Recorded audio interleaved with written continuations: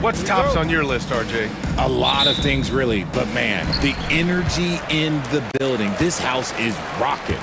These fans are so pumped up and optimistic about their team right now. Let's check out Minnesota's starting lineup. Nikhil Alexander-Walker out there with Julius Randle. Then there's Edwards. Then it's Jaden McDaniels. And it's Gobert in at the 5. Got it. Oh, so smooth inside. Edwards found the opening and exploited it. And so Moran will bring it up for Memphis.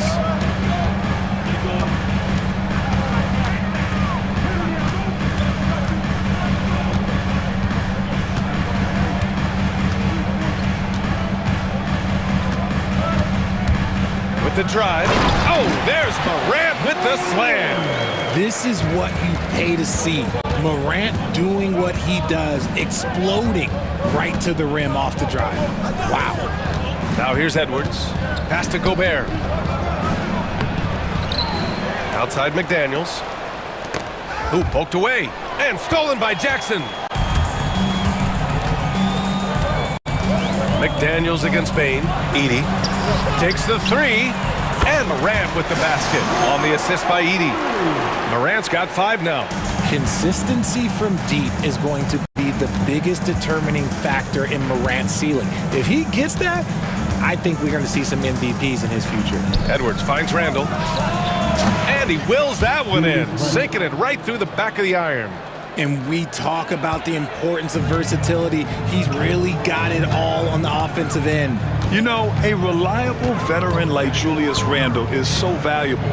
He provides a foundation for everyone else to play off of because they know he'll be there. Oh, yes! Whoa. Throw it down! Oh! And man, does Morant put on a show. He's got such insane athleticism. Edwards against Morant. And Edwards slams it in. Oh, my goodness. Anthony Edwards. Wow. The Grizzlies have gone 3 of 4. Off to a nice start. And he lobs it up. And how sweet was that play? Pinpoint pass, set up the alley-oop flush. Moran against Edwards. And he drives in, and Edwards slams it in. Oh, great power driving to the bucket. Edwards gets it to fall. A fearless finisher. And keeping us updated from the sideline, Allie LaForce. Well, the Timberwolves, no doubt, a team to be reckoned with. Coach Chris Finch said, we come in every single night and compete. No matter what the circumstances are, we expect to win. We root for each other, so I feel like we have all the makings of a tough team. And they have reason to be confident, Allie. Thank you. Edwards gets the bucket. Ooh, he's on a bit of a heater now. He hasn't missed one this quarter yet. For Memphis, they've gone 5 of 6. They're rolling. Morant with it. Randle's in his pocket. And it's Morant missing. And you got to give credit to the D for never giving up on the play and doing just enough. Oh, my goodness. How about that? Yeah, look at the concentration. Through contact, Edwards gets the shot off. Just a tremendous fight. Minnesota shooting their first free throw of the night here.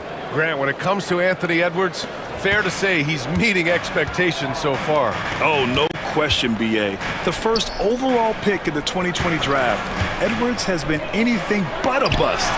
Now we are seeing him trying to compete for titles.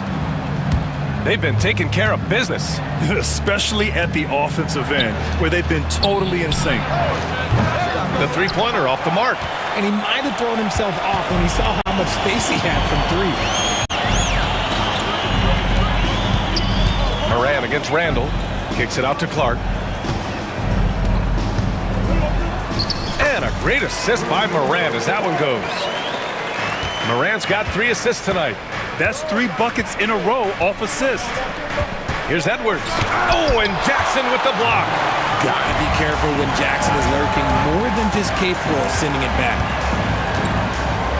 Out left to the wing. Outside Morant. Jackson the screen. Fires the 3. Randle pulls down the board. About 7 seconds separating the shot and game clocks. Outside Edwards. Over Morant. So it'll be 2 free throws. He was fouled in the act of shooting. Ja Morant picks one up. And Edwards' teammates encourage him to be aggressive because when he is, he forces the defense's hand. That's also good. So he hits both free throws. Productive trip to the line. He doesn't like to leave points on the table. Now Morant. He's got 7. Kicks it out to Jackson. Wide open, but he couldn't capitalize. That's the shot they wanted. It just didn't fall. Tough to watch those miss. I'm sure they'll convert the next chance. Anthony Edwards has been...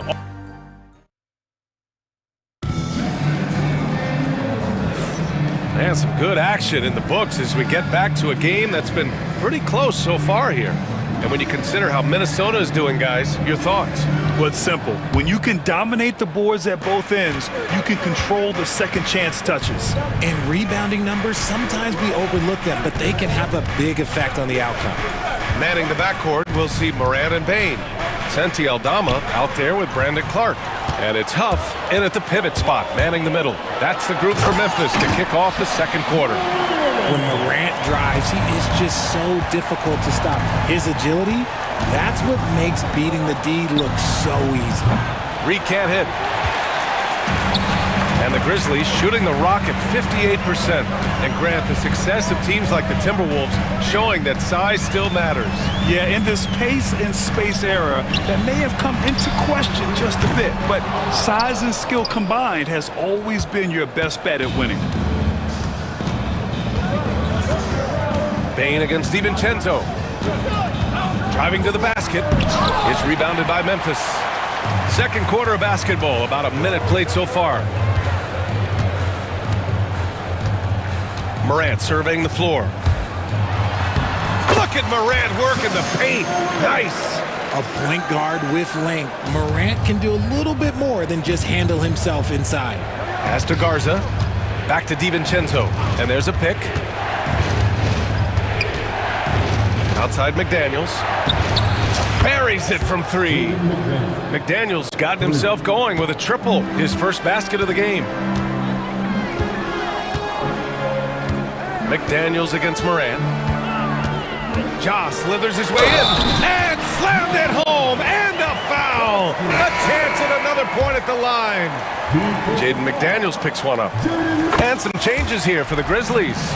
Bagley's checked in for Clark, and it's Vince Williams in for Desmond Bain. You know John Morant's such a dynamic guard. His combination of speed and creativity, that makes for some tough matchups. Jackson, he's checked in for Morant.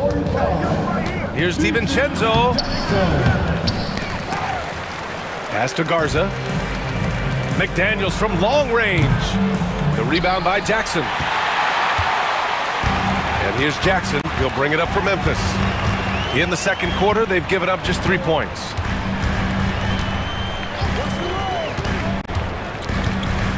Up top, Aldama. Outside Bagley. And it's a defensive 3-second violation.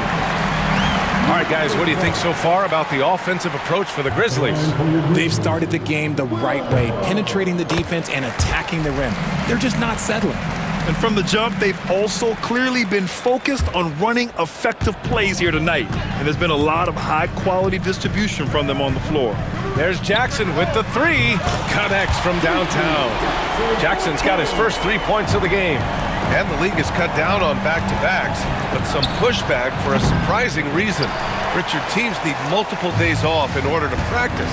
Yeah, that's right. With only 1 day off between games, teams don't usually practice on those off days. It's not as simple as it looks. Aldama, left side. Clock at 4. Gets his second attempt to go. Now he's 1 for 2. You can really feel the momentum swinging in their direction.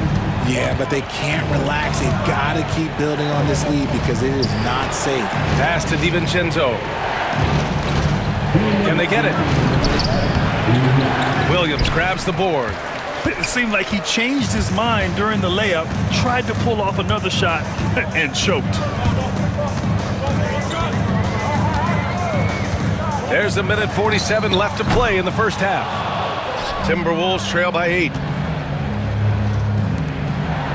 Here's DiVincenzo, and rejected. And the Grizzlies pushing it up now. Aldama, the pass to Jackson. Back to Aldama. That basket is good. Off the assist from Jackson. Aldama's got 4 points this quarter. Just so successful getting the ball inside and finding those great looks. It's obvious they're becoming frustrated. Nothing seems to be going their way. In a major drought, need to find some sort of momentum. Offensively, it's been a struggle for them. Yeah, they need to string together some shots to have any kind of chance. It took 6 attempts, but he finally hits a shot. Jackson against Miller. Jackson can't get it to go. Timberwolves trail by 8. DiVincenzo driving. He's got it. Just 2 of 7 from the field, though. A quality pass, setting up a quality shot. It's just textbook basketball. Miller against Jackson. Down low. Here's Aldama. Ooh, the lead pass was in the perfect spot to set up the layup. Aldama's got 6. The D hasn't been quick enough to react to the ball inside. That's helped cause this run. Here's Garza. Back to Daniels.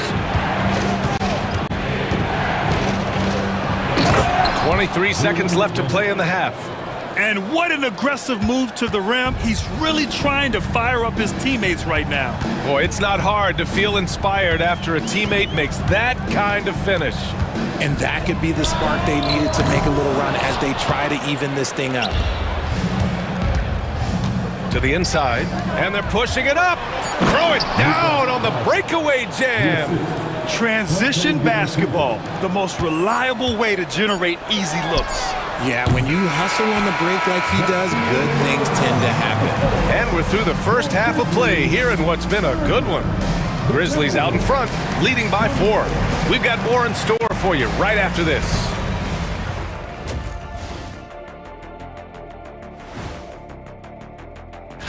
You know, right now for Minnesota, you really get to see what they're made of after your hard work in the offseason. Yeah, you have. And moving on to the Timberwolves now. They're in the midst of a close game. I like their approach on the boards. Get in there, establish position. Aggressively go after. Thanks for tuning in.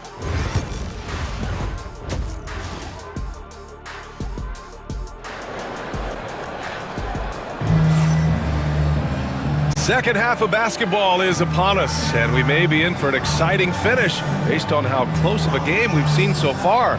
Oh, a fantastic game from Ja Morant in this one. Yeah, he's kind of been the floor general for them tonight. A lot of assists for him. And it's a role we don't always see him in, but he's done a great job tonight getting the rest of his team involved. Kicking off the second half, here's Chris Finch's 5. They've got Rudy Gobert, Nickeil Alexander-Walker out there with Edwards. Then it's Julius Randle, and it's Reed in at the 4-man position. There's Jackson with the 3. They get the rebound. Bagley for 3. No luck on that one. The Timberwolves trail. For the lead. Randle can't hit. Jackson against Randle. Jackson surveying the D. Inside, Edey puts the move on, and the shot's good. Edey's got 6 points. Assertive move. You can tell the game's heating up a bit. Richard, for years, the Grizzlies' team motto was grit and grind. You think that shifted? They're a little bit flashier now, but they still have that underdog spirit. That's what grit and grind is about. They're always out to prove themselves. And clearly, he needs no time to warm up. Jackson outside. Goes up and lays it in nice and easy. Jackson's got his second basket. A great move. I mean, the defense has no response. Yeah, taking it right to the rim. One imagines that might be discussed at halftime. That's going to be on the film. All right, let's check in with Allie LaForce. Brian, Anthony Edwards, his disposition just brightens a locker room. Coach Chris Finch said he's an absolute joy to coach. Always in a great mood with a great smile. The It doesn't matter if he plays well or he doesn't. Every day he has the same approach and the same attitude. And he wants to be great, Allie. There's no doubt about that. Edwards against Bagley. Jackson with a screen on Edwards. On the attack, Bagley misses from close range. Timberwolves trail by 3. Here's Alexander Walker. Pass to Randall. Now Edwards.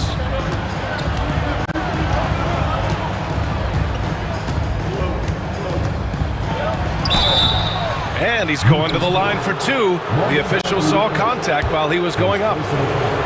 And we've seen Edwards grow a lot in the past few years.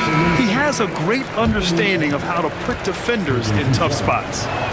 And some changes here for the Grizzlies. Clark is checked in for Bagley. Desmond Bane comes in for Williams. And it's Morant in for Jackson. Morant into the lane. He's off on that one. Ooh, great D that time from Gobert. Randall outside. Over Bane.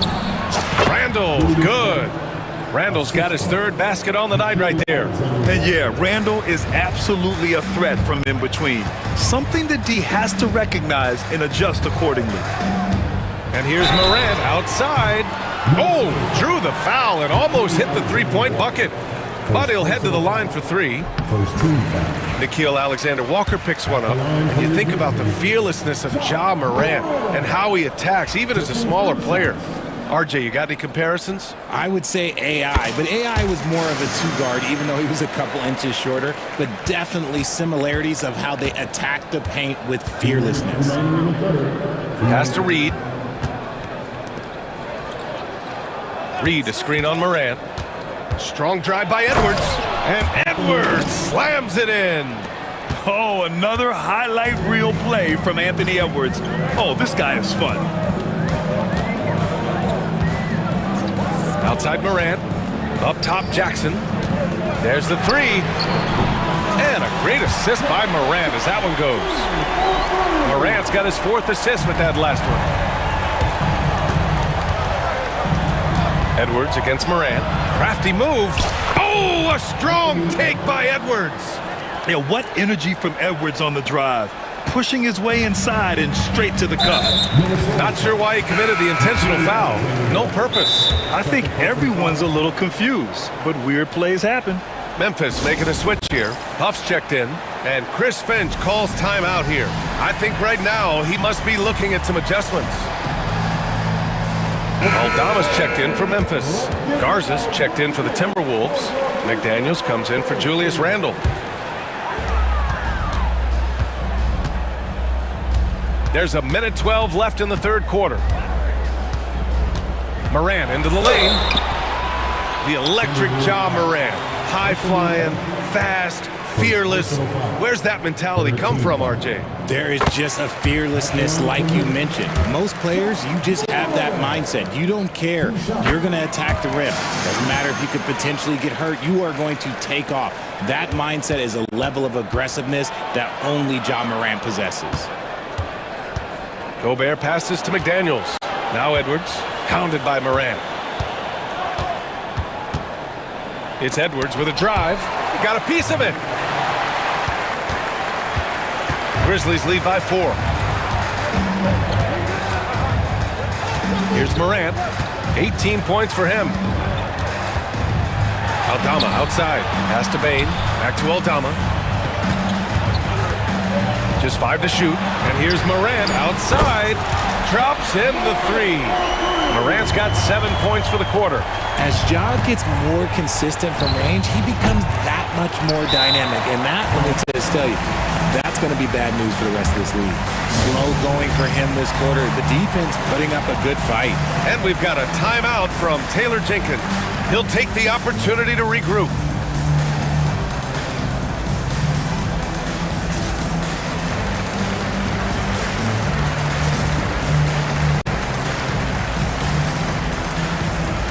Williams is checked in for Memphis. Jackson comes in for Morant.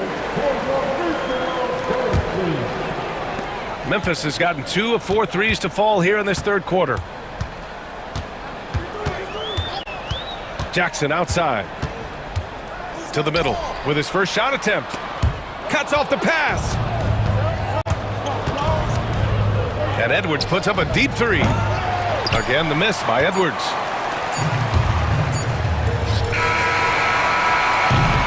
And so it's the Memphis Grizzlies closing out this quarter with a 7-point lead. And it's... All right, let's take a look at our assist of the game presented by State Farm. You know, I'm kind of stoked that this was a choice because I love this pass.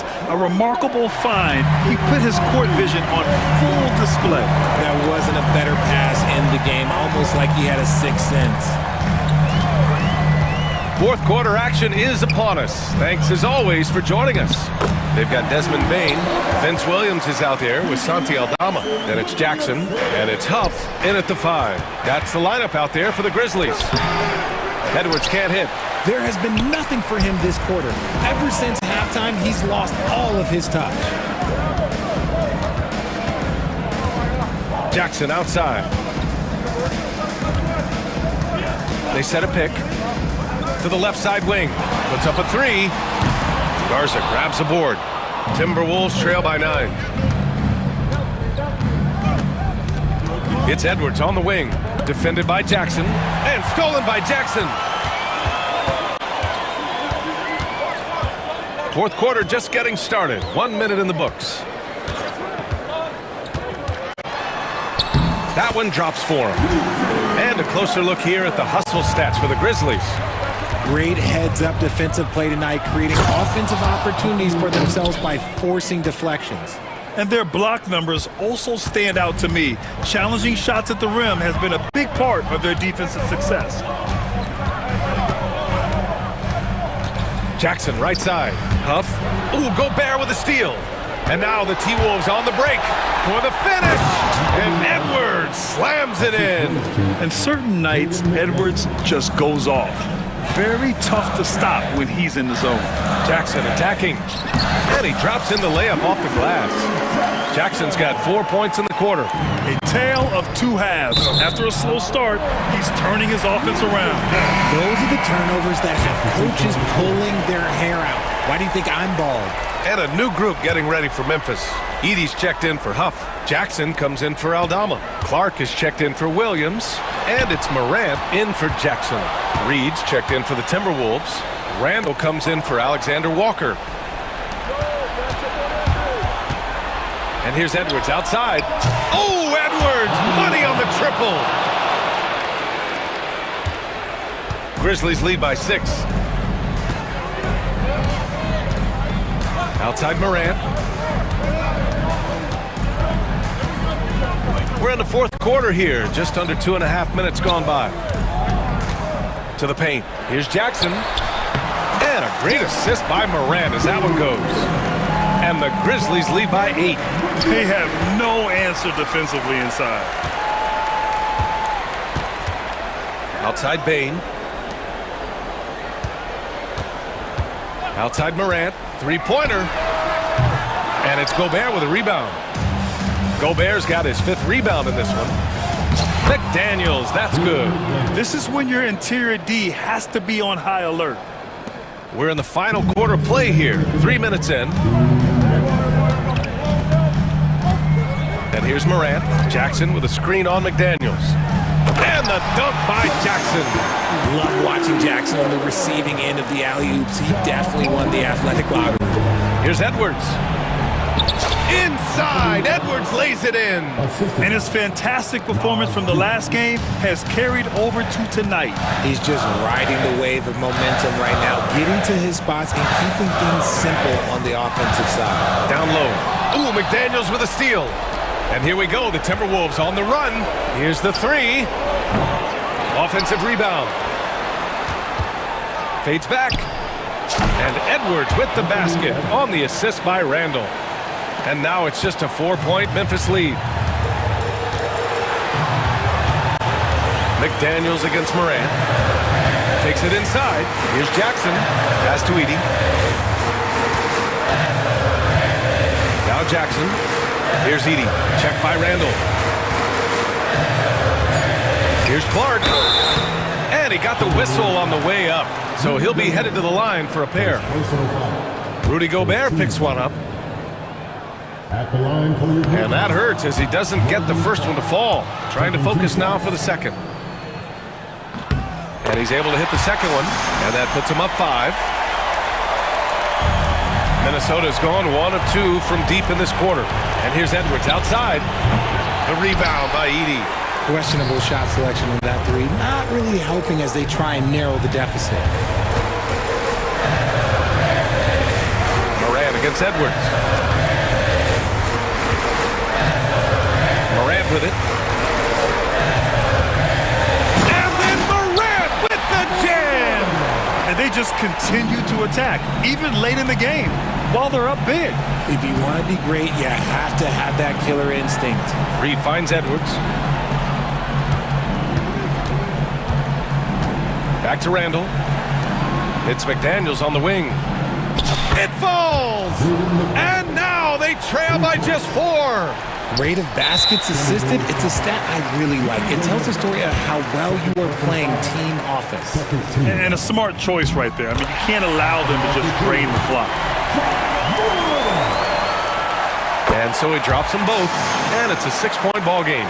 You can't afford to waste any chances at this stage of the game. That means you gotta hit your free throws. And it's out of bounds. They say it was last touched by Clark.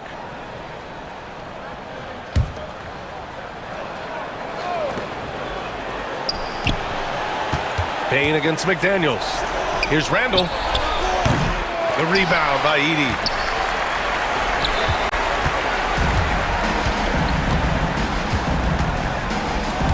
Now here's Morant.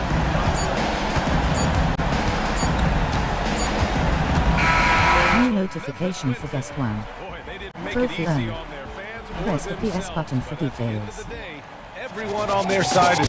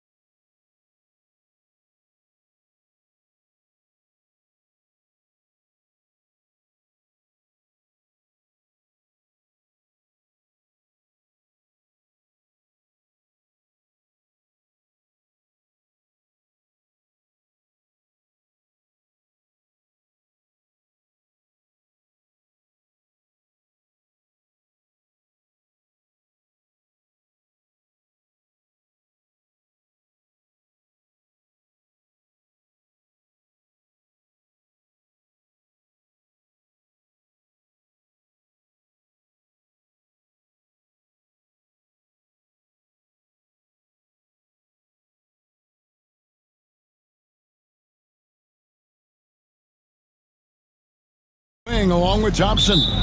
Derek Lively is out there with Davis, and it's Dinwiddie in at the 1. And for Boston, Holiday in the backcourt. To his side is White. And in the front court, Brown and Tatum. And it's Porzingis in at the 5. And stolen by White. And up the court come the Celtics on the break. And finished off by Brown. Well, this is who we know Derek White is. Excellent anticipation defensively. And what does he do? He makes sure his teammate gets an opportunity.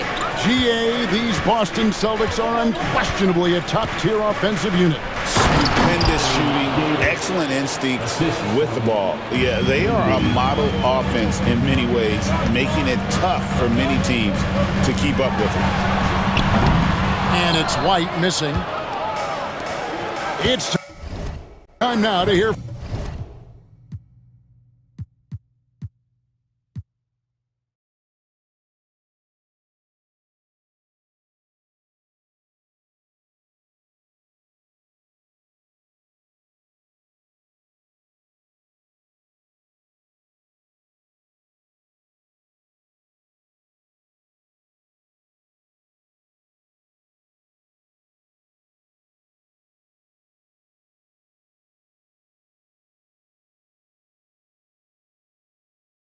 from our Hall of Fame reporter, David Aldridge. What's the latest, David? Thank you, Kevin. I caught up with Coach Joe Mazzulla. Now, when it came to Kyrie Irving, Coach said trying to contain him tonight won't be easy. He told me Kyrie is a fantastic player, but I feel confident that our guys will be all over him tonight. Pretty strong words, guys. Thank you, David. Thompson for 3. Rebounded by Tatum. With it, picked up by Thompson. And here's Tatum for 3. Hands it from downtown. The rise and fire by Jason Tatum, ready to catch it and score it immediately. The kick out to Irving. Pass to Lively. Back to Irving. Just 5 on the clock. 11 feet away, and that one good. Gets in the paint and drains it. Kyrie Irving, show off that touch. Tatum passes to Porzingis. Brown deciding where to go with it. Back to Porzingis. The tray. Anthony Davis with the rebound. And they had some botched coverage that turned into no coverage. Irving against White. Outside Irving. Lets it go from deep. Davis. Rebounded by Tatum. Austin's gone. 1 of 3 from beyond the arc so far in the game. With the teardrop, Holiday finds Porzingis. And the rebound goes to the Mavericks. Their last encounter was in Boston where they were able to handle the Celtics. And the last time they were able to come away with that win because of their depth. Great production from the reserves. I think sometimes the bench can make or break you in a particular game, and that was a total team effort, no question. However you feel about Kyrie Irving, you cannot deny, Doris, he is an elite player still. Kevin, there are many who consider Kyrie Irving to be the greatest finishing guard in the history of the game. I mean, left hand, right hand, a little bit of English and polish, big shot maker. And what I love for Kyrie Irving right now is he seems content and happy. So it's the Mavericks now, following the bucket by the Celtics. Loads it up for Davis. It's stolen by White. Tatum against Davis. And slam dunk by Tatum. I love it, Jason Tatum not settling for a jumper. He goes to the rim with authority. And we're just over 3.5 minutes into the first quarter. Irving. Rebounded by Tatum.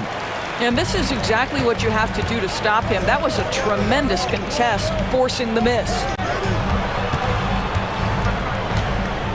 Brown inside. Davis is there. Brown kicks to Holiday. 6 to shoot. Shoots. And it's Brown missing. Well, if the defense gives him that shot next time, they could get burned. I think he's just a little bit out of rhythm. Thompson for three. No good on that one. Celtics leading by 4. White finds Brown. Outside Tatum. Back to Brown. Tatum down low. He's covered by Thompson.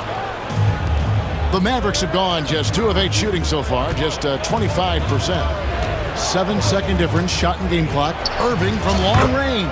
Connects from three-point range. Irving's got 6. Well, the key there is Kyrie Irving did a great job setting up his defender on the pick and roll, and it led to the score. Holiday dishes to Tatum. Boston again missing. Thompson from long range. Another 3 for Dallas.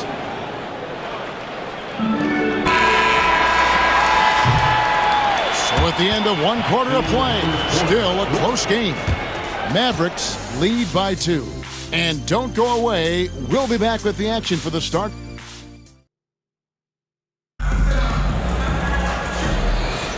Some good action already in this one, but a fairly even matchup after the first quarter of play. And guys, what's your take so far on the Mavs? They set a physical tone in the first, and that really showed on the backboard. I think it's why they hold the lead here early, because they're controlling the flow of the game with those second chance opportunities. Holiday out there with Jaylen Brown. And it's Torrey Craig. Then there's Horford. And it's Queta in at the center position. That's the Boston 5. First trip to the line for him here on opening day. And what a great day it is. Greg, what are these players feeling as they tip off this new season? It is always exciting to start a new season. Players are just filled with hope and optimism, especially after putting in all that offseason work. Inside, Klay Thompson. Yeah, you keep defenders guessing with the ability to get to that in-between game, part of what makes Klay Thompson an all-star. Here's Queta. He's guarded by Davis. And Horford wide open. He shoots. Off target from outside. More good work on the glass there. When it's all said and done, I think rebounding might tell the story in this game. Out to Thompson. Takes a 3. Rebound Boston. And they're off to Philadelphia after this game as they'll take on the 76ers. That'll be just 1 game played away from home for them. A moment now to hear from our sideline reporter, Hall of Famer David Aldridge. David. Kevin, thanks. Jaylen Brown has put it all together. He said, I'm figuring out my spots to be aggressive. That's in my DNA. But also showing how I've grown. Being a great screener, delivering passes on time and on target. That's important to being a great teammate. I'm focused on being a better basketball player. Kevin? Yeah, and he's a smart one too, right, David? He is something else. Outstanding stuff, DA, as always. Here's Gafford, and Gafford throws it down. Emphatic finishes are becoming routine for Mr. Gafford. Celtics trail by 8. Brown outside. He lobs it up. Here's Queta, covered by Gafford. Here's Holiday into the lane, and Holiday throws it down. What great burst by Drew Holiday there, and he just finishes with intent. That's a big-time move. Irving up top. He's got 6, and Gafford throws it down. Boy, Gafford gets off his feet quickly, and the pass is absolutely perfect. Well, Daniel Gafford has carved out Doris a role in this league with his hustle, his intensity, and his rim protection. All of those things you just mentioned, Kevin, are skills. He plays hard on both ends. Gafford can defend the paint. He's going to crash the glass. He's going to run the floor. Listen, figure out how you can fit and do your job. When Kyrie Irving comes off that pick and roll, he has so much attention on him due to his speed that it results in a lot of easy shots for the guys around him. And so Joe Mazzulla calls for the timeout. He wants to check in with his team and regroup.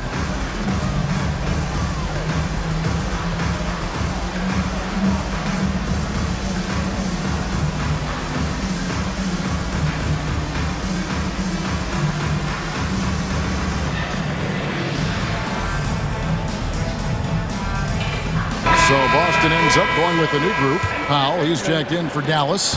Exum comes in for Kyrie Irving. Here's White going inside, and White with the stuff. Well, how about that drive by Derek White? This guy has so much to his game. Christie against White. Pass to Exum. There's 1:40 left to play here in the half. Shot clock at 6. Lobbed up there for Powell. An emphatic alley-oop jam. Outstanding timing from Powell. Rises up for the forceful alley-oop. Here's Tatum. It's deflected. Yeah, just a solid job on the backboard. They are really controlling the inside. Pass to Pritchard. Now White. A second chance effort. And it's good on the way in. Derek White fearless on the interior right there. Tremendous finish.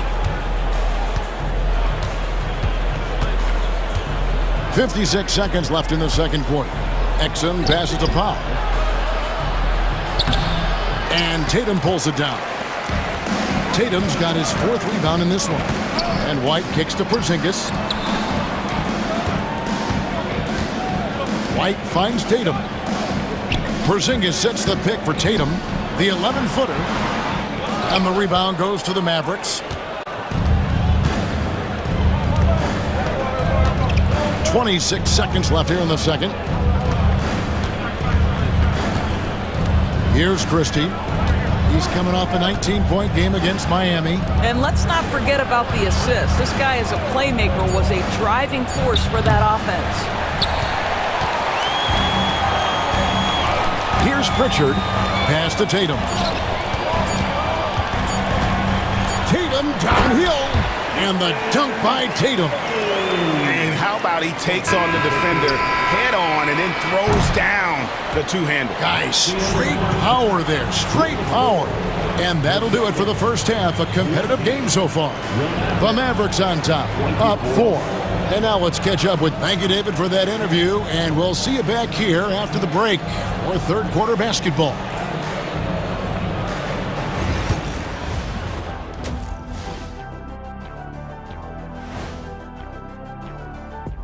Welcome to halftime. First tip-off is 7 p.m. Eastern Time.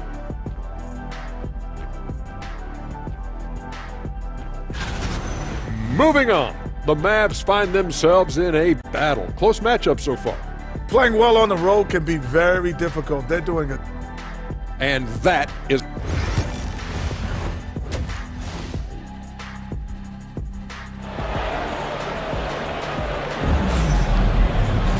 Second half of basketball upon us.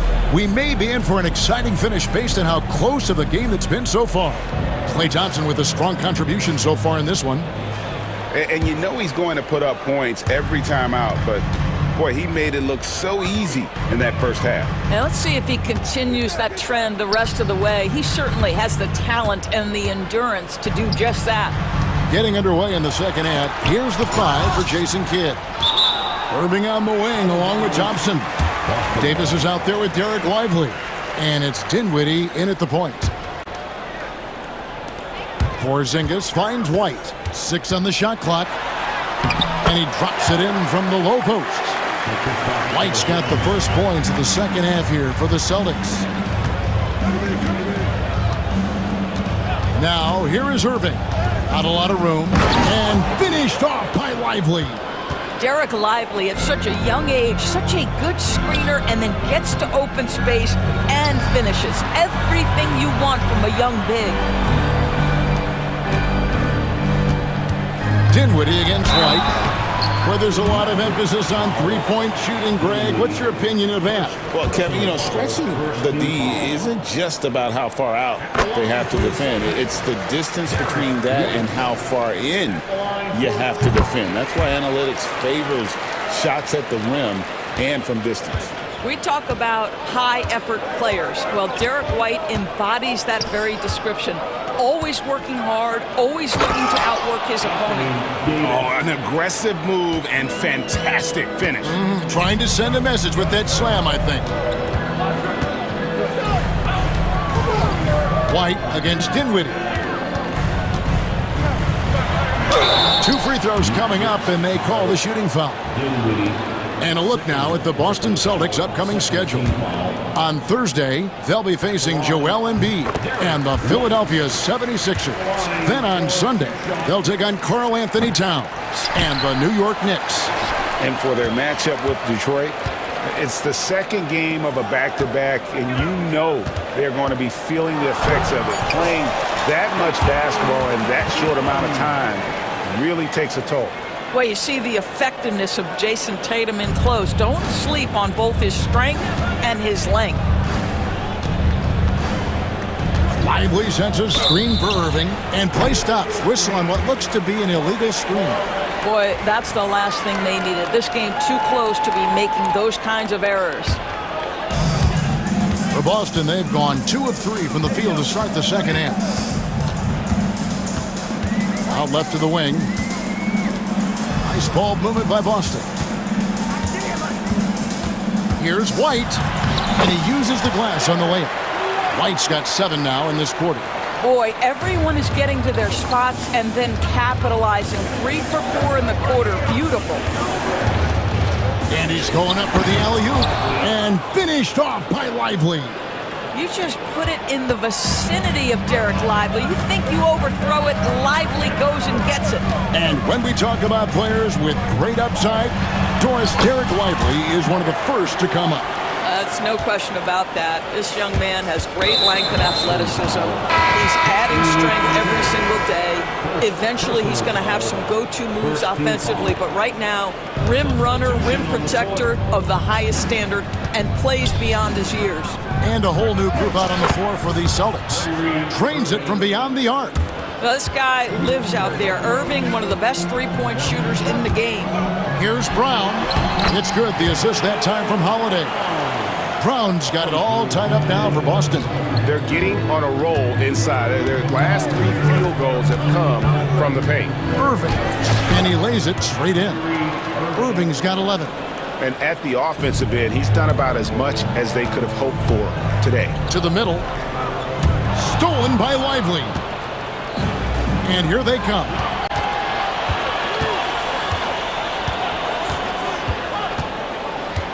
Out to Thompson. Fires for 3. From deep. Good! Thompson makes it look so easy. Something that's kept this game close is the fact that the rebound stats for both teams are almost identical. Boston shooting their 7th and 8th free throw attempts for the game right here. That free throw, no good. Well, Al Horford, one of the most respected veterans in this league. Why? Well, he's unselfish, and it's always about team first. And they came out of the locker room after halftime with a much more physical approach than what we saw in that first half. And Jason Kidd is called timeout. He's going to have a discussion here on the sideline.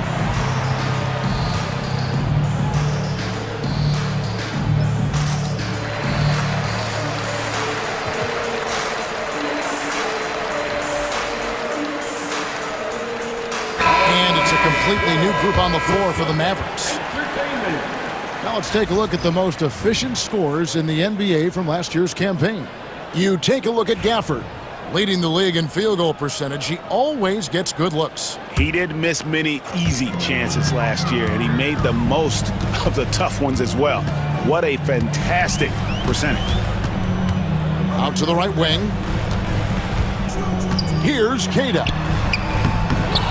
Left side, Horford. The three-pointer, no good. Mavericks leading by 4. Now, here's Hardy.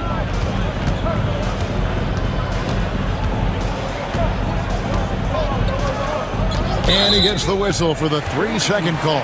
And checking out some numbers for Drew Holiday. A very nice season for him last year. He averaged about 12 points per game last year.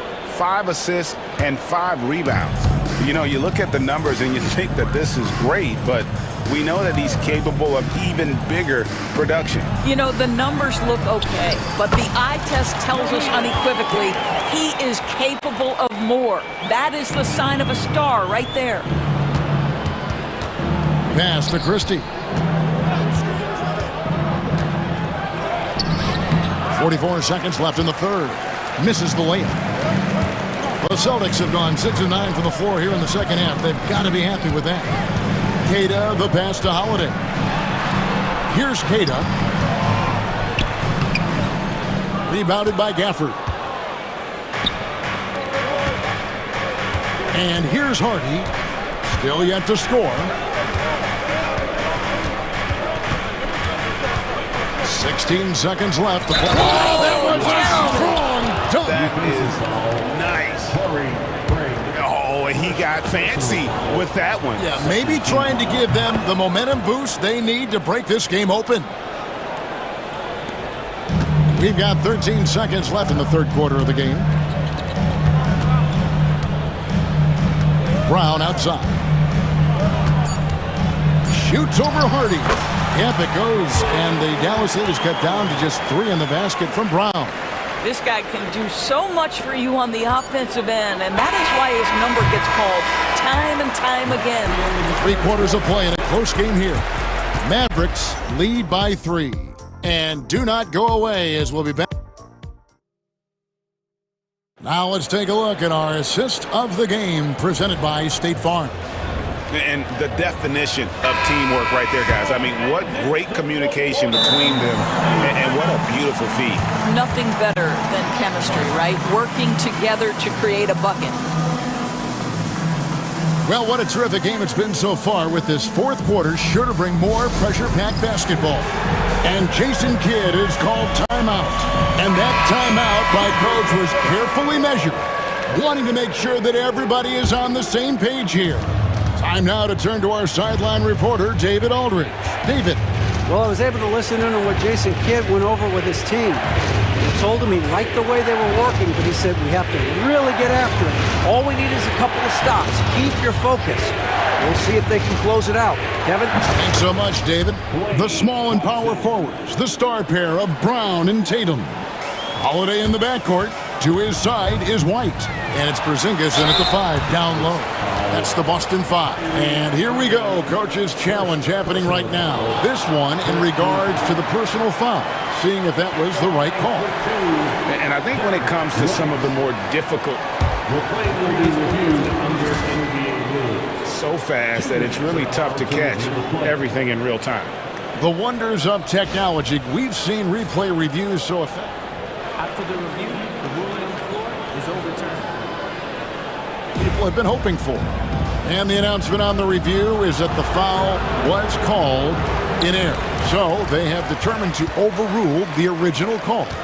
And guys, this is what it's all about, getting the call right. And I think in this case, the video review showed that while it was a tough call to make on the floor, they got it right with the review. Clock at 6. Floats it up for Davis. And stolen by White. Here's Tatum. Boston getting another chance here. Boston again missing.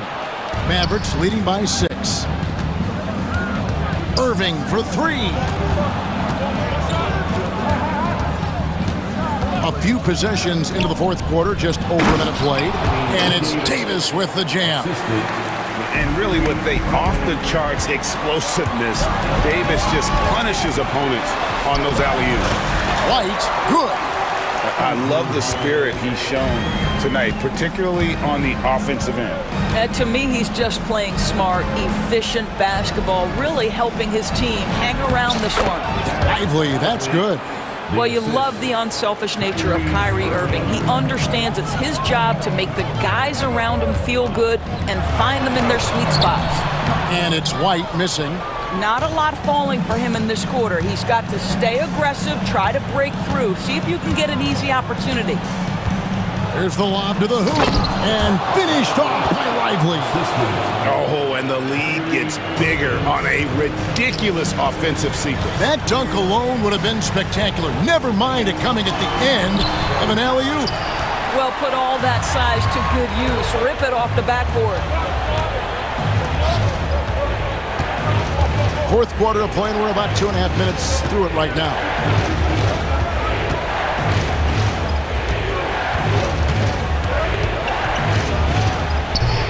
And he sinks that one, hitting the back of the rim on the way in. Irving's got the lead up to 12 now for the Mavs. Pass to Tatum. Now Holiday. Porzingis with the ball. Yes, and it's Holiday with the assist that time. Porzingis has got his first basket. Add that to the repertoire of moves on the interior. KP doing work. Irving double team. Pass to Lively. Dinwiddie kicks to Irving.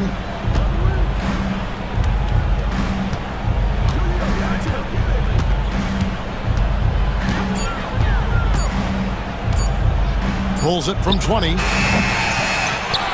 Here's Lively. The kick out to Irving. Here's Holiday. And Davis sends it back. At this point, finding blocks comes naturally for AD. He just anticipates and attacks the basketball. And a little over 3.5 minutes in the books so far here in the fourth. Holiday gets the bucket. Yeah, he needs to take a lot more shots. He's been efficient, trying to get his teammates involved, but it's time for him to step up. Kicks it out to Dinwiddie. Outside, Davis. Davis working in the paint. Guys, I think this is a game they have to feel good about as we wind through the final moments here in what looks to be a solid win for the Mavericks. They had to battle for this win. There were times when it looked like it was maybe slipping away a bit, but they never let that happen, which I thought was a real credit to them. And that's a product of their mental toughness. Anytime the floor of the game turned against them, instead of caving, they just dialed it up a notch and were able to pull away. And it'll go down as their first official win of the new year.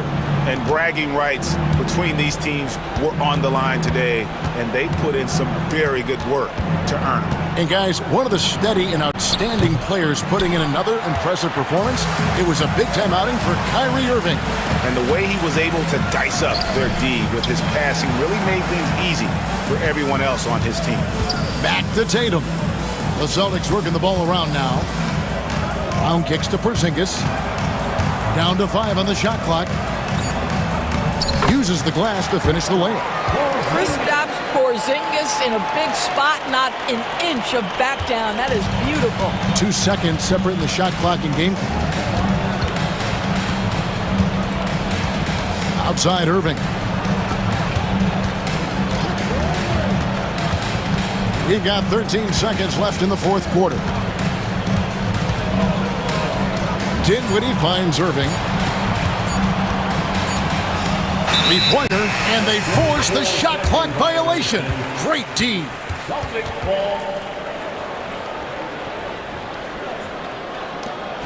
Time call here. The Celtics decide to talk it over. Just 2 seconds left in the fourth quarter. Guys, your thoughts? Some call them wins and lessons. Coach not wasting any time making his point. Well, maybe not his time, but this game is certainly finished. Let's get it over with. Here's White. No good on the quick three. And so it's Dallas winning this one. A narrow win under difficult circumstances, Greg, as the visiting team. It really was, but that didn't seem to bother him. All right, David, thanks so much. And that'll wrap it up, folks. For Doris Burke, David Aldridge, Greg Anthony.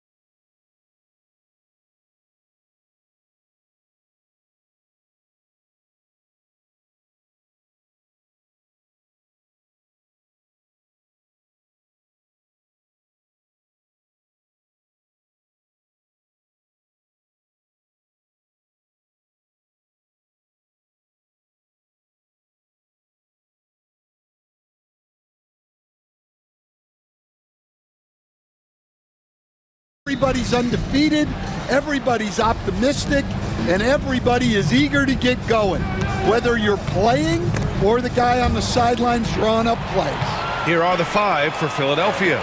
We've got Maxey. Joel Embiid is out there with Paul George. And it's Grimes in at the 2. And here's George. He'll bring it up for Philadelphia. Randall with a steal.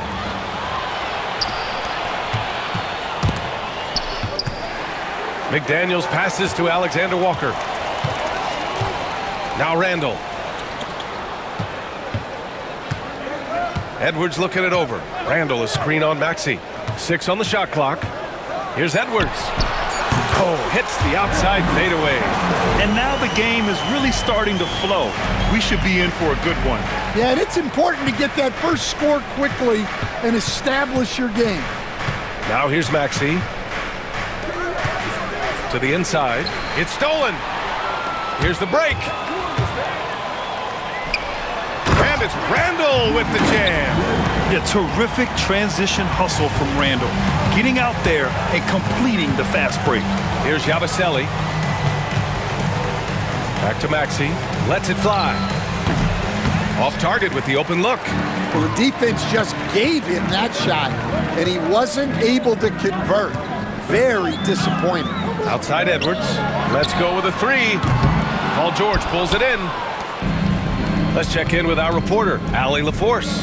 I caught up with Coach Chris Finch, and the conversation quickly turned to Embiid. Coach said we know he can be unstoppable, but we're hoping to slow him down just a little. Double teams might be a part of that, but I don't want to give away all of our tricks, so it sounds like Joel can expect a lot of defensive pressure tonight. Allie, thank you.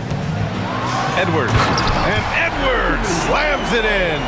Well, look, you can't let Edwards get this close to the rim because he will dunk it on you. And Stan, while Edwards has pushed back, it hasn't stopped others from comparing him to his airness, Michael Jordan. And that talk is more about how his game reminds one of MJ and less about greatness. Edwards' career is just getting started. Out of bounds, it'll be Philadelphia's ball. A look now at the leaderboard to see which teams had the toughest defenses this past season. Number 1, Minnesota. And their gritty mentality when it came to defense was really infectious. They were the best last year at holding opposing teams to low-scoring totals. Ooh, Gobert with a steal. Alexander Walker, the pass to Edwards. It's deflected, and they'll keep possession. Alexander Walker with the bucket. And a closer look here at the hustle stats for the Timberwolves. Well, our coaching staff has to be happy with how active they've been defensively, forcing turnovers and making the offense uncomfortable. And I've also liked how they've attacked the opposition off of turnovers. I mean, just making them pay for every mistake out there. So it's Minnesota now. Philadelphia getting their last shot to go. Randall finds Edwards. Randall a screen on Maxey. Edwards against Maxey. And Edwards slams it in. Yeah, Edwards has some big bounce in his step. And here is Maxey. And we're just over 3.5 minutes into this first quarter. Pass to Grimes. And here is Maxey, guarded by Edwards. Embiid with it. George outside. Outside Maxey. Three-pointer. The shot, no good. And that's exactly how tightly you have to guard him every time he steps to the arc. He's just that good. And here's McDaniels. Outside Edwards. Again, the miss by Edwards. Yeah, and the defense has really got to tighten up on him. I mean, he's just too dangerous from the three-point line. Here's Yabusele. Back to George. The three is up. It's rebounded by Rudy Gobert. Minnesota leading by 6. McDaniels passes to Alexander Walker.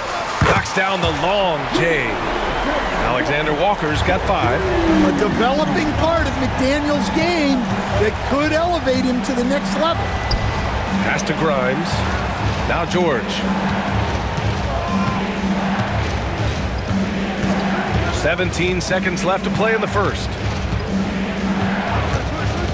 From deep. George with another miss. And they'll get another chance. From deep three-point land. Oh, he got it up in time, but it wouldn't fall for him. And so it's Minnesota. They have...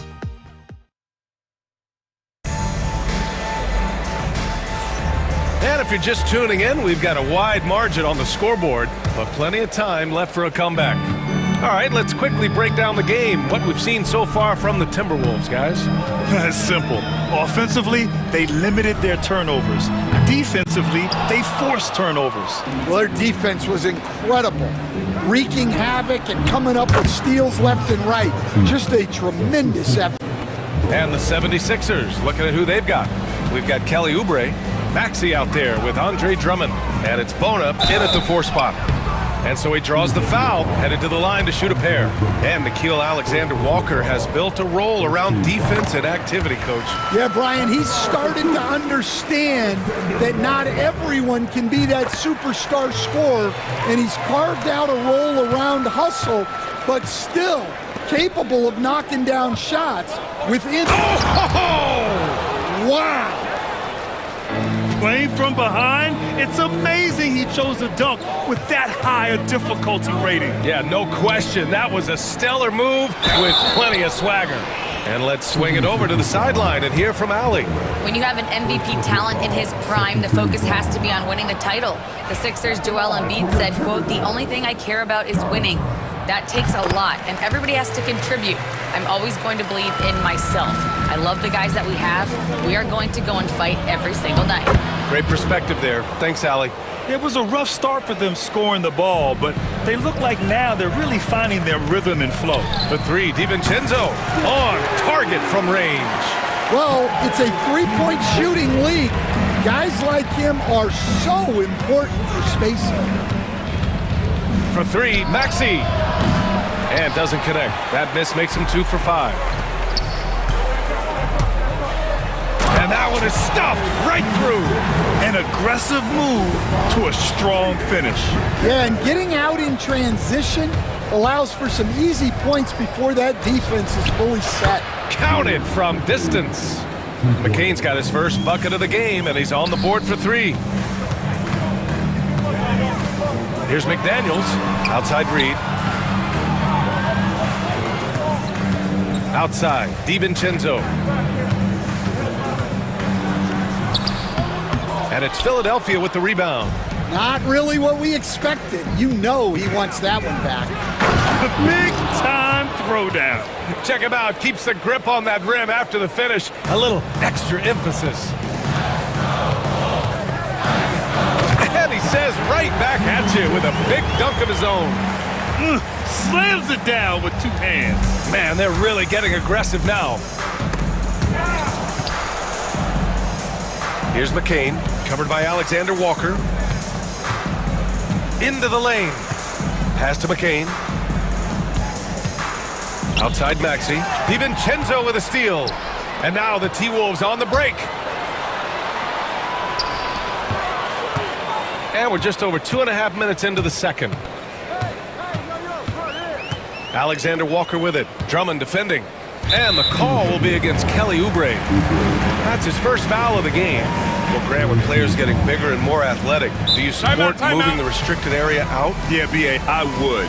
We've seen a lot of injuries when defenders slide underneath elevated players on the drive. So cutting down that risk makes a lot of sense. And Chris Finch calls timeout here. He wants a few moments to regroup with his players. Gobert's checked in for the Timberwolves. Julius Randle comes in for McDaniels. The 76ers also with a sub. Butler's checked in for Tyrese Maxey. Here's DiVincenzo. Ooh, powered down with both hands. Hey, when in doubt, run the defender off the screen. And you know, with a result like that, we'll see them run it again. Yeah, defensive breakdown there. Gotta communicate and switch that screen. Randle against Oubre. Randle deciding where to go with it. Parked it down low that time. Got hit with the 3-second call. All right, now let's have a look at who was really dominating the boards last season. Second is Rudy Gobert. Simply put, he was terrific down low last year, owning the glass. Defensive Player of the Year 4 times over, Stan. Rudy Gobert tied for the record. Yeah, Brian, alongside Dikembe Mutombo and Ben Wallace, and Gobert's capable of getting another one too, assuming his countryman Victor Wembanyama doesn't start taking the reins. Well, the analytics don't like it, but if the defense is giving it up, I like that shot selection despite the miss. Butler against DiVincenzo. Pass to Alexander Walker. Back to DiVincenzo. Randall inside. Hits the layup after the sweet pump fake to freeze the D. And now a 12-point Minnesota lead. Now here's Oubre. And here's Butler outside. It's rebounded by Minnesota. Gobert's got 6 rebounds now in the game. Pure from three-point range. DiVincenzo's got 12 points now in the quarter. And for some reason, he decided to foul there. Yeah, B.A., that's an odd move. Maybe there's something else behind it. You don't want to stop the clock right there. I'm not quite sure what he was thinking.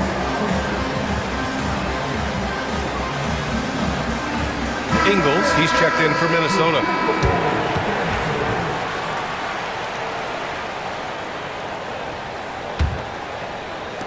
On defense, the Timberwolves. They lead by their biggest margin of the game. It's at 15 points. Kept alive. Drummond. Pass to McCain. Butler on the wing. Shot clock at 6. To end the run. Can't get it to drop. Yeah, look, if I'm his coach, I'm going to get him involved in another way. Set a screen, get an assist, something to reset his mind a little bit. Here's Garza. On the wing, Alexander Walker. Pass to Ingles. Doesn't go for him. And so it's Dante DiVincenzo making things happen for Minnesota. He made a big impact, scoring 12 points in the quarter. All right, Allie's ready to go. All right, good stuff, Allie. And we'll get back to the action at the start of the third quarter.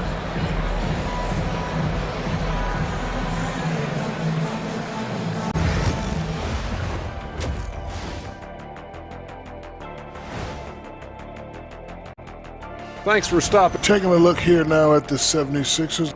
They don't get their home opener until next game. But tonight, they start this new season on the road. Now let's talk about that first half. What an impressive performance for the Minnesota Timberwolves. The offense has been... Appreciate you joining us.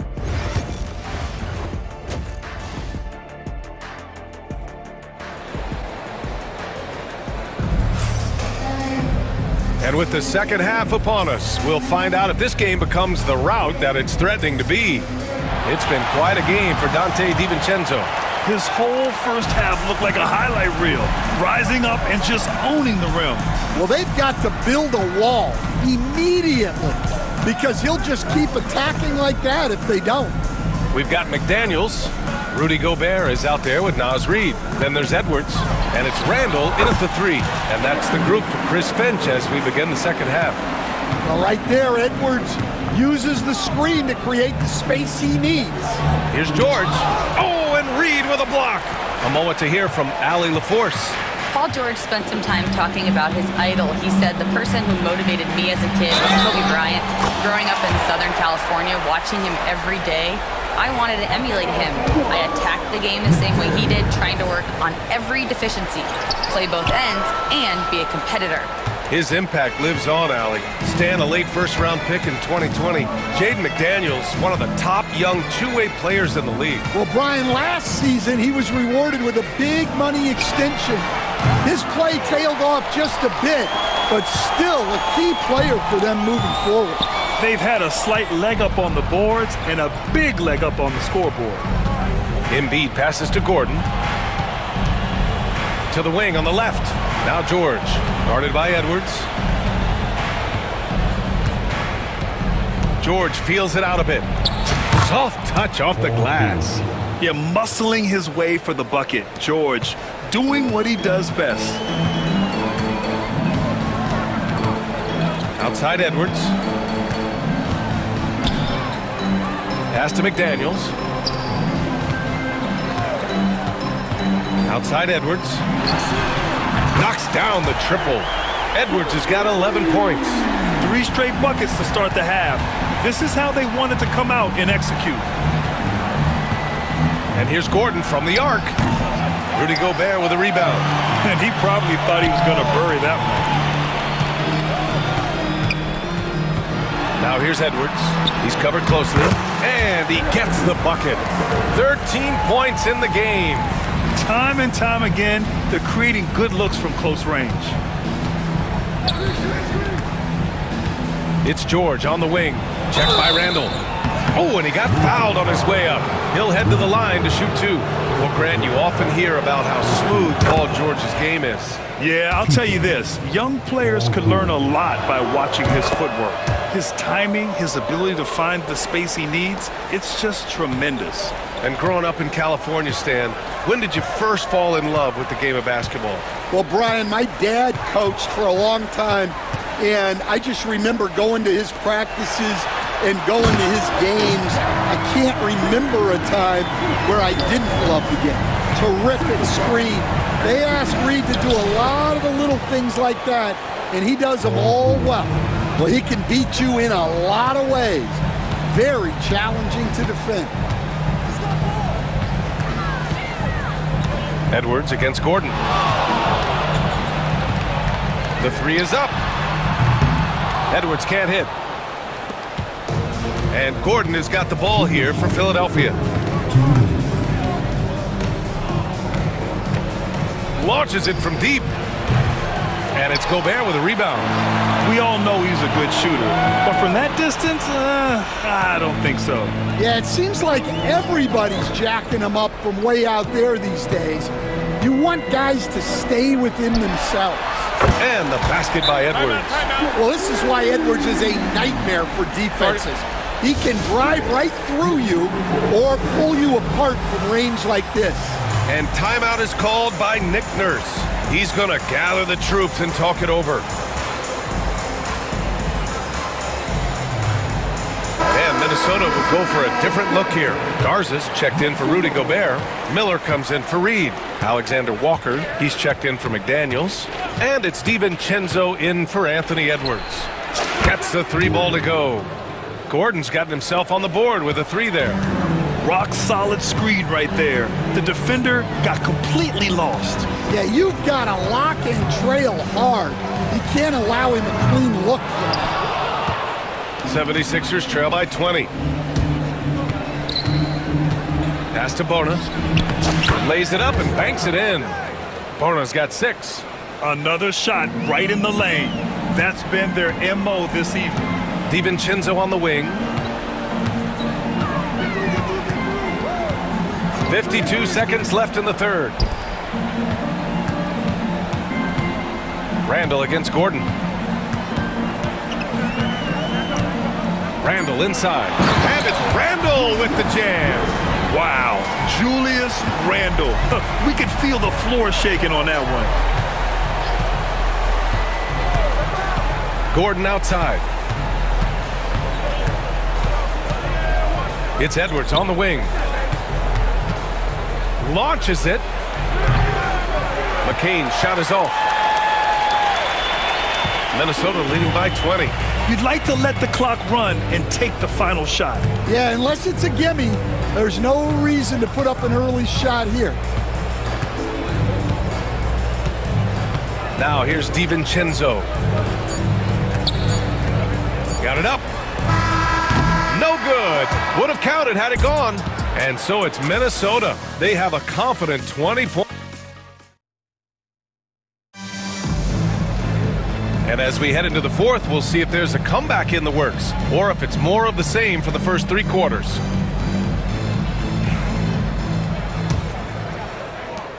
'76ers trail by 20. On the court for Philadelphia to start the fourth. Joel Embiid is out there with Kelly Oubre. Then there's Paul George. Then there's Tyrese Maxey. And it's Grimes in at shooting guard. Oubre with it. Shoots over Reed. Oubre can't hit. And for the Timberwolves, they're shooting around 59%. They've been outstanding on the offensive end.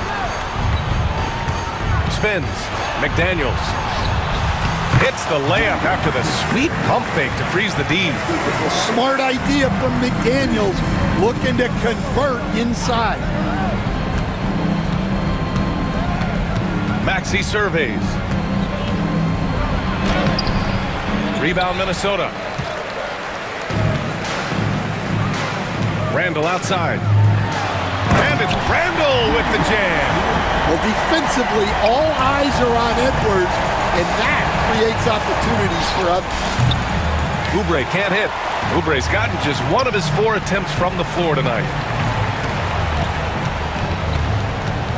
Reed against Maxey. A slam dunk by Reed. They're really dictating the tempo on both ends of the court. You love it. Absolutely. They're playing their game and executing at a real high level. Everything is working for them right now. Ooh, the range of Maxey is pretty impressive. He is consistent from beyond the arc. Gobert with a screen on Maxey. Here's Edwards. Off the mark with the outside fadeaway. Those are precisely the looks this team is trying to create. Yeah, quality offense will serve you well in the long run.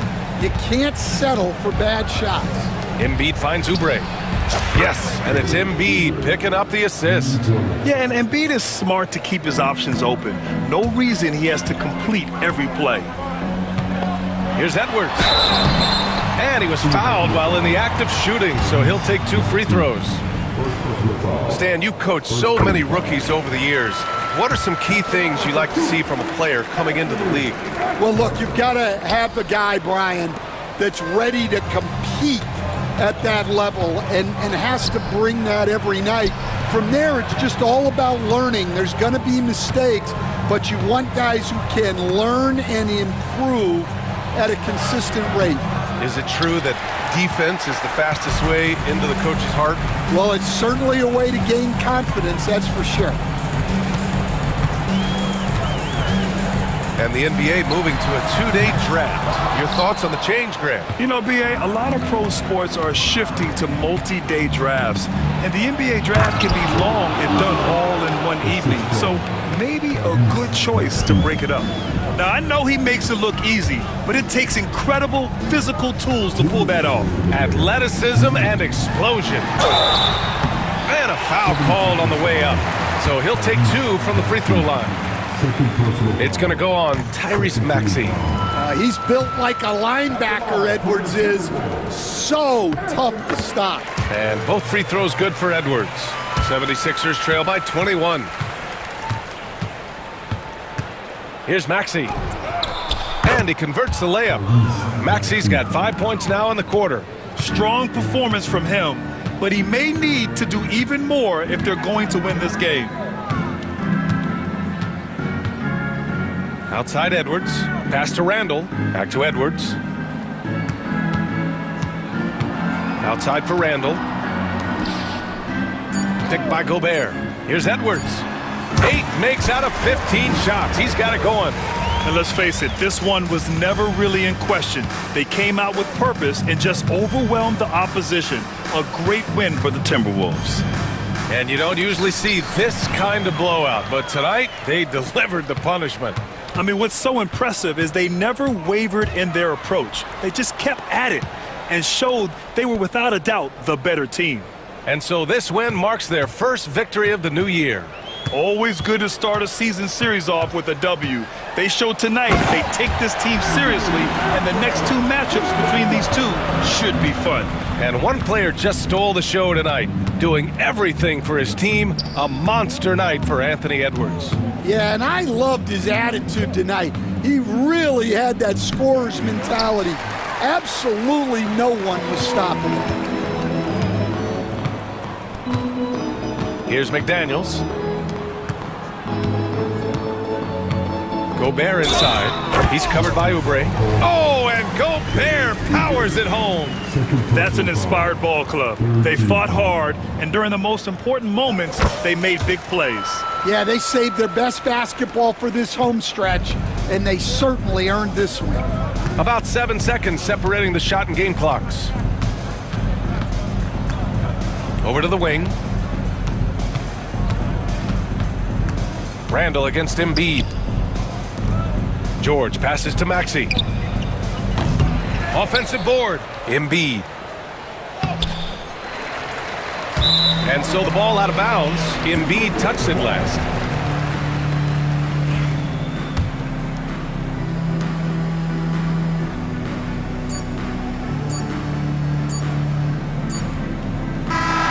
And so it's Minnesota easily grabbing this one. Allie, thank you as always. And that'll do it, folks. Alongside Stan Van Gundy.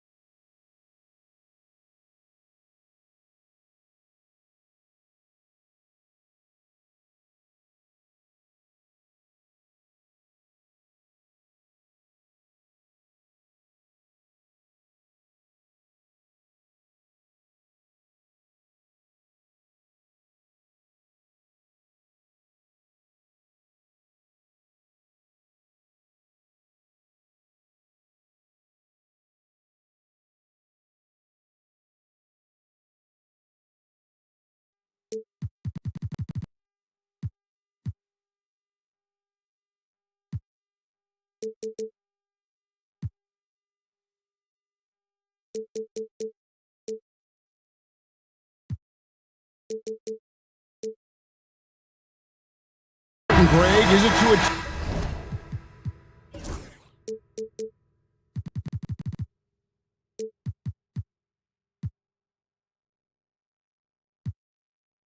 team's confidence to start the season strong? Kevin, I think it means more if you're a young team. If your roster is filled with veterans, you're looking at the bigger picture. And the starting group for the Grizzlies. Morant is the point, with Bane out on the wing. Jaren Jackson is out there with Edey. And it's Clark in at the small forward. And for the ball out of bounds, Davis touched it last. Off the inbound pass, gets it to fall. The bucket from Bane. Now, here is Irving.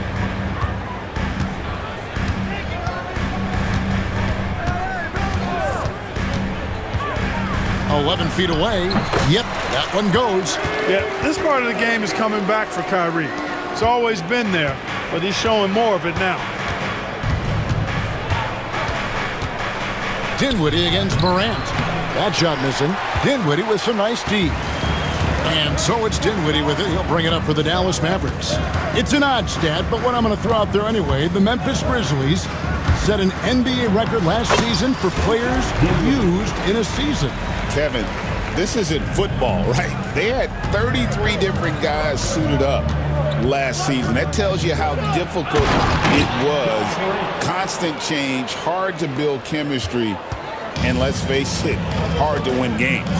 Oh, reversed at home. That was pretty. Agreed. The agility on display. Yes, sir. Power and grace. That had it all. Now, here is Irving. Shot clock at 5. Thompson from long range. Edey with the rebound. Grizzlies have gone 2 for 4 from the field so far today. Bane for 3. Pass to Morant. To the paint. Here's Edey. Good, and the nice assist from Morant. This is how you use the pick and roll. Morant looking like a vet with the sweet dime there. Irving against Morant. Puts it up from 12 and misses it off the right side of the rim. For Memphis, they've gone 3 of 5 shooting the ball so far. Oh, what a play! Woo! And leave it up to Morant to put on a show. What a spectacular dunk. Lively sends a screen for Dinwiddie. Takes it off the glass. And once he got to the 10, I think he was surprised to find himself that wide open. Well, this early, they should be showing a lot more energy on defense. It's not there. Here's Morant. And that one clearly a foul. Gets the whistle and 2 shots coming up. It goes on Spencer Dinwiddie. And it's hard to pick a more electrifying player in the league than Ja Morant. He explodes off the floor. And he makes both free throws. Greg, with how explosive Ja Morant is, he has certainly taken his fair share of awkward falls. And that's what worries you with guys like that. He's already had a number of injuries in his young career, but we all just want to see him at full health. If you're looking for a rim runner, Derek Lively is your guy. Lively is screen on Bane. Here's Dinwiddie, and the layup's good off the glass. Dinwiddie's got 6. And they've scored several times already here in the first quarter on the inside. Second shot opportunity. Clark with a wide open look. And another turnover here by Memphis. Now we have a moment to look at how the blocks have been stacking up over the past several months for Daniel Gafford. He has become all kinds of mean at the defensive end. His blocks have come way up these past few months, and that tells you about the kind of intensity and drive he's been playing with. Irving finds Davis. Kicks it out to Dinwiddie. Lively sends a screen for Dinwiddie. Lively the pass to Dinwiddie. Dallas moving the ball around. Davis. Elbow shot. Lively's shot is off. So for Dallas, their last game a win against Miami. down low. Here's Edey. His second shot goes in, off to a good start, 2 for 2. A solid distributor. I think Jackson is gifted at reading defenses and then being able to spot the open teammate. The kick out to Irving. Dinwiddie surveying the floor. Pass to Davis. Lively with it. Edey with the rebound.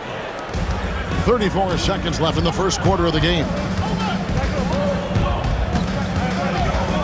Morant against Irving. Inside.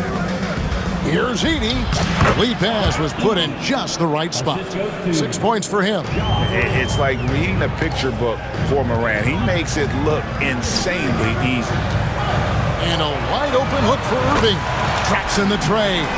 Pick works well there. Not much resistance from the D. Yeah, that's not the defense you need. You got to be tougher defensively. Here's Morant. And then Morant slams it in. And how about just floating to the rim on that slam? Boy, when he gets up, I mean, he gets up. Yes, he does. That's what we call helium. Yeast rising and helium floating. Ja Morant has been leading the charge, guys, for the Memphis Grizzlies.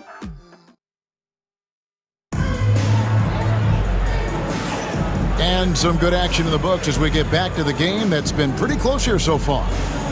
And a moment to look at the scoring approach in terms of where the points are coming from for the Grizzlies. Everything working for them inside so far, guys. Tons of high-quality shots that they're knocking down inside.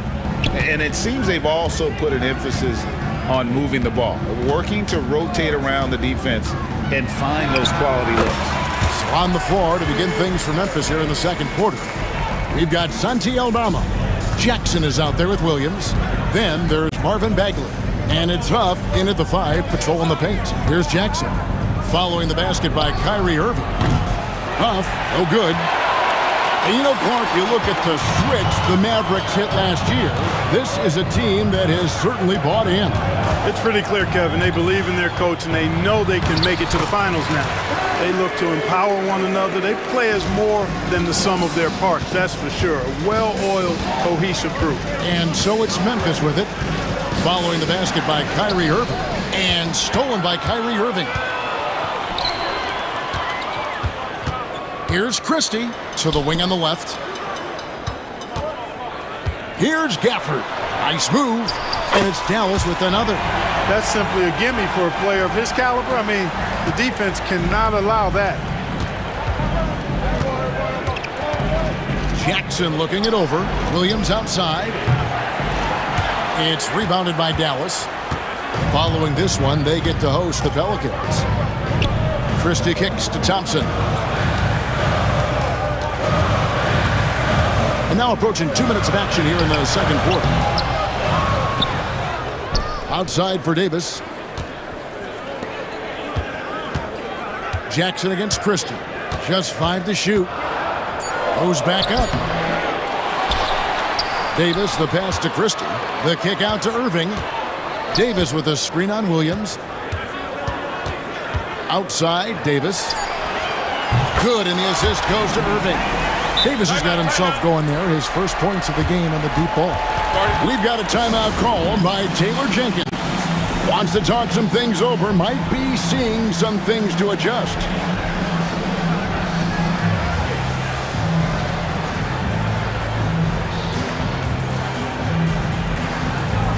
So Memphis ends up going with the new group.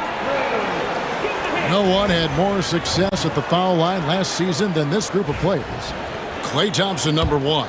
And no doubt he finished the season right where he should have on that list. He was far and away the best free throw shooter in the league. And the call on the shot that sends him to the line. Clark, how much weight do players put on individual awards or something like an all-star nod? You know, I think players always have a level of respect for each other, but awards help validate your level of respect. How you win, how you perform, consistency, and awards are typically well-earned and well-deserved. As a matter of fact, in most cases, they are well-earned and deserved, and players acknowledge that and respect that. The shot's good from Irving. I love his shot selection today. He set the bar for the rest of the team. Here's Morant. Oh, wow!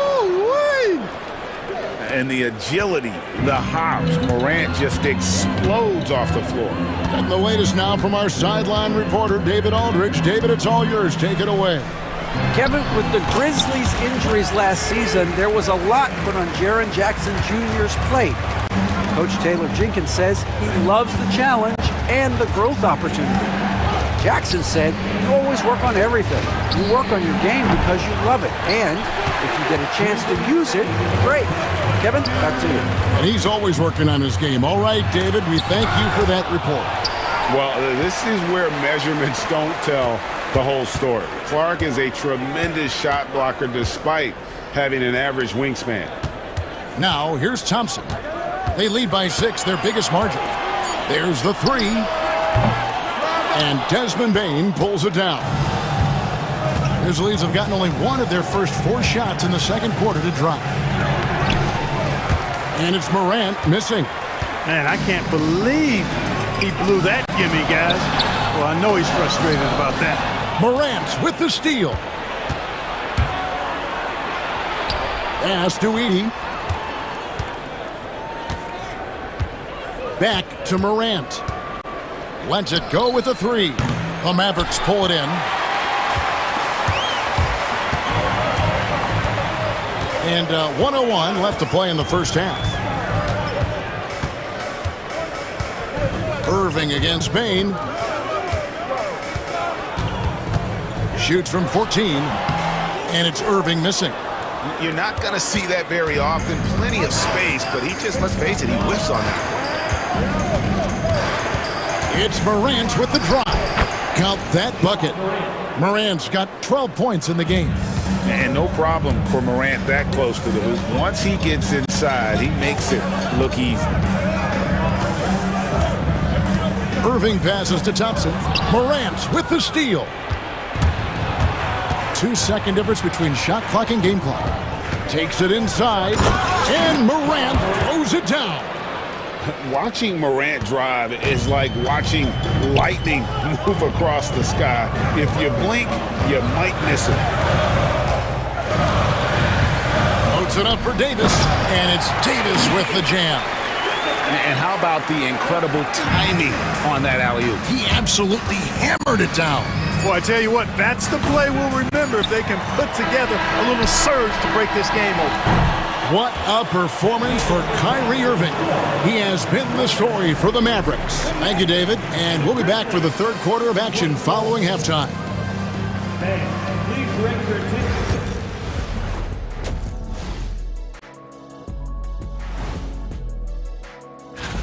Since we got a little time on our hands here, you guys got any big plans for tonight?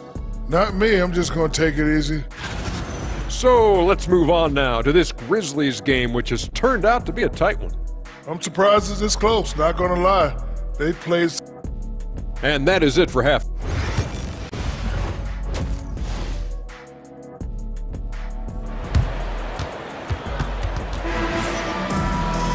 And in that first half, we saw a pretty tight battle. We'll soon find out what sort of adjustments were discussed during the half. Guys, Ja Morant has been sensational. He's done a fantastic job of finding open space to operate within the first few quarters. You know what? It helped that they had a few guys with very hot hands on the perimeter, too. Irving on the wing along with Thompson. Derek Lively is out there with Anthony Davis. And it's Dinwiddie in at point guard. That's the lineup in the game for Dallas. You know, this is simply what Kyrie Irving does. Get buckets against defenders. He's a bucket maker. The 3 from Morant. Slides through for his 7th basket in 11 tries. And his presence as a scorer, it just has a calming effect for the rest of the team. He's a fallback option whenever they need one. Davis setting the pick for Irving. And the layup is good. Irving's got 17. It sure was textbook, and Irving is fantastic in the screen roll. A solid decision maker in these sets, and he also can put it in the basket himself if he needs to. And Morant throws it down. And one step ahead of the defense with that solid screen. And then, Greg, the monster dunk to finish it off. Boy, picture-perfect teamwork that time, guys. One guy sacrificing for the other. That's how you succeed in this league. Here's Irving. Hits the front of the rim and out. I guess even he has to miss one of those once in a while. Morant looking around. And Morant throws it down. Just superior focus from Morant. His determination is what allows him to convert through contact. On the night, he's gone 2 for 2 at the stripe. And converted more than 4 out of every 5 free throw attempts last year. So just solid at the line. Guys, I thought he got into a groove last year at the charity stripe, and I thought he maintained it deep into the season as well. And the shot is good. They found a nice groove in this half, starting out 3 for 4. Memphis trailing here. Morant passes to Aldama. Back to Morant. Aldama inside. Davis is there. They blow the whistle just as he gets it off. That's 2 points with a chance for another one at the stripe. That would be 4 in a row for him now as they have come racing out of the gate to start this second half. And this is his 3rd trip to the line tonight. Morant, no good on the free throw.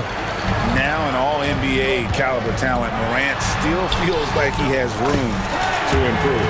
Irving, good.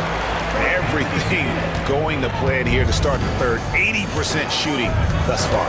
Well, there's no question, and he welcomes this, that Anthony Davis shoulders a heavy load on the defensive end. And he should, and he does. I mean, he's a true anchor. He protects the rim. He can guard out on the perimeter. He communicates well. He's got an excellent basketball IQ. And he's a guy that can cover up a lot of mistakes from his teammates. You know, throughout this quarter, guys, they've had no answer for him defensively. And he's been absolutely relentless. Morant drives in. The shot misses. Great D that time from Davis. On the wing, Irving. Guarded by Morant. Kicks it out to Dinwiddie. Irving from long range. Aldama with the rebound. One made 3 for him for the game. Does he focus closer in? Let's see. Here's Morant. Anthony Davis grabs the miss. Davis has got 7 rebounds in the game. And an intentional foul right there. Yeah, not sure what that was about. I mean, talk about a brain cramp. Yeah, completely a brain fade. I don't know where that came from. Just lost sense of time and the situation. We've got a timeout called by Taylor Jenkins. He wants to talk to his guys.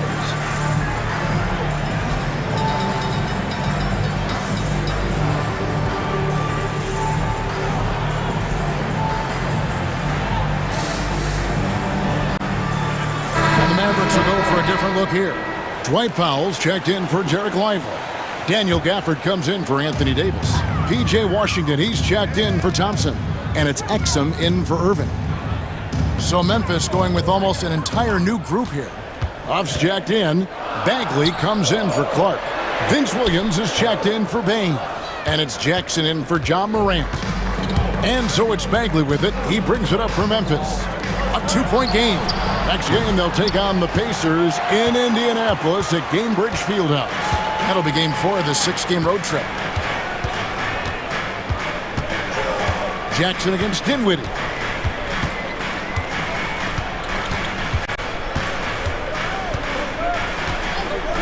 Fires the 3. Again, the miss by the Mavericks. Memphis has gone 1 of 2 from beyond the arc since coming out of the break. It's Jackson with the drive. Stolen by Washington. Fast break, Dallas. Here's Gafford. And Gafford throws it down. That's a stomach punch, guys. Turn it over and give him a free run to the bucket. Oh, you're so right. No question who has the momentum now. You know, those kinds of plays can be difference makers, game changers, momentum shifters, especially in a close contest where 1 or 2 possessions can impact the outcome. Just a late reaction there from the defense, and he is always going to finish that one. Dinwiddie against Jackson. Dinwiddie outside. The three ball. They grab their own miss. Here's Powell. And that would have counted, but his shot was off the mark this time. And we just finished the third quarter, and we've got a tight ball game here. And a quick look now at the State Farm assist of the game. It's just true artistry right there. I mean, great decision on where to go with the ball, and how about the perfect delivery. And they'd love to see every possession end this way. True team basketball. And I know I speak for all of us when I say I can't wait to see what kind of finish awaits us here in the fourth quarter. On the court for Memphis to start the fourth, we've got Vince Williams. Santi Aldama is out there with Marvin Bagley. And there's Jackson, and it's Huff in at the 5 spot.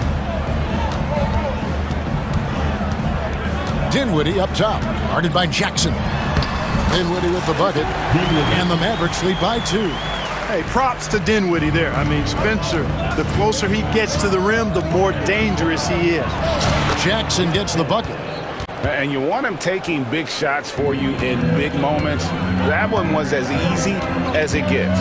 Well, you don't want to give him any open shots at this stage. Never mind a layup. Come on now. My goodness. Gafford misses. Grizzlies shooting is beautiful right now. 60% for the game. Pretty much everyone out there has been stroking it. Dallas shooting it really well. 54% from the floor. Exum with it, working on Williams. Those plays can make a difference in a game like this. Well, you know it's going to fire up, Greg, everybody on that bench. Making a statement for sure. I mean, we'll see if they can maintain that aggressive approach, guys. To the right side. 5 on the clock. Here's Jackson. Buries it down low. Jackson's got the game tied up here for Memphis. Mavericks have gone 2 of 3 from the field to get the fourth quarter started. Pass to Powell. Kicks it out to Dinwiddie.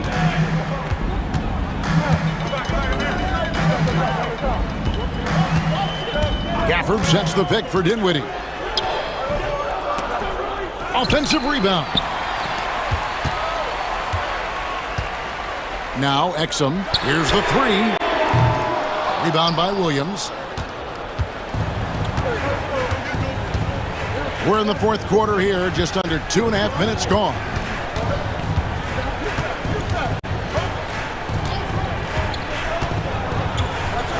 And it's Williams throwing it down. Fundamentals, guys, using the one-hand slam. Really makes the basics look pretty exceptional. Now, I'd suggest that he stay with those basics because we've got a tight one here tonight. Pass to Exum. Lobbed up there for Powell. Oh, and they get in the way of the alley-oop. Not to be. Good play defensively. Williams for 3. Mavericks with the rebound. Exum kicks to Washington. Back to Exum. Shakes him. And the bucket is good. 3-point play chance here for him. Keeping that head on the swivel, eyes alert. Washington doing a nice job finding this man there. A different look for Dallas. Derek Lively, he's checked in for Powell. Davis comes in for Daniel Gafford. And it's Klay Thompson in for Washington. Dinwiddie against Jackson. Banked in off the glass. Jackson's got 8 here in the quarter. There is just no way to tell who is going to pull this one out. When you've had this many lead changes, you're looking to see which one of those plays is going to be a momentum swing. And Jason Kidd is called timeout. He knows every possession is critical now. Kyrie Irving, he's checked in for the Mavericks. Let's check in with our reporter, David Aldridge. Well, I was able to listen in to what Jason Kidd went over with his team. Now, he asked the defense to lock it down inside. He said, let's get physical. I don't want them to think we're soft in there. No more easy shots in the paint. So that's what the defense is set to do. Guys? Thank you, David. Dinwiddie outside.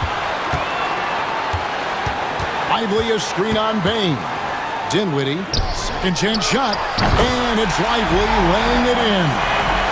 And the Mavericks lead by 1. You can tell Lively knows this position well, knows how to be efficient as the roll man. Outside Jackson. And it's off from three-point range. And it's Irving with the ball for the Mavericks. Outside for Davis. Back to Irving. And that's an intentional foul.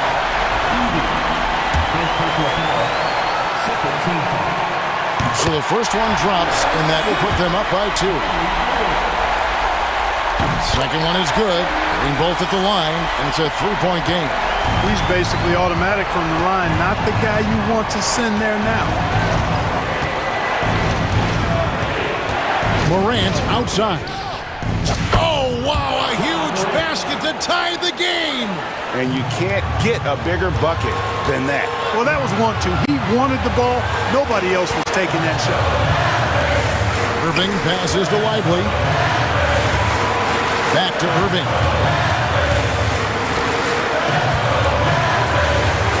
Over Morant. Dinwiddie against Bain. Oh, off target. And not allowing the shooter even an inch of breathing room on that one. And guys, that's exactly the kind of high-impact defense they want to see out of him. And it's Taylor Jenkins calling timeout here. And he knows there's no room for mistakes and wants everyone on the same page.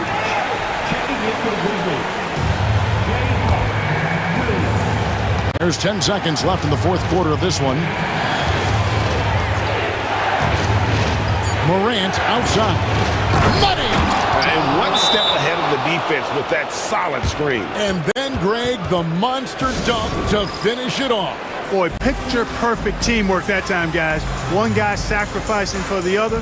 That's how you succeed in this league. And we've got a timeout called by Jason Kidd. Pivotal moment in this game. He's not taking any chances. He'll call time. And talking about the approach now, what are they looking at? I think you attack the rim here. Get the ball close to the goal, and that way, even if you miss, you might have a chance for the putback. So a close game sees Met. David, thank you as always. And that about wraps it up for Greg Anthony, Clark Kellogg, and David.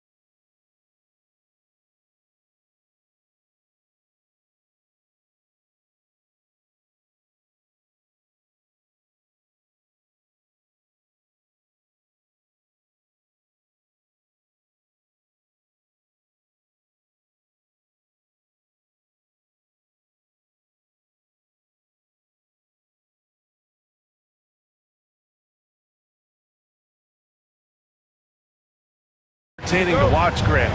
What's your favorite part of the early goings? You know, BA, take your pick. Rookie development, team chemistry building, plus you wait all off-season to see how your team measures up. And now you get to find out. And the starting group for the Celtics. Tatum is the 4 with Porzingis at center. Holiday at the 1 with White at the 2. And it's Brown in at the 3, the small forward. And stolen by Holiday. Here's White. Left side Porzingis to the middle. It's stolen by Oubre. And there's the drive. Grimes, the pass to Embiid. And Embiid throws it down. Now, I understand he's a large human, but the defense has to be better. You can't let Embiid get whatever he wants inside.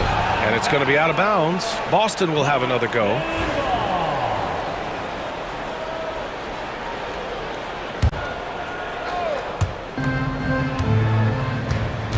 Outside Tatum.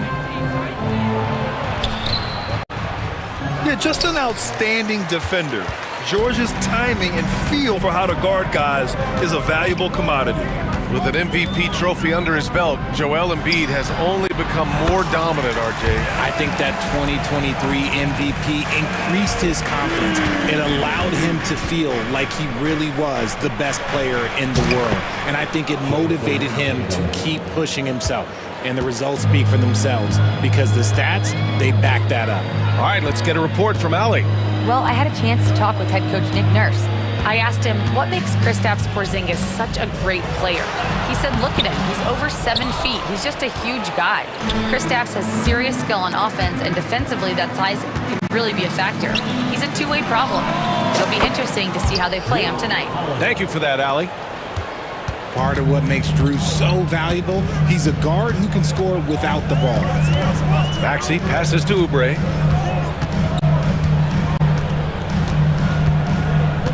Pass to Embiid. Inside. Oubre against Holiday. Outside Maxey. George outside. Clock at 6. That one falls. Getting it done inside. You know, I love seeing George be active on the interior. Here's Tatum. That one falls. Nice feed that time from Holiday. Starting to find his rhythm. He's cooking, and he knows it. Yeah, when he gets engaged this early in the game, it's bad news for the defense. He can roll this start throughout the rest of the game. Now here's Maxey. George, a screen on Brown. From 13, nice spin off the left rim and in. You see how creative Maxey is, just dissecting the defense with his handles.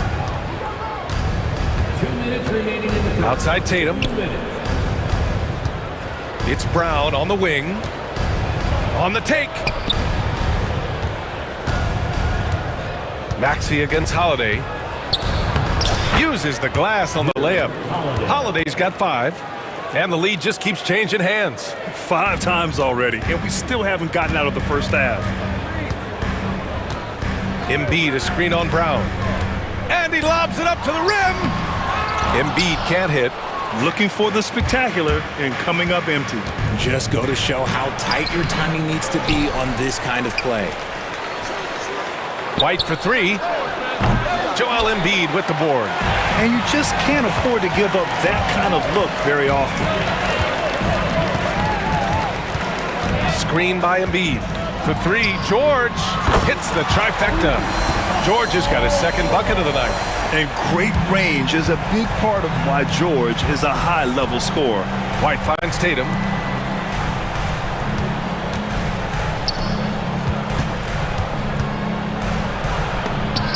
George with the block. There's 42 seconds left in the first quarter here.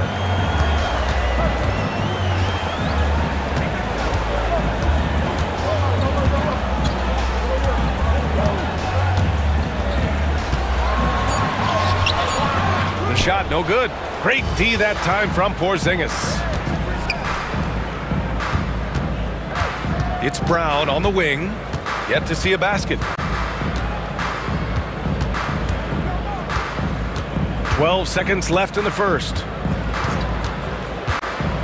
The kick to Tatum. Up and in on the layup. He's got 6. Attacking in the painted area. Clearly that was their game plan coming in. Here's Maxey. And stolen by Porzingis. It's all tied in Philadelphia. After this break, we'll be back with the start of...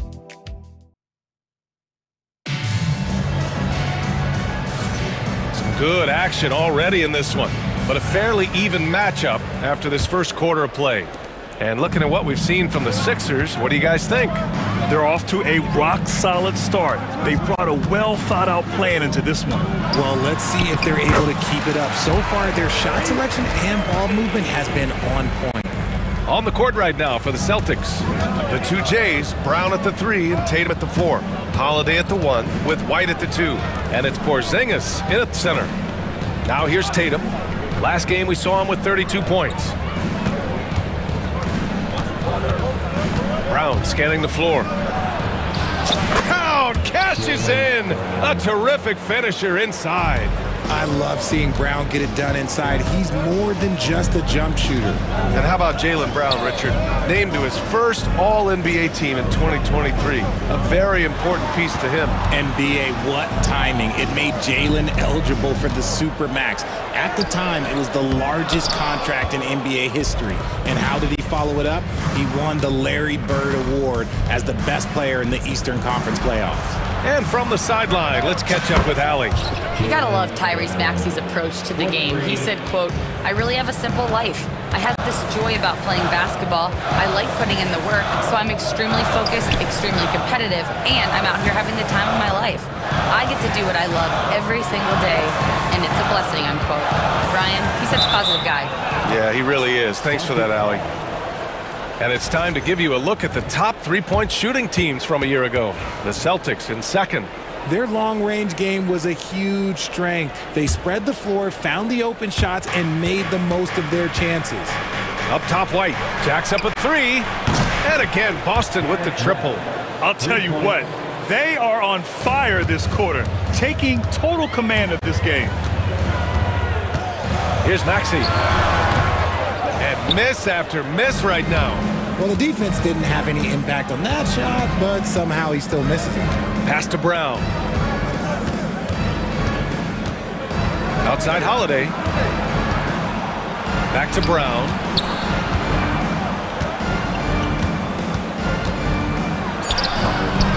Rebound by Philadelphia. Here's McCain. Still without a bucket. To the paint. Here's Drummond. And he takes it in for the layup off a very nice feed.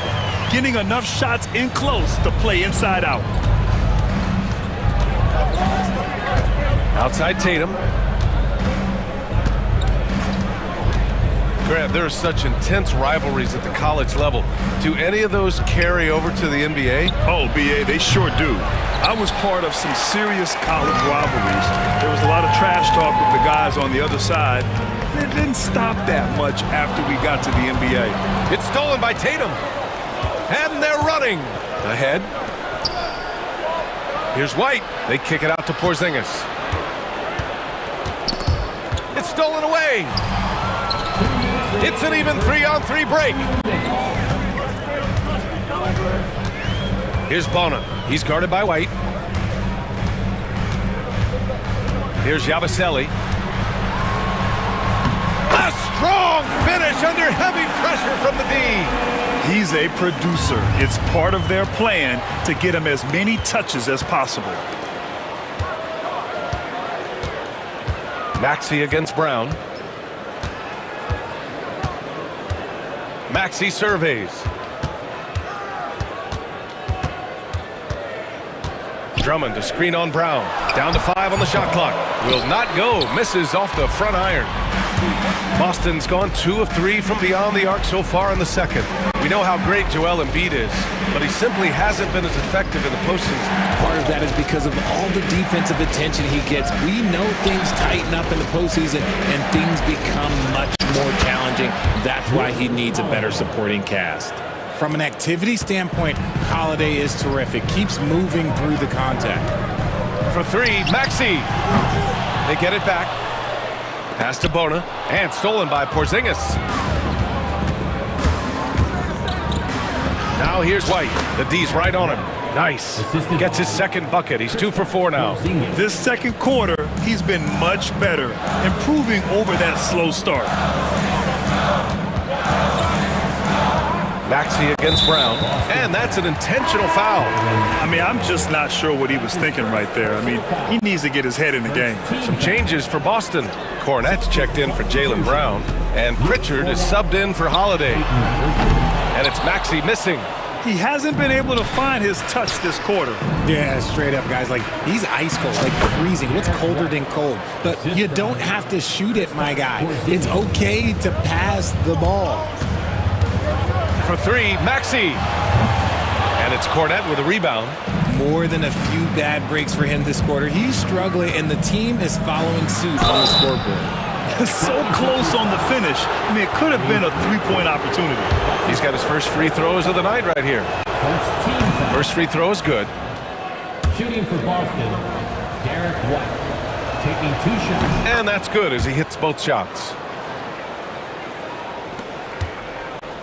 Outside Maxey. To halt the run.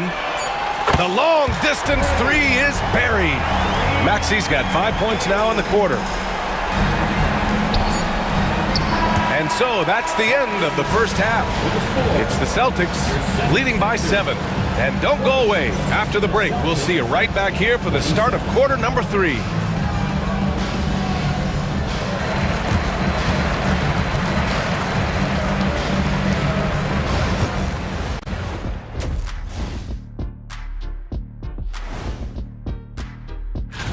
Since we got a little time on our hands here, you guys got any big plans for tonight?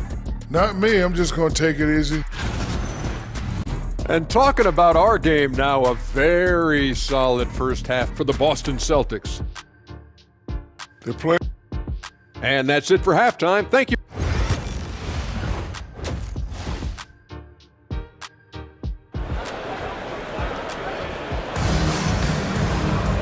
Well, for those just tuning in, thanks for being with us. Second half of this game still to play. How about Derek White really making a difference here? You just love his patience offensively in the first half. Waited until he got the looks he wanted. You love guys who can get their shots within the flow of the offense. And Joe Mazzulla has called timeout. He's going to talk it over with his guys.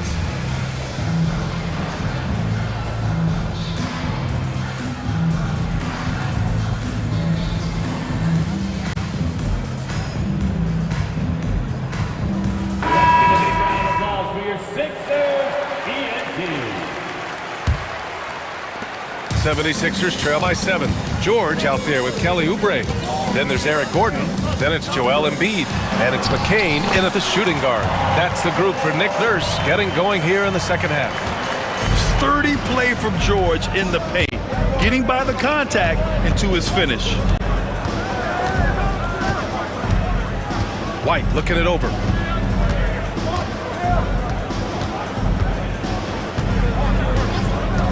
Up and over Gordon. White can't hit. No clue how he misfired on that shot. You don't see that from him very often. An MVP in this league, Richard. Joel Embiid. Is there any way to slow this guy down? The answer, no, BA. There is no way to slow him down. He's got the unique ability of size, skill, athleticism. You name it, he's got it. Here's Craig. And the layup falls. And he gives up some size inside, but makes a great adjustment on the finish. Yeah, you can give up some size, but that shows you how fearless he is, willing to attack the basket no matter who is in front of him. Here's Oubre, following the bucket by Boston. Oh, and there's the whistle on the shot. So 2 free throws for him coming up. Philadelphia shooting their first free throws of the night right here. And the first one at the line is good. And so Oubre nails them both. Celtics lead by 3. Ooh, here's White on the drive. And he comes up with a bucket. White's got 11. A great move. I mean, the defense has no response. Yeah, taking it right to the rim. One imagines that might be discussed at halftime. That's going to be on the film. Now here's Oubre. Back to Gordon. The three. Drains the triple. Gordon's gotten himself going here. His first points of the game on the deep ball. Excellent execution coming out of the break. They've taken 3 shots and made 3 shots. And Joe Mazzulla calls timeout here. Coach wants to speak to his guys, maybe alter some of the game plan. Boston making a switch here. Holiday is checked in. And it's Holiday with the ball for the Boston Celtics. They've led by as much as 10. Philadelphia grabs the miss. Embiid's got 6 rebounds now in the game. George feels it out a bit.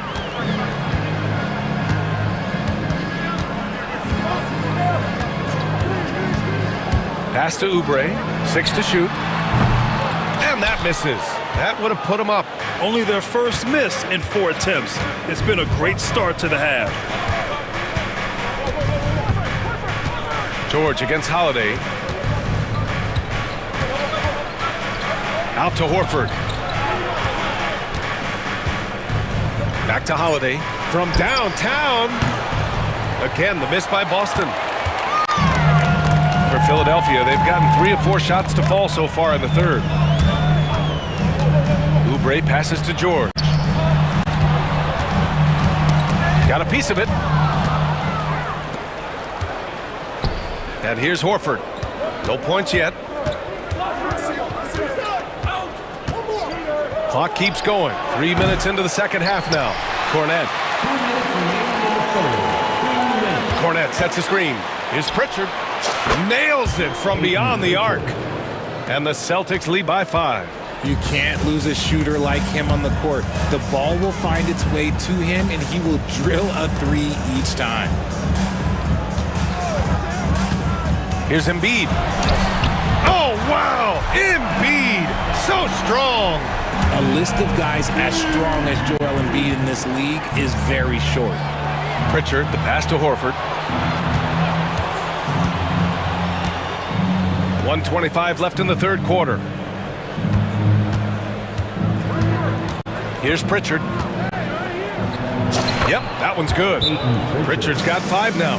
When it's this close, every bucket matters. You need good looks. And so it's Nick Nurse calling timeout here. He wants to give him a breather and talk things over.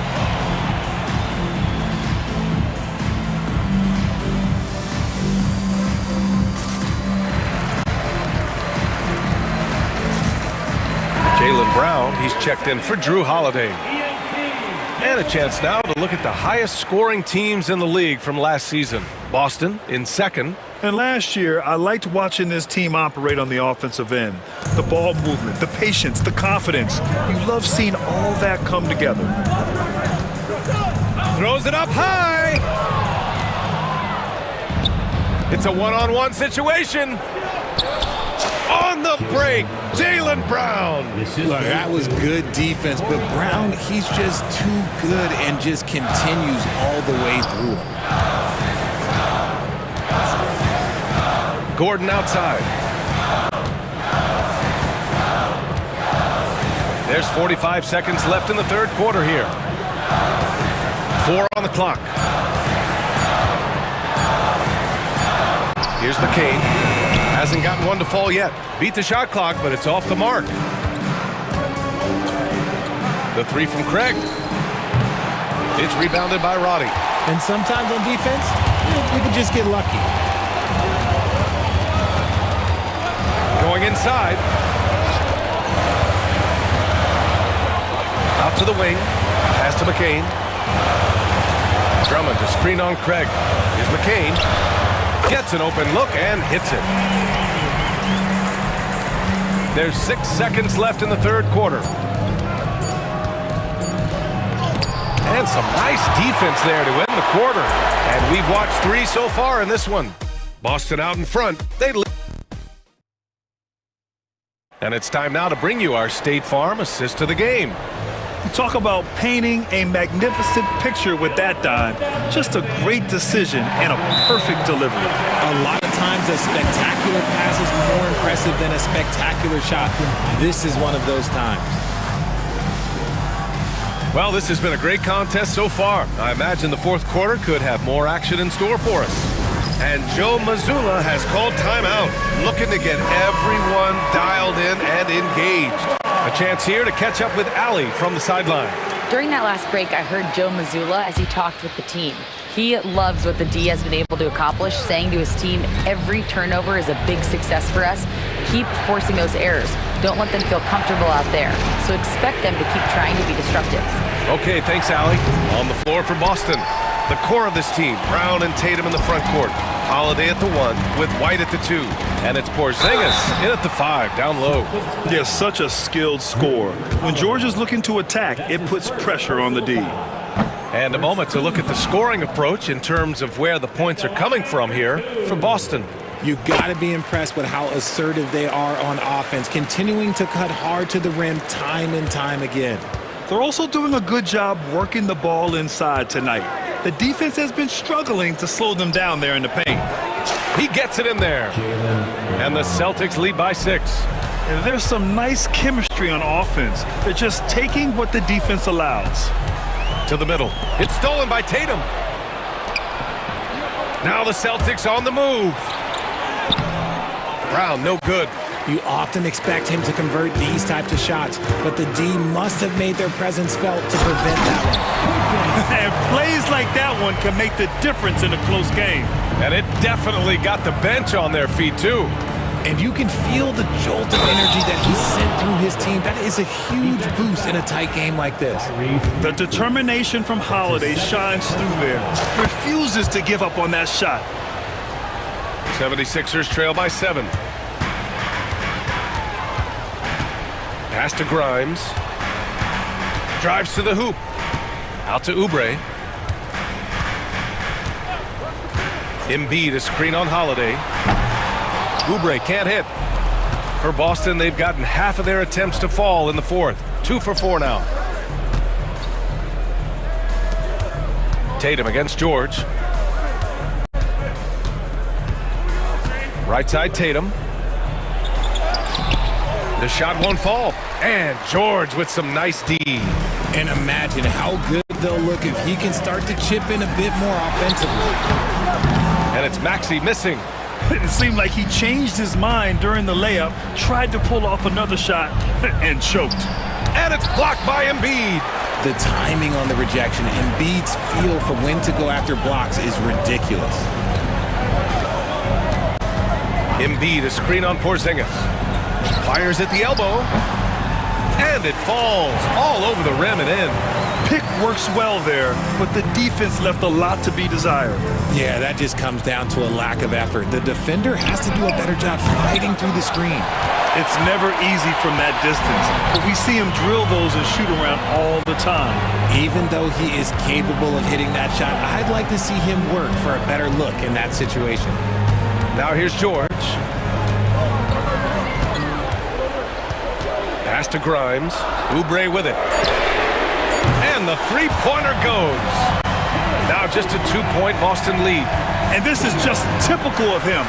Always making an impact at crucial moments in the game. And his team needs every bit of his production if they want to pull this one out.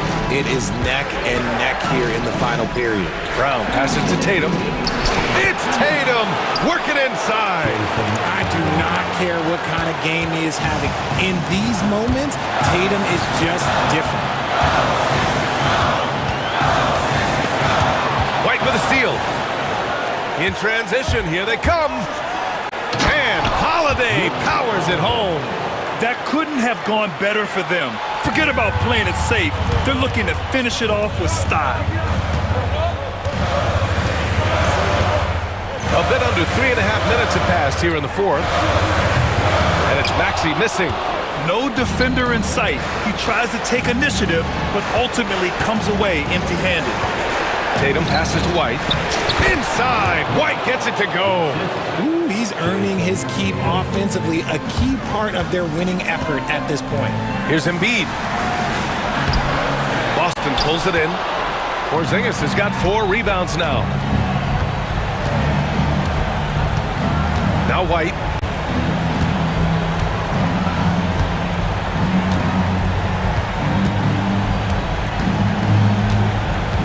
Outside Holiday. From the arc. White can't hit. And Embiid has got the ball here for the 76ers. Trailing by 8. George against Tatum. Takes a 13-footer. Here's Embiid. Kicks it to George. Oubre passes to Maxey. The Sixers with another miss. This is the definition of forcing it. He's trying to get himself going, but taking tough shots just won't do it. Outside, Brown.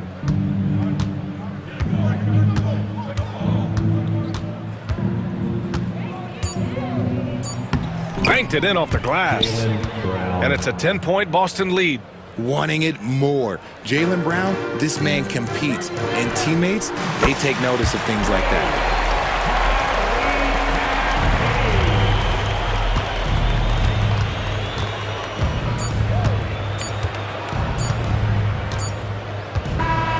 So we see the Celtics get the win here. And they barely squeezed out the win here on the road. And BA, the visit. All right, Allie, thank you. Thank you for joining us. That'll do it for now. For Allie LaForce, Grant Hill, and Richard Jefferson, this is Brian Anderson, thanking you.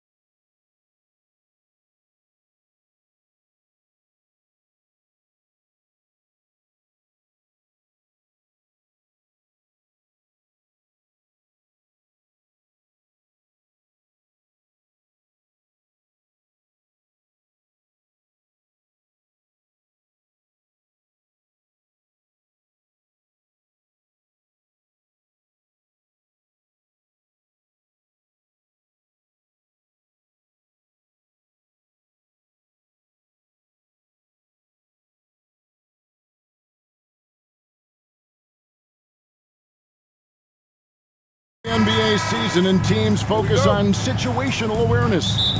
Doris, what have you noticed so far this season? Yeah, Kev, these situations are really all about execution, right? Are players poised in late clock situations? First of all, do they recognize where the shot clock is? Can they adeptly and quickly read defenses? So those are some of the things I'm watching for. Now look at Memphis's starting group. Morant is the point with Bane out on the wing. Edey out there with Jaren Jackson. And it's Clark in at the 3 spot. And so Chris Finch calls for the timeout. He wants to make some adjustments to the game plan, clearly. Alexander Walker, he's checked in for Mike Conley.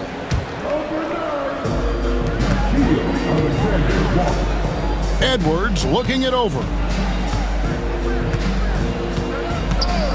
Takes the 3. Here's Gobert. Pass to McDaniels. Here's Alexander Walker. Hits the 3-point bomb. Alexander Walker's got the first 3 points of the night up on the board for the Timberwolves. And when you look at Alexander Walker, Doris, so consistent from year to year. This is a young man who knows his role, finds ways to help the team within the context of what the stars are doing. And those are exactly the kind of role players you need in order to have a quality basketball team. And here's Edwards following Ja Morant's 3. 6 on the shot clock. Near the 3-point line, it's Edwards. That's in, and he found his range with that one. Now 1 for 2. Well, in pick and roll action, Anthony Edwards is thinking score first. Good decision right there. Morant outside. Here's Jackson. Great pass to set up the lay-in. Just setting the tone with an aggressive move to the rack. And where's the help defensively? To me, that's a complete lack of communication on that side of the ball. These guys need to be talking to each other. Now Randall, after Anthony Edwards missed from long range. Good on the bucket. Edwards got his second bucket tonight. Well, don't think twice. Ball touches your hands, you let it go, Anthony Edwards. And let's head over to the sideline and catch up with David Aldridge. Thanks. I caught up with Chris Finch. We talked about the big man, Jaren Jackson Jr., and specifically how to defend him. Coach said he's a guy that can score from all 3 levels. Our guys have to be on him and active defensively as soon as he touches the ball. Coach needs his team to bring the energy tonight. We'll see if they can respond. Guys? All right, David, thanks. You see the work Anthony Edwards has put in on his decision-making. That's a pretty setup. Edwards against Morant. Outside for Jackson. Payne for 3. It's good from long range. And you have to stay connected to Bane. He's too good off the catch. Edwards drives in. And the rejection by Jackson.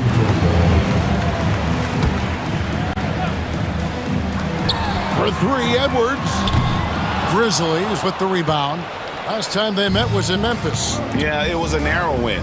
But at that last meeting, I think foul trouble for the other side may have really just tipped the scale and allowed them to escape with the W. Oh, no doubt. Playing aggressively, forcing the action, that often works in your favor, and it did the last time around. Bane drives in. And with the body to absorb contact, Bane also has the balance to finish. And every year, and Greg, we agree, Bane seems to get better and better as a playmaker. Doesn't overdo anything with his passing. Looks more and more comfortable creating off the driving kick. He's become a large part of this offensive engine. Oh, here's Edwards. And slam dunk by Gobert. Absolute power from Rudy Gobert. Terrific, out-muscling the defense. And those advanced numbers, Doris, they show Rudy Gobert is historically great. Kevin, I love that you are an analytics lover, but for me, it's about the eye test. Rudy Gobert has won the Defensive Player of the Year on more than one occasion. He's played on winning teams, and he's been an integral part of their success. He is one of the all-time great defenders we've seen. Watching Morant drive is like watching... Oh, give me a little sauce, Anthony Edwards. Rise high and finish over the defender. We've got 1:13 left here in the first quarter. Morant kicks to Jackson. Misses the three. Rare you'll see him miss such an open look. Pass to Randall. And he drives in over Edey. Randall no good. Well, we didn't see the same kind of control we're used to seeing from him. This guy is usually a tremendous finisher. Morant against Randall. For three. And it's Morant missing. Timberwolves have gotten 6 of 11 shots to go down so far. Pretty nice shooting. Randall, a screen on Morant. Outside for Randall. Rebounded by Jackson. Maybe he rushes that just a little bit, who knows, but he couldn't have gotten a better look than that. Morant surveying the D.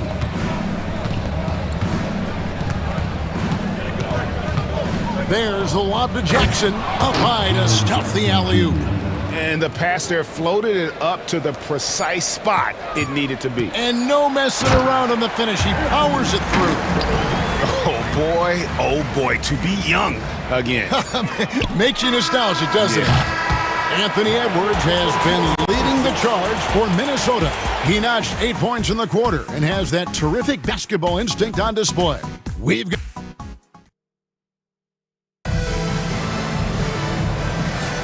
And it's been a pretty even game here after 1 quarter of play. And let's quickly check out the scoring breakdown here for Minnesota. And guys, I love the movement, doing a great job of just getting the ball on a string, creating some opportunities. And they've also shown dominance in the paint so far tonight, really putting the work in down low. And so Chris Finch calls for the timeout. And coach has decided they need a moment to talk things over. Now at the break on the floor, you can see the teams that led the NBA in steals last year. The Grizzlies 4th.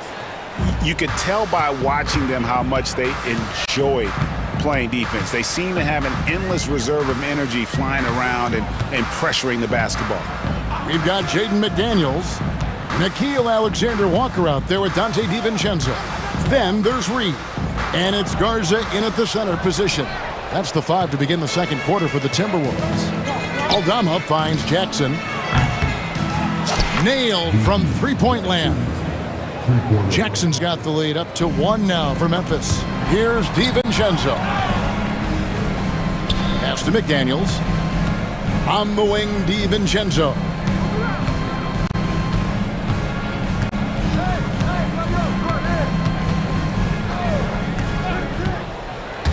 There's the drive, and he goes strong with the one-handed jam. Taking back the lead once more. Give these teams credit.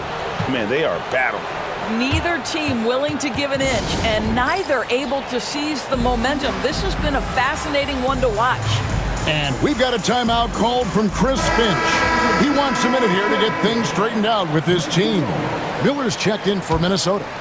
And the league giving a bit more leeway, GA, to defenders. As a hard-nosed defender yourself, I'm sure you like that change. Oh, I do. I mean, we all love the intensity of playoff basketball. So why not bring a certain level of physicality to the regular season? We've seen the lead change hands quite a bit in this one. And guys, I think each team knows they can win this game, just a matter who can catch that momentum. And with an update from the sidelines, let's check in with David Aldridge. Kevin, thank you very much. Jaden McDaniels has become an X factor for the Wolves. Mike Conley says, we know what he does defensively, but the offense that he can bring for us balances our unit. It's much needed. Guys tend not to think of him as an offensive player, but he does have that in his game. Kevin? But I love the reference to an X factor. He definitely is that. All right, David, thank you. Naz Reid is the perfect modern big man. He can stretch you to distance. He will rebound consistently, but he can also put it on the deck and catch you off guard if you let him. The three-pointer is right on target. Jackson's got a couple of three-pointers in the second for the Grizzlies. You know, Greg, when you look at the Timberwolves' history, the first round had been a problem for them, but not last year as they swept the Phoenix Suns. And you gotta look at it as being a tremendous success, right? Because going into the season, I don't know that anyone thought they would have made it to the conference finals. But boy, that young group gelled well together, and the sky's the limit for the future. Here's DiVincenzo over Williams. DiVincenzo passes to McDaniels. Now Reed. Here's DiVincenzo. Aldama with the rebound. Listen, he knows he should have made that shot. We'll see if they can work it back to him in that same area. Outside Jackson. Pass to Aldama. 5 to shoot. Bagley the pass to Aldama. Off target with his 3. The Timberwolves trail. And for those of you just joining us in the second quarter with about 3 minutes gone by, cranes the three-pointer. DiVincenzo's got 5 points in the quarter. A lot of give and take between these sides early. And both teams look like they came to play. We should have a good one. Yeah, not sure what that was about. I mean, talk about a brain cramp. And so Chris Finch calls for the timeout. Looking for a breather and maybe just 1 or 2 things to talk about.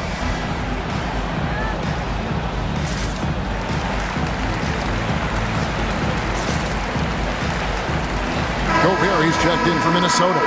Randall comes in for McDaniels. Edey's checked in for the Grizzlies. Jackson comes in for Santi Aldama. There's Jackson with the 3. Gobert pulls it in. Gobert's got his 4th rebound with that last one here tonight. You know, when Rudy Gobert is down low, it strikes fear into the opponent. This is a guy who has led the league in blocks and rebounds at different times. Inside the paint, he is just a nightmare to battle against. Shot from the wing. Rebounded by Jackson. And it's Jackson with the ball, bringing it up for the Grizzlies. Trailing by 2. Next game, they'll take on the Pacers in Indianapolis at Gainbridge Fieldhouse. They're in the midst of this long 6-game road trip. That will be game 4. Randall kicks to DiVincenzo. That's in, coming off an assist from Randall. Randall's got 3 assists now in this one. Julius Randall can do a little bit of everything. That's a great find to get his teammate an open look. Jackson up top, covered by Miller. Jackson passes to Jackson. They could use a bucket. Gobert pulls it in. Gobert's got his 5th rebound right now in the game. In the corner, it's DiVincenzo. Nice ball movement by Minnesota. Here's Miller. Back to DiVincenzo. They set the pick. And it looks like the illegal pick was set. Yep, that's right. That'll get their attention. Beyond the leaning, you can see his feet more set on that screen. Easy call. You know, he's just leaning a little bit. You try to get away with it, but boy, the official all over it. And the Grizzlies making a change here. Morant's checked in. Jackson setting the pick here for Morant. The Grizzlies with another miss. And here we go with Miller running up the court. Over Jackson. And no good on the last second attempt this time. So that'll be it for the first half. Fairly even battle underway in this one. Timberwolves ahead as they dominate the last minutes of the quarter on an 8-0 run. And don't go away. After the break, we'll see you right back here for the start of the third quarter. Before we get into that, I want to know, back when you guys played, what was your favorite city to play in? Well, Shaq played.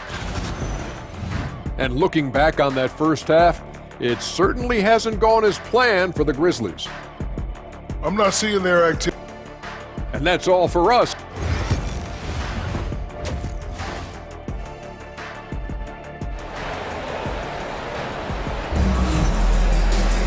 And as we get into this third quarter, as we've seen so far, neither team able to create much separation on the scoreboard yet. You have to like what we're seeing from Anthony Edwards. Man, he's been running wild on him through that first half.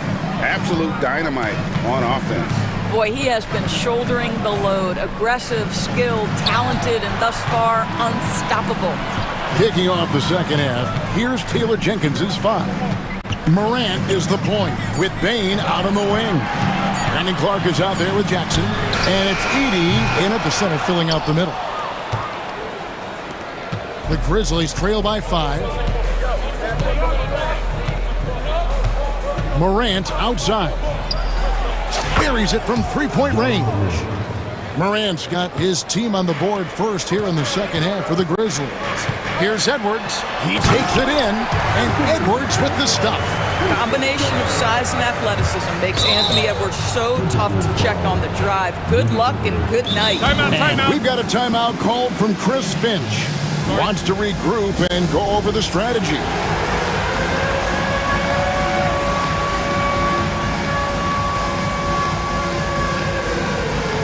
And the Timberwolves making a change here.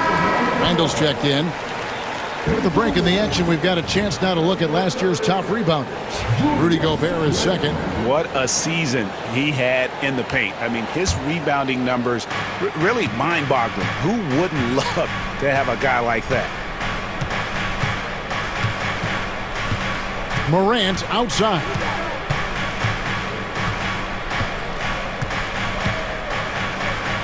Pass to Bain. Morant against Edwards. Out that one in, and the Timberwolves lead is cut down to just 2 points in the bucket from Morant. And no problem for Morant that close to the hoop. Once he gets inside, he makes it look easy. Edwards against Morant. Reed with a screen on Morant. Randall kicks to McDaniels. Minnesota needs to get off a shot here. Here's Reed. Grizzlies with the rebound. Jackson's got 4 rebounds now tonight. Morant outside. On the wing, Bain. With some arc. A rebound by the Timberwolves. And they haven't been able to turn it into a big lead, but their rebounding advantage is starting to add up. That'll be Minnesota as it goes out of bounds. Timberwolves retain possession. No one near Edwards as he lets it fly. Well, trying to find themselves in the second half here. Just 1 for 4 from the field. Can someone in the group get hot? Let's see. That gives him his second 3 of the half with 3 total for the game. Edwards passes to Gobert. Lays it up off the glass. Gobert's got 5. You love the touch from Rudy Gobert. He's put a ton of work into his offensive game. You hear, Doris, people now calling Anthony Edwards one of the faces of the NBA. And I'm assuming you'd agree. 100% agree, because the skills are extraordinary. The development in his decision-making has gone leaps and bounds from where it was.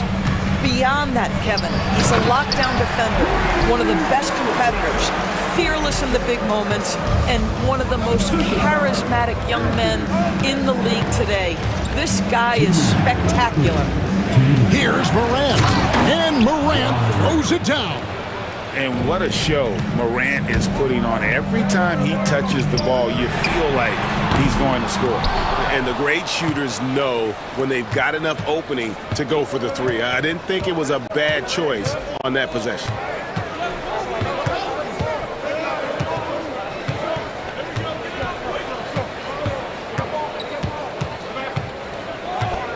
Five on the clock. There's the lob to Jackson. Takes the alley-oop pass and dunks it down. And how about the hands on Jackson? Makes a good target on that frame and then able to finish off the alley-oop. And not even 3/4 out of the way. So many lead changes. The fans, guys, are getting their money's worth. Heck, I should have paid to watch this one. It's been a nail-biter. Pass to Edey. Memphis moving it around. And it's Morant missing. For Minnesota, they've gone an even 50% from the floor here in the third quarter. 4 of 8. Kept alive. Out to Edwards. Tries again. The muscle from Edwards. Every aspect of Anthony Edwards' game is on display. This guy has been cooking from the outset. We've got a 9-second difference between the shot clock and the game clock. McDaniels against Morant. Oh, he really broke up that transition opportunity. Looks like it'll be a transition take foul. First trip to the free throw line for him tonight. And he buried a bunch of shots from the stripe in that last game. Anthony Edwards is a three-level scorer. He can beat you in a lot of ways, and he's extremely confident when the game is hanging in the balance.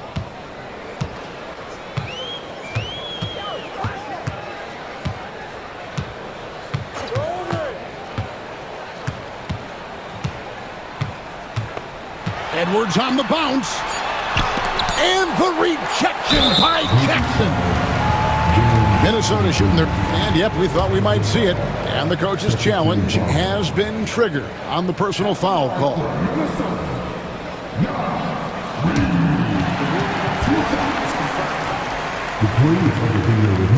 The action is so fast that it's really tough to catch everything in real time. The wonders of technology. We've seen replay reviews so effectively, and involving the coaches by being able now to challenge like this is something a lot of people have been hoping for. And so the word is in. They've decided that the call stands as it was made on the floor. And, you know, even if a coach still feels this wasn't the right call, you got to acknowledge the effort being put in to reviewing it. The double checking, and the game continues on.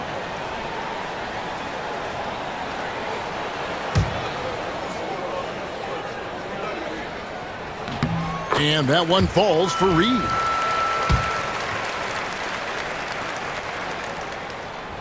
Both free throws good from Reed.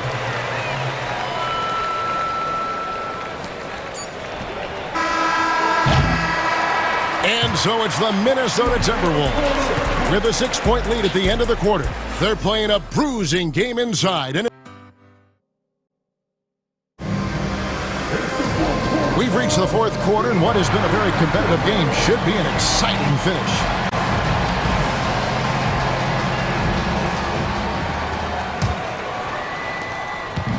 And so Morant will bring it up for Memphis. 6-point game. Reed is out there with Julius Randle. Then there's Anthony Edwards. And it's Rudy Gobert. And it's McDaniels in at the 2 spot. So that's the Timberwolves 5. Just 5 on the clock. Jackson has the open look. His 3-pointers off the mark.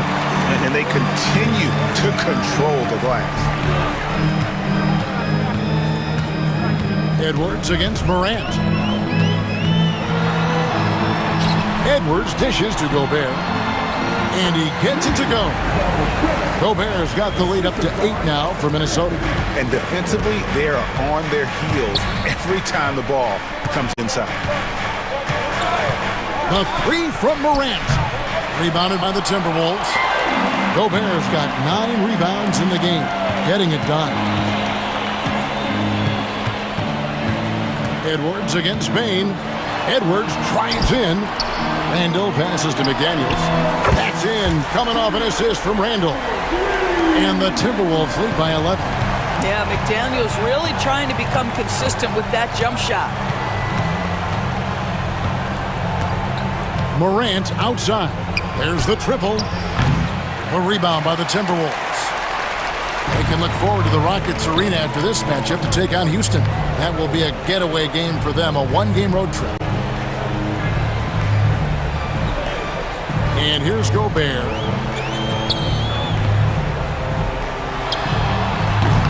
No dice from the high post.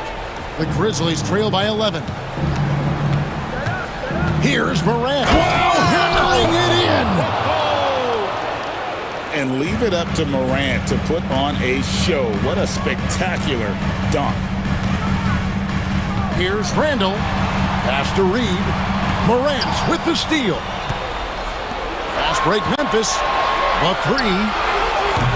Rudy Gobert with the rebound. Gobert's got 10 rebounds here tonight. So active. McDaniels finds Gobert. The Timberwolves working the ball around now. Reed with a screen for Edwards. Randle with the ball. Shot clock at 6. 3-pointer. It's hauled in by Huff. Memphis has gone ice cold from 3-point land. 0 of 4 since the start of the final quarter. Here Here's Morant. And foul on the shot, so he'll get a chance at the line.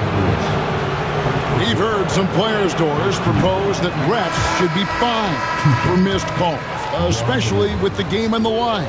What do you think? Kevin, I couldn't disagree more. First and foremost, the level of accountability for NBA officials is unprecedented. And keep in mind, there is discipline for high-profile mistakes and mistakes of all kinds. Every single game, every single call is evaluated, and you see their progression in terms of, yes, they'll officiate in the playoffs, or no, they won't. We are right where we need to be. And Morant throws it down. This is how athletic Morant is, a point guard who possesses incredible athleticism. Edwards inside, guarded by Morant. Gobert can't hit. The Grizzlies trail by 6. Jacks up a 3. Gobert pulls it in. Gobert's got 11 rebounds in the game. Edwards inside. Edwards finishes strong. I think his teammates understand that Anthony Edwards has every aspect of his offensive game working, so let's make sure he's got the basketball. The basket counts and 1. He'll go to the line with a chance to make it a 3-point play. And a chance to catch up on some numbers here. The scoring breakdown for the Timberwolves. And guys, how about the unselfishness and all about working that ball around, shifting the defense, and just seeking out the best shot? The other thing that's been impressive is really just relentless driving the basketball. Doesn't matter if the defense is there, they are challenging them and getting it done. Here's DiVincenzo. Bounces high off the rim and drops. Easy little jumper for him right there, guys. This has reached desperation time for him. I'll tell you, you need absolute perfection on every possession. That's what it's going to take here. Well, outstanding contest on the shot, and then he's positioned perfectly to go after the rebound. Pass to McDaniels. This one for 3. Here's Reed. Outside Edwards. Back to McDaniel. Reed the pass to Gobert. Beyond the arc. It's rebounded by Memphis. Disappointing day for them. Let's see if they go down with a fight. Well, they definitely have some things to work out, and you'd love to see them finish this game the right way.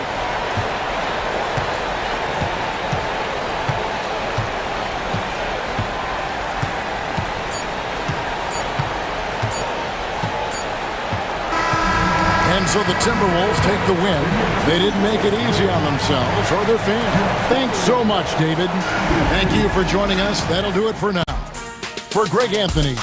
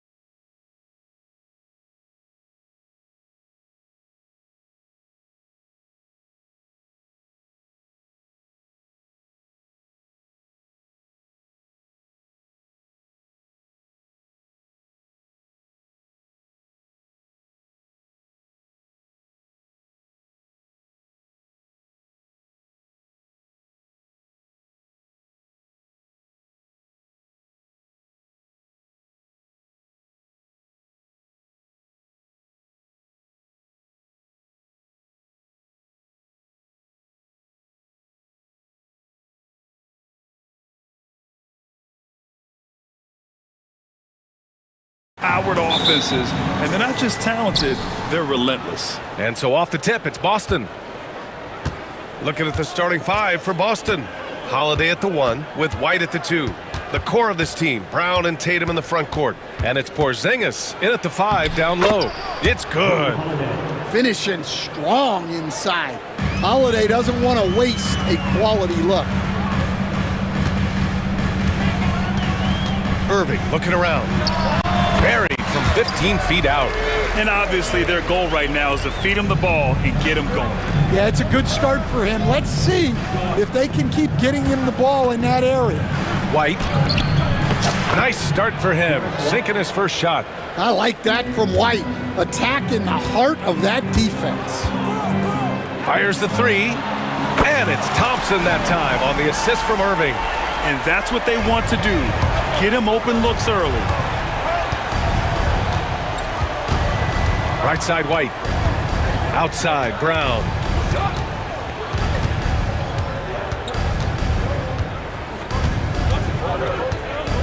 Outside Holiday. Shot clock at 5. Down low. Here's Porzingis. Counted. 3 out of 3. Perfect start. Let's see how long they can ride this wave. One thing you can say about Boston, Grant, they know how to put a team together. Yeah, the Celtics' consistency of winning is just impressive, both now and throughout their entire history. They are really the gold standard in this league, and it's mostly because of great draft picks and great trades. It's a 3-on-3 fast break. Thompson goes in. Uses the glass to finish the layup. Thompson's got 5 now. Not just a jump shooter, Thompson is also more than capable of converting inside. Porzingis sets a screen. Holiday against Dinwiddie. Holiday passes to Porzingis. Outside Holiday. 4-3. Rebound, Anthony Davis. Well, that's what the defense has to do. Make that shot as uncomfortable for him as possible. Lively with a screen on White. Irving with it. Now guarded by White. Unloads from 13. Jaylen Brown with a rebound. Most nights this shot would have been his, but the defender gave him just enough trouble. White, good. White's gotten his second bucket. Now you want to get him going as soon as possible. Great way for him to start this game. Yeah, and I'll tell you what, if he gets into a good rhythm early, watch out. Now here's Irving.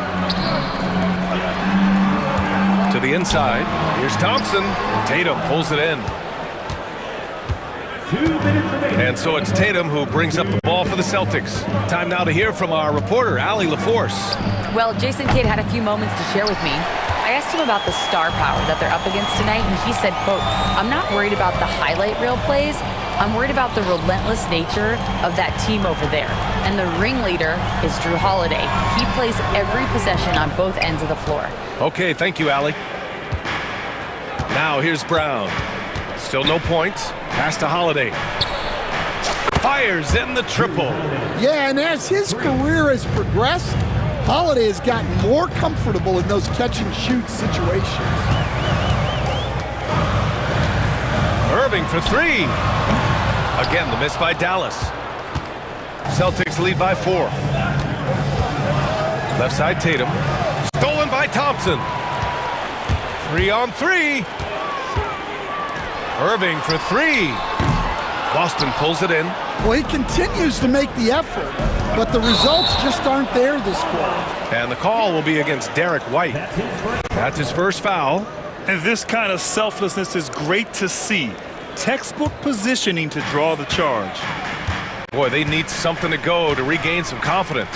No question. Way too many empty possessions for them. Again, the miss by Dallas. Boston has gone 1 for 3 from beyond the arc. The kick to Tatum. Pass to Porzingis. Here's White. So it'll be 2 free throws. He was fouled in the act of shooting. And, Coach, you look at Derek White, maybe not the biggest name, but he is a winning player. Yeah, Brian, he's one of the most underrated players in the league. He's got a great feel for the game at both ends of the court. He is tremendously solid across the board. We'll talk about a guy who gives you exceptional effort. Derek White is always watching the floor for gaps he can fill, places he can make a difference in the game. Now here's Holiday. He's got 5. Shot clock and game clock separated by less than 6 seconds. Here's Brown. Yep, that one goes. Terrific finish there from Brown. He goes up strong and absorbs the contact. Now here's Irving. And Drew Holiday gets the whistle that time. That's his first foul. First team foul. 8 seconds left to play in the first quarter. Irving for 3. And Dallas hits again from deep. Well, when you have a scorer as skilled as he is, you do everything you can to get him the looks he needs. And a good game so far as we conclude the first quarter. It's the Celtics.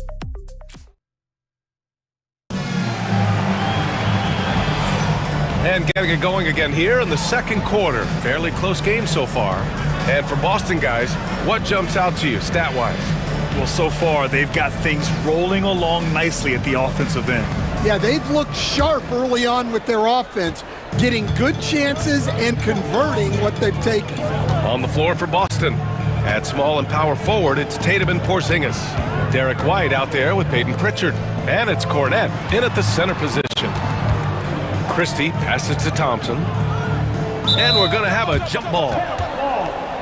Jump ball call.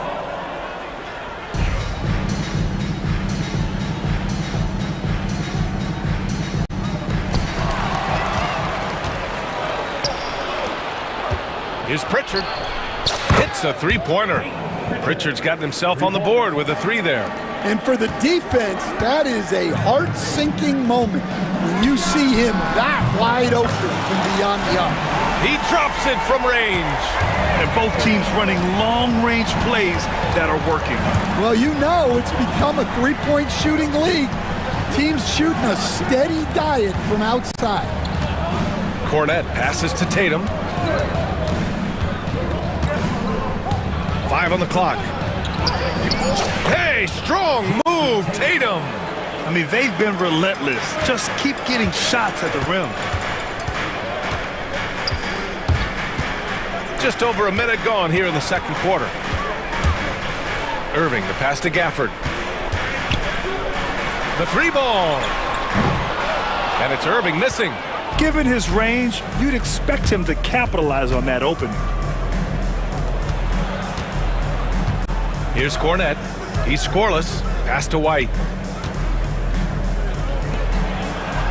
Tatum feeling it out a bit. Tatum works through the defense inside. Grant, we're starting to see more players throwing alley-oops to themselves off the backboard. Did you ever do that? In practice, maybe, but although I had some leaping ability early on, I never had the audacity to do it in a real game. Here's Christie. Oh, and he got fouled on his way up. He'll head to the line to shoot 2. That one on Tatum. And a chance to catch up on some numbers here. The scoring breakdown for the Celtics. Well, I like how they're going right at the defense, creating high-quality looks with that penetration. Yeah, also, you got to appreciate how unselfish they've been. I mean, the ball movement has been impressive, and the assist numbers are off the chart. Well, the defense got lucky there. More often than not, he's making that shot. From 7, out to Thompson. Davis a screen. Thompson passes to Davis. Irving for 3. That one falls. Coming off Davis' feed. Irving's got 8. A huge part of Kyrie's game. He's so good at capitalizing from outside. Despite entering his 30s, Anthony Davis is not slowing down, Grant. Yeah, B.A. And last year, AD put up the best rebounding numbers of his career. And his shooting percentage also very high. And just watching him, Davis is still an all-NBA caliber player, capable of taking over on both ends. Pass to Gafford. Back to Irving. He takes it in. Dallas needs to get off a shot. And there's the shot clock violation. Couldn't get the shot off in time.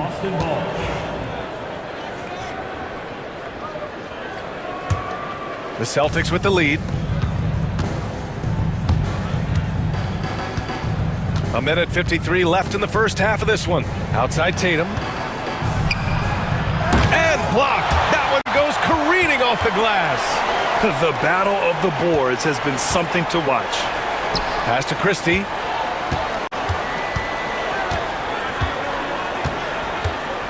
And there's the lob. Oh, Davis finish it off the lob. Throw it AD's way, and he'll take care of the rest. A huge alley-oop target for his teammates. Gives us a chance to catch up with Allie LaForce.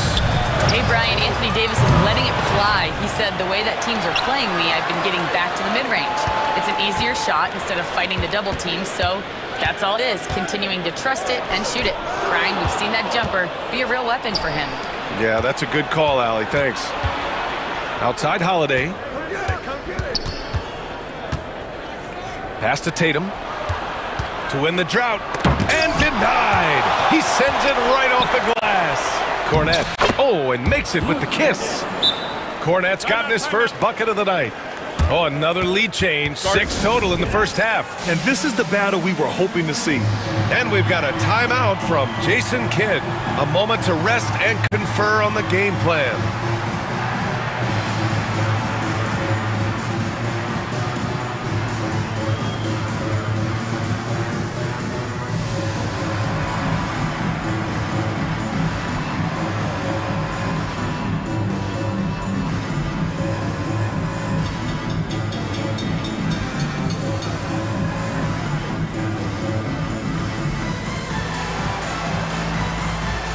For Dallas, Powell, he's checked in for Anthony Davis. Marshall comes in for Thompson, and Dante Exum subbed in for Kyrie Irving. 44 seconds left to play in the second quarter. Exum passes to Gafford, and that's going to be a travel. Boston ball.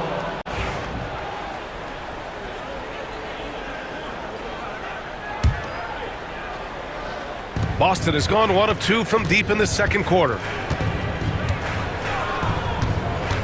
Pass to Brown.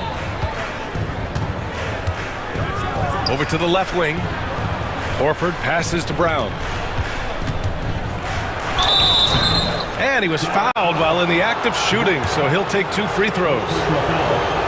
Jaylen Brown proving to be a tough customer. He's getting his first free throw attempts of the night now.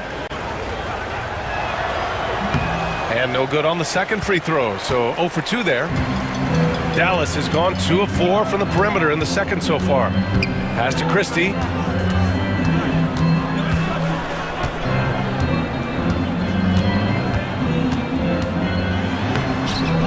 Second chance shot. Powell, it's good. Powell's got his first 2 points. Way to rise to the occasion and snatch back the momentum. Yeah, plenty of lead changes in this game. It's gone back and forth. And the first half comes to an end. We've got a close game going here. Mavericks ahead, leading by 1. Well, now we have some time to check in with Allie LaForce. Allie, as always, thank you. We'll be right back to begin the third quarter right after this.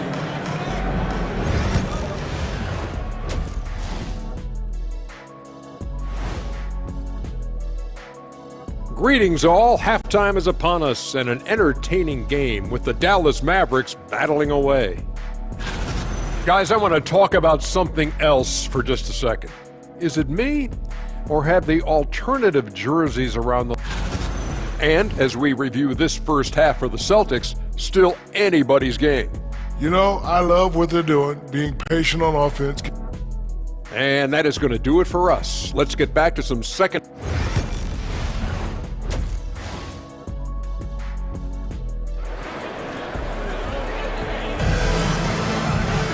And if you're just joining us, we've played through the first half in a game that's been fairly even so far. And you know, Klay Thompson has been really making it happen, guys. Through the first 2 quarters and change, his perimeter shooting continues to be spot on. Yeah, he's been locked in tonight. Through the first 2 quarters, he's been a huge factor from outside. And here's Dinwiddie. He'll bring it up for Dallas. They lead by 1. They'll be playing host to New Orleans for their next one. Irving and Thompson fill out the wings. Derek Lively is out there with Anthony Davis. And it's Dinwiddie in at the point. That's Jason Kidd's 5 as we get into the second half. He comes off the screen and slams it through. You look at the effort, the energy, the competitive spirit, and that's a great play by Dinwiddie. And with today's switching defensive style, versatile wing players are tremendously in demand, Coach. Yeah, well, position now, Brian, comes down to who can you guard, and guys that can guard 3, 4, 5 different positions. Those 6'7", 6'8" guys are often able to do that, and they are extremely valuable. And I'll tell you what, I just love how Davis runs the floor. Just incredible. I mean, how do you stop him in these situations? Dinwiddie passes to Thompson.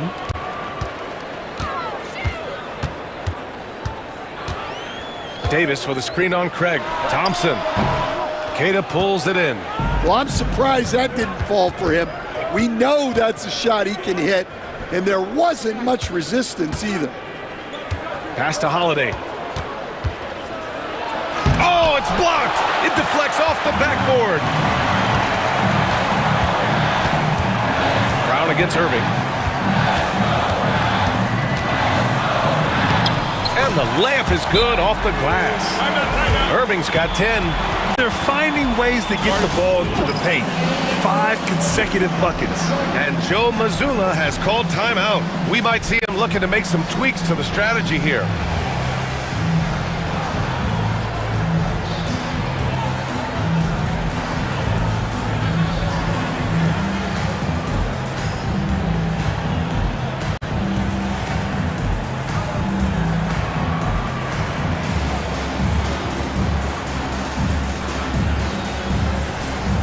Changes for Boston. Kristaps Porzingis, he's checked in for Horford. Tatum comes in for Craig. And it's White in for Holiday. Brown with it, and Davis picks him up defensively. The kick to Tatum. And a foul called on the way up. So he'll take 2 from the free throw line. Klay Thompson picks one up. Well, there's a high percentage look for Tatum. The defense did what it could. And so Tatum nails both of them. The Mavericks lead by 6. Irving with it. 10 points for him.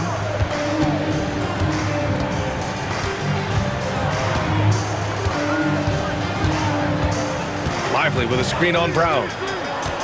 Irving, the pass to Lively. Back to Irving. Puts it up from 12. Dinwiddie outside. Irving against Porzingis. 5 to shoot. And here's Thompson for 3.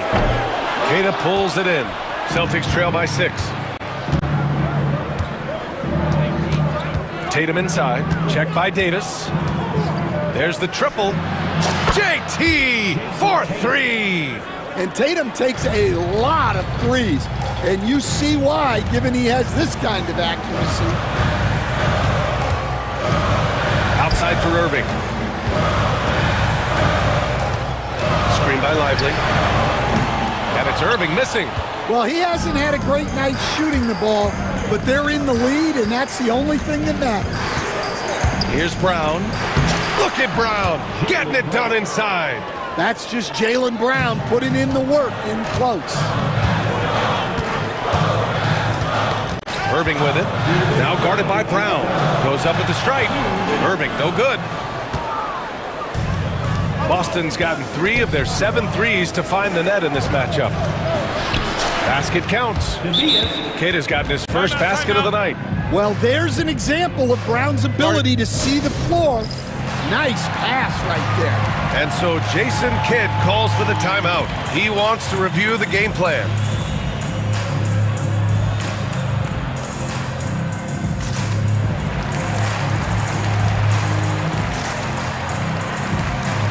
Different look for Dallas. Powell, he's checked in for Lively. Gafford comes in for Anthony Davis. And Dante Exum subbed in for Thompson. So Boston going with almost an entirely new group here. Cornette's checked in for Queta. Horford comes in for Porzingis. Hauser, he's checked in for Tatum. And Holiday subbed in for Jaylen Brown. Exum passes to Dinwiddie. And no good. The dry spell continues. The Celtics have gotten 3 of 4 shots to fall so far in the third. Down low. A minute 15 left to play in the third quarter. And he lobs it up top. Stolen away. Nice job to interrupt the alley-oop attempt. Here's Exum. Pass to Gafford. Back to Exum. This one for 3. Boston pulls it in. And the defense got away with one there. I mean, that's a shot he typically makes. Here's White. Oh, through contact. White gets the finish. This run has been fueled by their matador defense. Powell passes to Dinwiddie. Exum outside. Fires from deep. Dallas no good that time either. Defensive breakdown there, and they got lucky. He's not going to miss too many of those. And the basket by Holiday. Yeah, showing a little versatility with their offensive attack. In the first half, it was about the 3-ball. In the second half, they've emphasized interior scoring. And that one's good. And Kyrie loves putting on a show. This is what makes him so much fun to watch.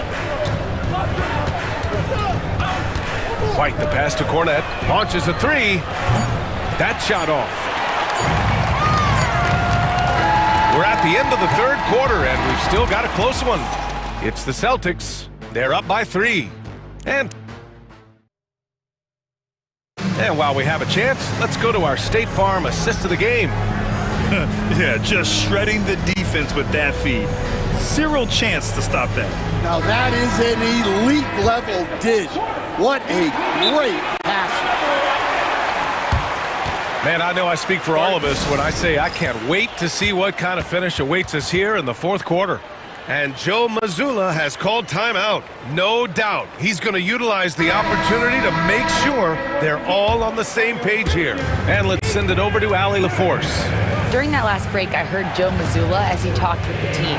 He told the team he has complete faith in them, saying, we're right there, now we just got to make that push and really take hold of the game. We can do that. To me, it looked like his players are on the same page with him. Guys, back to you. Good job there, Allie. Thanks. And a look at the 5 for the Celtics to start the fourth quarter. The 2 Jays, Brown at the 3 and Tatum at the 4. Holiday at the 1 with White at the 2. And it's Porzingis in at the 5. Outside for Davis. Basket is good. Nice setup from Irving. Irving's got 5 assists tonight. This continues to be a battle.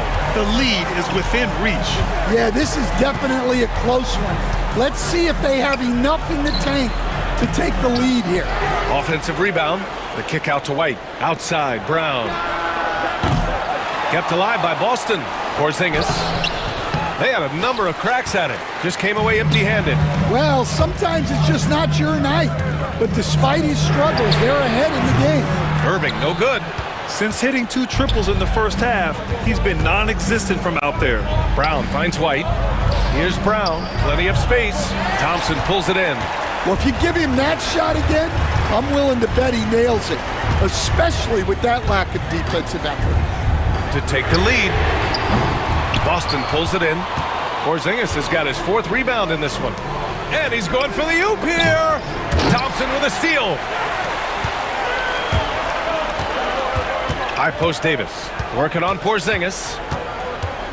Davis, the pass to Dinwiddie. Knocked loose. Out to Thompson. From outside the arc. Oh, and Clay makes that 3 look so easy. All right, guys, let's get your take on the hustle stats for the Mavericks.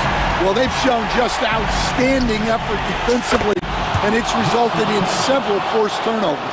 They also excelled defensively tonight, particularly inside. Tons of shots sent back, which was a treat to watch. Lively with a screen on Brown. Here's Irving. That's short off the rim. The Celtics have gotten only 2 of 6 attempts to drop in the 4th. White drives in, and White gets right to the 10. And their offensive game plan is clear. Get it inside and go to work. Inside, here's Lively.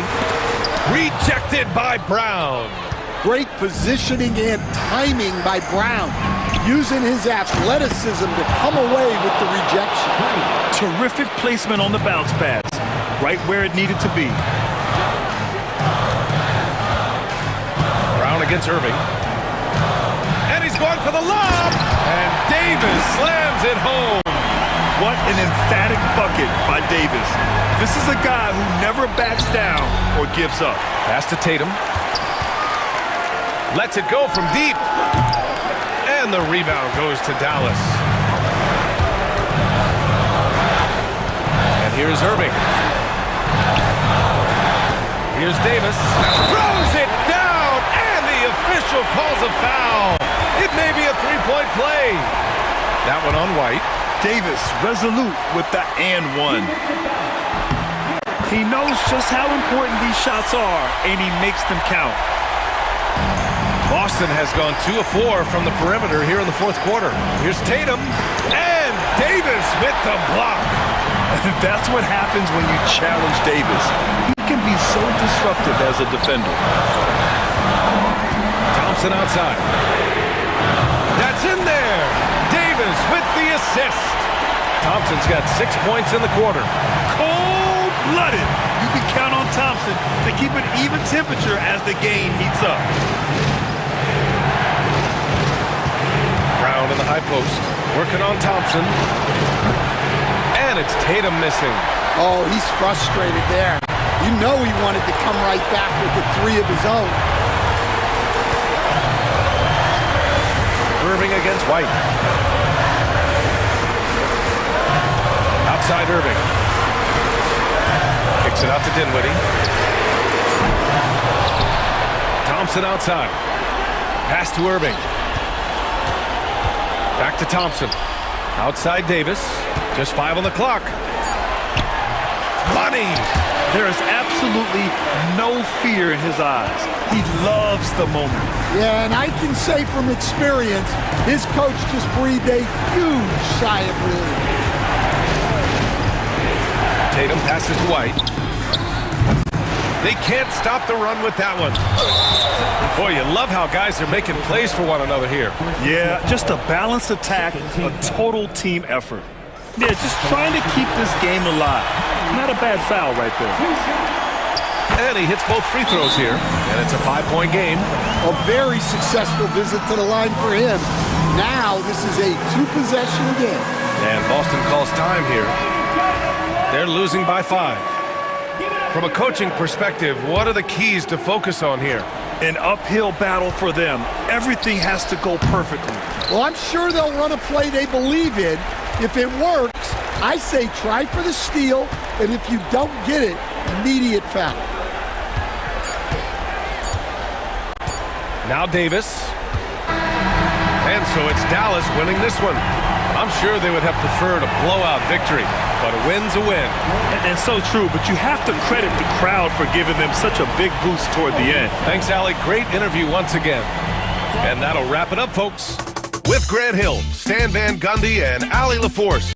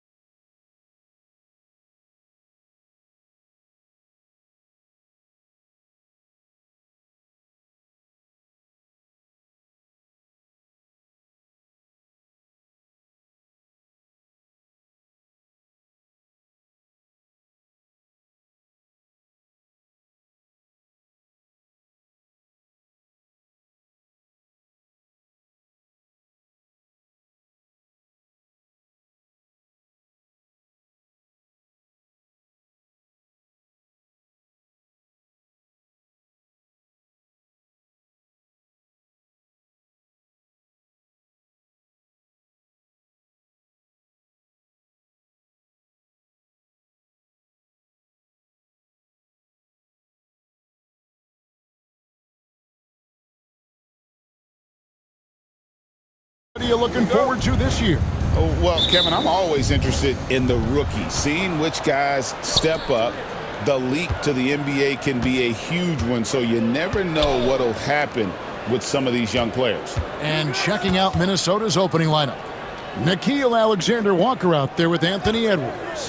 Then it's Randall, and it's Rudy Gobert, and it's McDaniels in at the 3, the small forward. Boy, great take by Edwards, making the correct decision in the pick and roll there. Maxey against Edwards. Outside for George. Back to Maxey. Embiid sets the pick for Maxey. Rebounded by the Timberwolves. And guys, this is the first they're seeing of Philadelphia this year. It's not often we get to see this matchup, but it is a doozy when we do. Just two powerhouse teams facing them. Really easy to tell that this is an important game. I mean, I don't know if the crowd will get a chance to take a breath in this one. Well, at least he had the presence of mind to change his shot when the defense got on him. You've got to improvise sometimes. Greg, this is some kind of note. Last year, Minnesota, for just the second time, had ever won a series in the postseason. Yeah, they've been bounced in the first round, 10 of 12 appearances. But last year's team was different. Their elite defense fueled the conference finals run.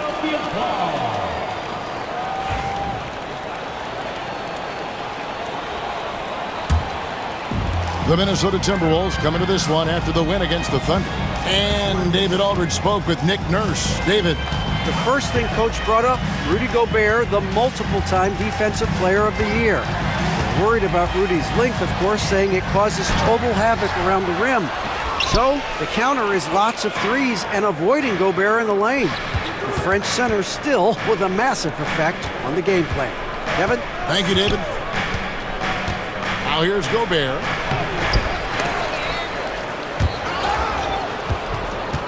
Alexander Walker passes to Edwards. Pass to Gobert. Just 4 to shoot. The third shot of the possession finally falls for him. It's too easy for him when he's that close. The defense has to put a body on Gobert inside. It's stolen by Gobert. Here's McDaniels. Bangs home the trifecta. Well, the first thought from the D there was to protect the rim, so good idea to take the 3 in transition. No one near Maxey as he lets it fly. He hits the back iron and sinks the shot. And that ends the struggle. You could feel the tensions in the building with each miss. Woo, man, this thing was turning into a soccer game. A lot of action and not many points. Now, here's George. Anthony Edwards unable to get his last shot to go in. George with no one around. Makes no mistake on the open jump shot. George is really one of the most amazing players in the league, an all-NBA caliber player, and he's worked tirelessly on his shooting form, and now it's close to perfect. Now here's Gobert. Edwards drives in. And Gobert with the basket on the assist from Edwards. Nice read by Edwards there, finding a wide-open teammate and sending the ball his way on target. Special K, we know the trade for Rudy Gobert took some time to click, but now it's looking like a great move. Well, you know, figuring out how to play two bigs in this day and age with the way the game is played, pretty tricky, a slippery slope. And they stayed with it, to their credit, the Minnesota Timberwolves. And once they got it sorted out, Gobert was a force with his defense and his scoring out of the pick and roll. And I think one of the things undervalued in Gobert's improvement is the addition of Mike Conley. They've got a tremendous relationship, and I think Mike Conley's presence has been a real asset for Gobert as well. Outside for Randall. Maxey against Edwards. Pass to Alexander Walker. 6 to shoot. Randall, a screen on Maxey. Outside for Randall. No good on the 3. The 76ers trail by 5. And here's Maxey. Embiid sets the pick for Maxey.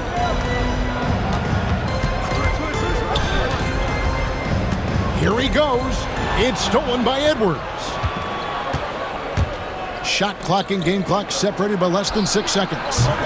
No one covering. And it just seems that every pass they make is leading to a score. Just great ball movement.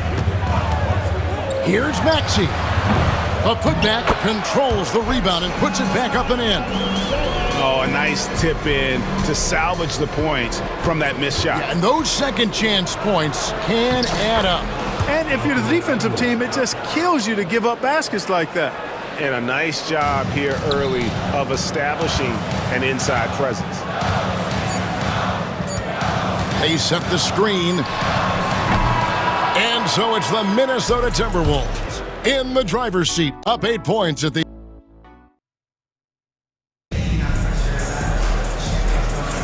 And for those of you just tuning in, the second quarter of action is where we're at right now. And an important part of every team's game, a look at the hustle stats for the Timberwolves. Look at the fast break point total from these guys. I mean, they're really hustling, working hard, and those hustle points are showing up on the scoreboard. And the other thing, I love how they're playing up tonight, getting into ball handlers and forcing some turnovers. They've got Drummond, Kelly Oubre out there with Maxey, and it's McCain in at the 2-guard spot. That's the group for Philadelphia to start this second quarter. And Nick Nurse, Greg, the 26th head coach in 76ers franchise history. And Kevin, known for his creativity and that outside-the-box thinking, I think it's a good fit with this forward-thinking front office. You know, a trend that's been unmistakable, Greg, over the last few decades has been the number of positionless players. Yeah, and I think that's a great thing, right? So many players now with diversity in their skill set, and there's no need to commit a player to a certain role just based on their size. Now, here's DiVincenzo. A floater. No good on that one. Good D by Drummond. There's the pick. Here's McCain. He sticks that one in from 20 feet away. McCain's got his first points of the night. Just such a well-rounded offensive player. He's got a little bit of everything. Near the three-point line, it's DiVincenzo.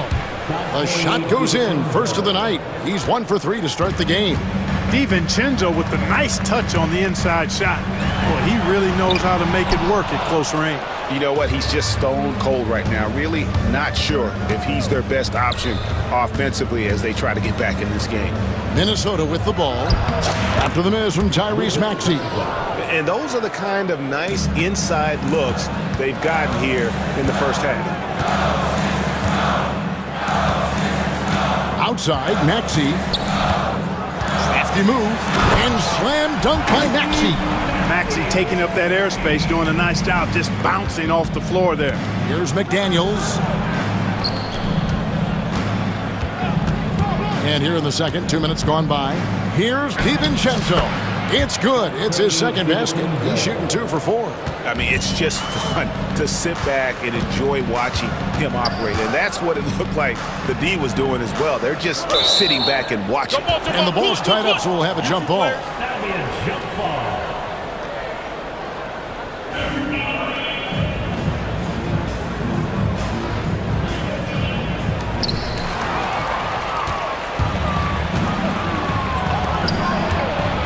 Here's Alexander Walker.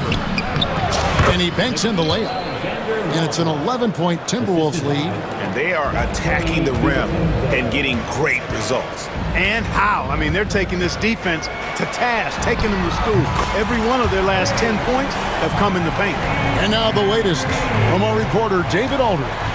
Kevin, the Sixers have their superstar in Joel Embiid, but Coach Nick Nurse says they have to maximize him in different ways. Nurse said unpredictability is the key. We have to relieve some of the pressure. Guys are overplaying and sending multiple players at him, and we have to find easy baskets out of it. Kevin? Makes a lot of sense, David. Thank you. And Clark, here's a great guy to have in the rotation, Nickeil Alexander-Walker. Loved him in college. Loved his versatility, and I thought it would translate nicely to the NBA. Took him a minute to find his rhythm, but he's got great length, which makes him versatile defensively, and he can play with just about anybody because he's got good all-around offensive skills. And the basket is good. DiVincenzo's got 6. just no resistance on the inside. That's their 5th consecutive make in the paint. Those looks they're allowing are almost automatic. Drives to the hoop. Oubre on the wing. McDaniels defending. Just 5 to shoot. Fires the 3. McCain's shot is off. Timberwolves leading by 10. Here's Alexander Walker. Pass to McDaniels. Here's Garza, defended by Drummond. DiVincenzo against Maxey. A flawless finish on the alley-oop. Garza's got the lead up to 12 now for the Timberwolves. Good find that time by DiVincenzo, an unselfish player always looking to make the extra pass. Here's Maxey. Here's Drummond. Pass to Maxey. Basket number 5 goes in. He's now 5 of 12 from the floor. That was big because they dug a big hole in the first quarter, but starting to show signs of life. Sometimes, for whatever reason, a lot of times you don't know why. It takes a little while to work the knots out, but it looks like they're putting it together right now. Here's DiVincenzo. Following the basket by Tyrese Maxey. DiVincenzo passes to Reed. That one's off. He starts the game with a miss. Drummond finds Maxey. And the 3 ball is good. He's got 14. Ball's knocked loose. It could go. And the last shot before the buzzer is off. That'll do it for the first half. Timberwolves ahead, leading. All right, David, thank you. We'll be back after halftime for the start of the third quarter.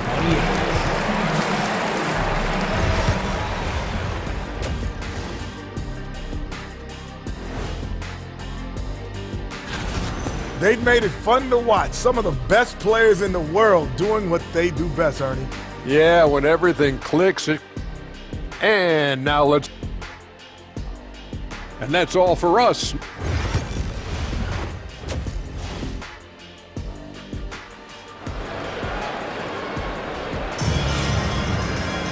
And if you're just joining us in this one, first half is in the books, 1 half to go. You have to like what we're seeing from Tyrese Maxey. No problems fighting his way to the rim in this one. A lot of points in close. Yeah, you know what, guys? They gave him too many free runs to the hoop in the first half. I think they've got to be a lot tougher on him. Body him up. Be physical with him. And on the floor for Chris Finch as we get into the second half. They've got Julius Randle, Naz Reid out there with Rudy Gobert. Then there's Edwards. And it's McDaniels in at the shooting guard. And you know, George is a tough cover. The length, the range, smooth athlete, very difficult to match up with. And so they choose to intentionally foul. Yeah, not sure what that was about. I mean, talk about a brain cramp. Yeah, completely a brain fade. I don't know where that came from. Just lost sense of time and the situation. There's Embiid with the dunk. I got pity for that rim right there, Joel Embiid. That's a big man banging that thing down. You know, Clark, the days of trust the process are long gone. The Sixers are now focused on the now. As well they should be, Kevin. With a superstar big guy in his prime in Joel Embiid, there's no time like the present. And it's not going to last forever, so they need to capitalize. Here's Gordon, following the basket by Julius Randle. 4 on the shot clock. Here's McCain. Edwards defending. A nice shot by McCain. Pretty much all of their buckets coming from inside the paint now. Edwards inside. He's against Gordon. Edwards, no good. That's a surprise. I mean, really out of character for him to miss when the defense is not right up on him. Here's George, and there's the drive. And that'll be 2 free throws coming up. Officials on the call with the foul. It's on Anthony Edwards.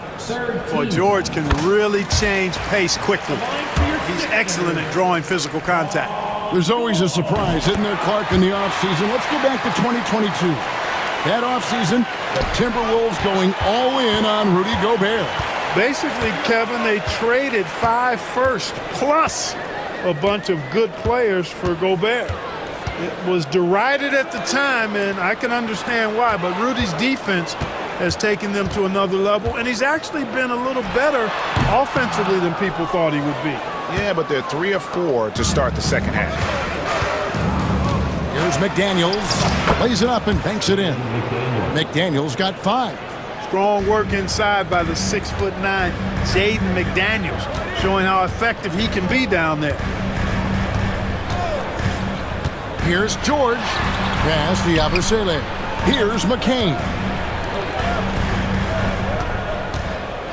Gordon deciding where to go with it. To the inside. Stolen by Reed. Here's Randall. Now here's Reed. Back to Randall. Shoots the 3. It's hauled in by George. The 76ers have gone 3 of 4 so far in the third quarter from the field. Pretty good start to the half. Outside Gordon. Embiid sets the pick for Gordon. Back to George. For the lead.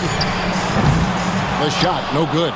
And close to making the defense pay for the lax coverage that time. A nice shot by McDaniel.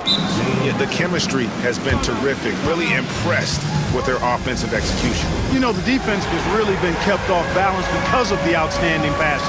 4 straight field goals have been made off an assist. And we will have a timeout called by Nick Nurse. He's ready to talk things through with the team.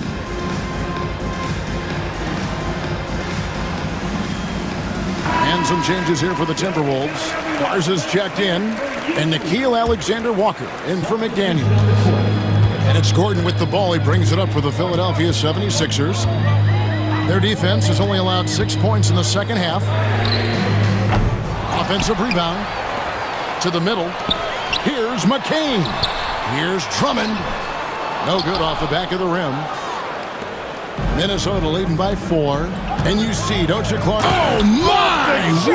Wow! You got to have guts and hops to pull off a dunk like that. Randall got a lot of both.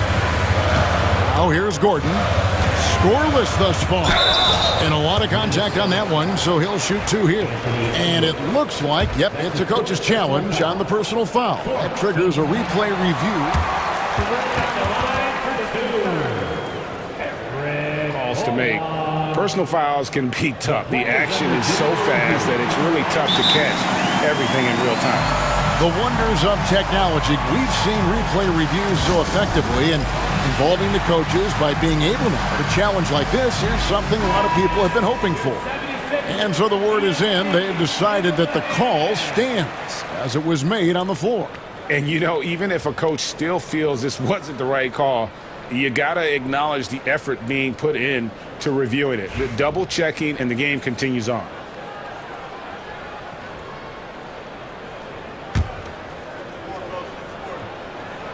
First free throw is good. Really appreciate the all-around game of Gordon. He's an underrated defender, but a dynamic scorer. He hits both from the stripe. Timberwolves leading by 4. And while we've got a moment, let's send it over to our terrific reporter, David Aldridge. David? Thank you, Kevin. Rudy Gobert continues to embrace the challenge of elite rim protection. He said competition is what it's about. Sometimes I'm going to get dunked out, and sometimes I'll get the block. But I'm not going to stop coming and doing what I do. I'll be there every time. Kevin? David, just like you. Thanks so much. Here's McCain. Rudy Gobert picking up that last basket. Outside Edwards. Edwards loves it in there. Loving the energy right now here in the third quarter as they try to take control of this game. And I really think this is the time to do it because this is a real important juncture in the ball game right here. And maybe that'll trigger them. Impossible not to get pumped up after that. Yeah, well, you could see the immediate reaction of the guys on the bench. They are pumped up. And that's what those alley-oops will do for a team. Ignition switch ignited. So it's Minnesota now after the Sixers pick up 2. Off the mark there with the three-point shot. Here's McCain.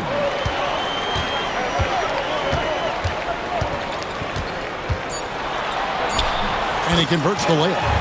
McCain's got 4 points in the quarter. Important points there. Got him on a nice play, getting the ball inside. Getting together, they may want to review this one.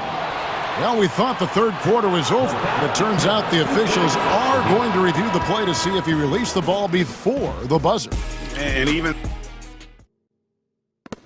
And now let's go back to a play from earlier as we show you our State Farm assist of the game. And I'm glad this was the pick because I love this pass. Such a great dish. That's what I call court vision. Yeah, and with the accuracy to go along with that vision. I mean, he put the ball in the absolute perfect spot. That's how you orchestrate it. And with these teams locked in a very close contest, this fourth quarter promises to be a good one. You've got Gordon. Andre Drummond is out there with Yabusele. And it's Bona in at the power forward position. That's the group on the floor for Philadelphia. Oh, goodness! Where did that come from? Oh, that was beautiful. What a punch. And the basket by Gordon.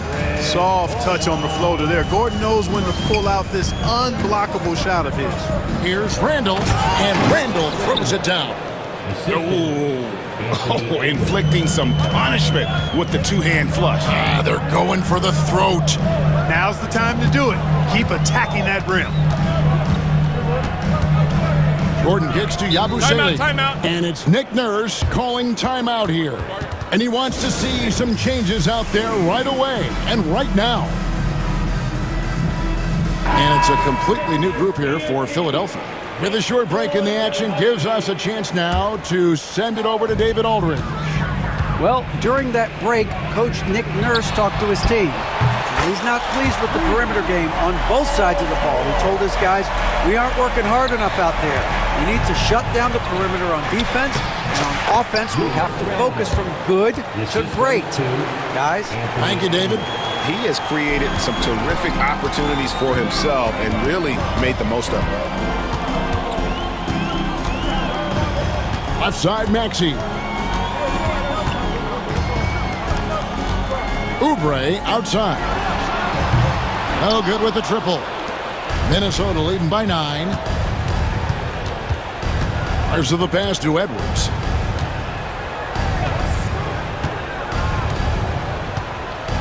Outside for Randall.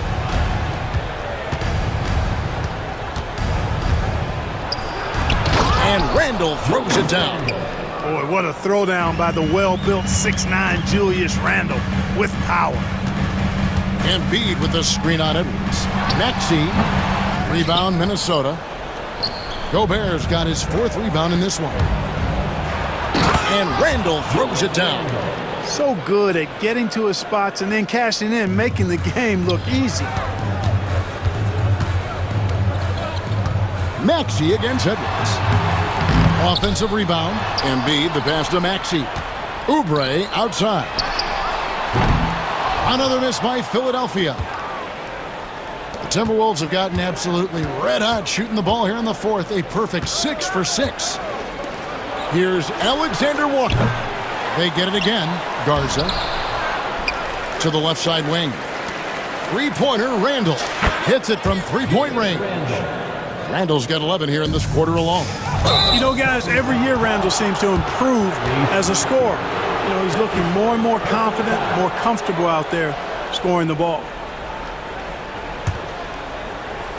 Fourth quarter keeps moving right along. 3 minutes gone so far. Here's Edwards. Slides through for his 7th basket in 11 tries. And relentless in their approach, even with the game firmly in hand. And, you know, until that final buzzer sounds, I mean, you've got to treat every possession like it's crucial. Edwards against Maxey. Three-pointer by Embiid. Rebounded by the Timberwolves. Boy, you can just see the frustration growing on their faces. Nothing going their way. You know, guys, no denying it's been a rough patch here. I think they've got to run whatever is best in their playbook to get a good shot. Yes, and with this one winding down, it's obvious to everyone who watched it. Just a total mismatch and a true show of strength for the Timberwolves. You don't see this kind of a blowout often, but tonight this is a quality win across the board to deliver out this kind of punishment. They definitely never changed the approach. They just kept after it and showed they were clearly the better team in just about every single category. And it'll go down as their first official win of the new year. And had significant points in this game. They just stayed committed to their brand of basketball. And that's why they'll be taking the front end of this 3-game season series against Philadelphia. And what a tremendous standout performance it was for Anthony Edwards. Boy, he was absolutely relentless at the offensive end, guys. Smelled blood and went for it. Minnesota's gone 2 of 3 in the fourth quarter from long range. Good shooting so far. Gobert finds Randall. Nice ball movement by Minnesota. It's Edwards on the wing. Gobert with a screen for Edwards. Pass to Randall. Down to 5 on the shot clock. Takes the 13-footer, and Joel Embiid pulls it down. They need to stop this run. You know what, Kev? I think it's time to switch some things up, either by going to your bench or with a different look defensively to disrupt their rhythm. 5-second differential between the shot clock and the game clock. The 76ers again can't hit it. Pass to Alexander Walker. Back to Edwards.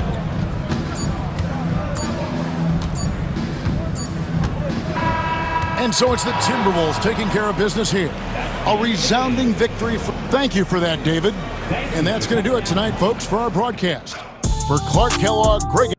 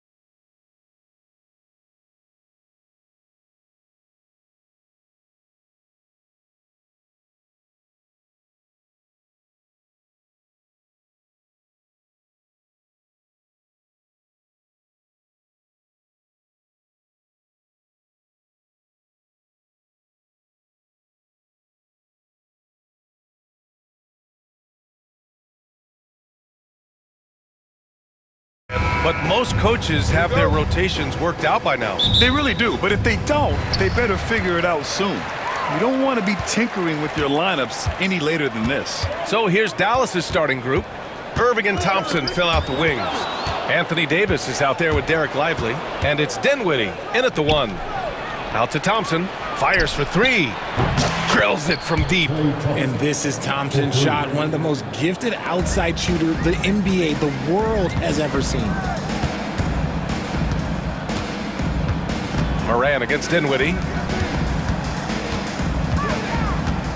Jackson outside.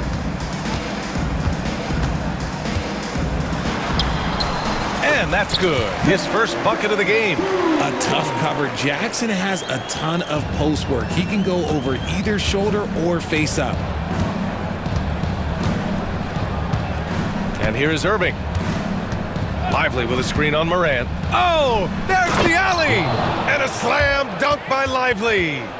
Just flawless timing right there. Right? The dish, the catch, the flush, the whole thing was perfect. For all the adversity Memphis faced last season, Richard, there were some silver linings.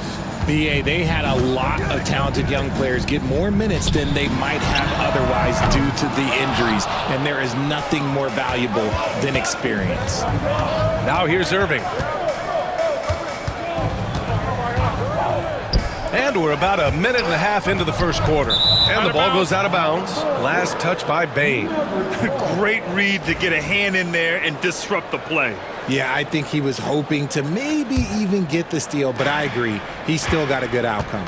Irving against Moran. Outside for Davis. Shot clock at 5. Dinwiddie outside. And the shot clock expires. 24-second violation.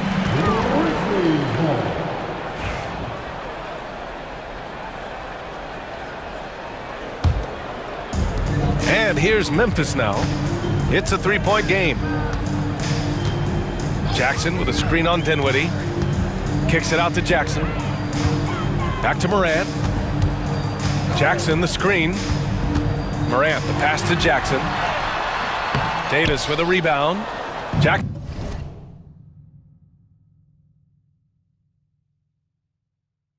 gone 1 for 3 from the field here.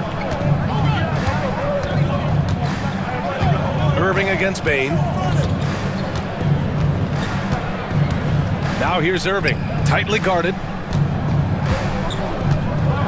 Here's Davis, outside for Irving, and stolen by Jackson. Morant looking around, laid it in with a nice touch off the window.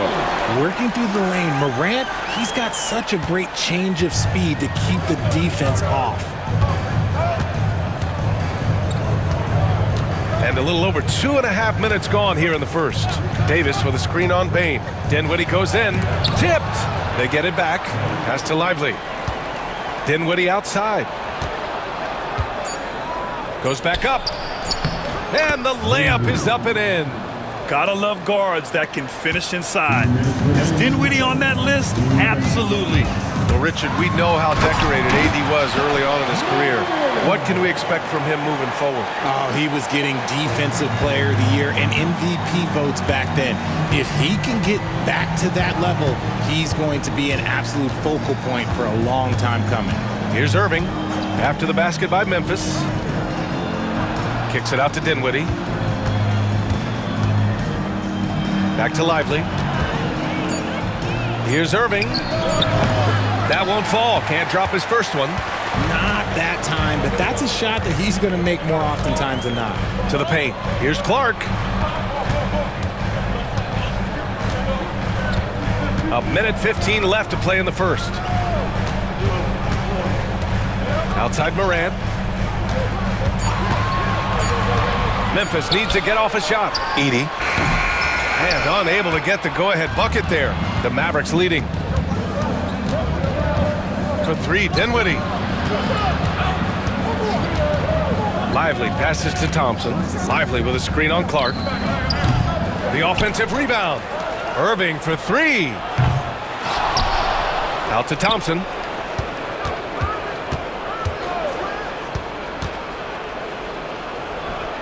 And finally they hit one.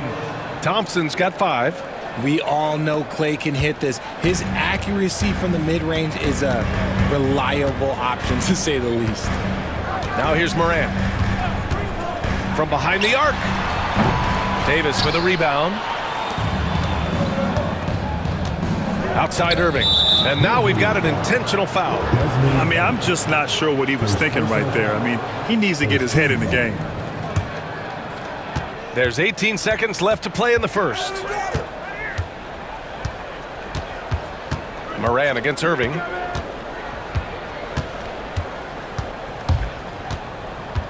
To the middle. Here's Davis. Oh, he missed the layup. He had it with the pump fake. So at the end of 1 quarter of play, still a close game.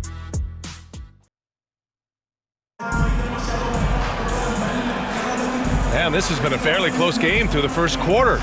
We'll see what happens here in the second. And when you consider how Dallas is doing, guys, your thoughts? Well, it looks like hitting the boards hard was an emphasis of their attack. They knew how valuable it was to do so. Yeah, it's clearly a focus for them in this one, and no question that all the second chance looks are paying off. On the court for Dallas here in the second. Irving and Thompson fill out the wings. Daniel Gafford is out there with Davis. And it's Christie in at point. Now here's Irving. No points so far. Oh, stolen by Morant.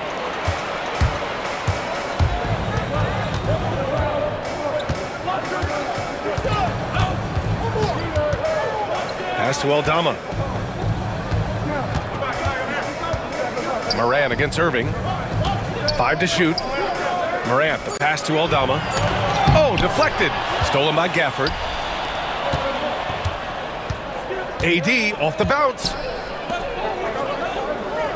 Outside Irving. Lets the 3 fly. Second chance effort.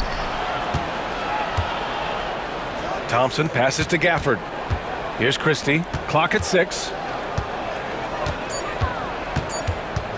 And he's going for the oop here. And the dunk by Gafford. And the lead increases on a crazy offensive sequence. Man, the dunk alone would have been incredible, let alone the fact that it came off a pinpoint pass. Here's Morant. And he's going to the line for 2. The official saw contact while he was going up. And one thing that Morant has always been elite at, finding a seam in a defense and getting to the rim, Grant. Yeah, any crack allows him to get inside. And as good as anyone at splitting a double, which he sees a lot of. So once inside, he can finish with authority or kick it out to a shooter. Here's Christie. We saw him with 19 his last time out.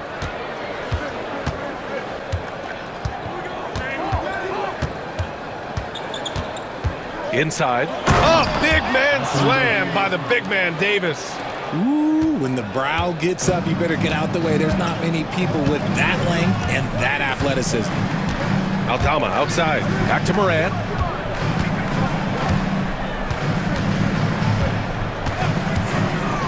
Back to Aldama. And he takes that one up and powers it through. The dime courtesy of Morant. I'd love to play with Ja. He's always looking to move that ball. Here's Irving. And he lays it up and in.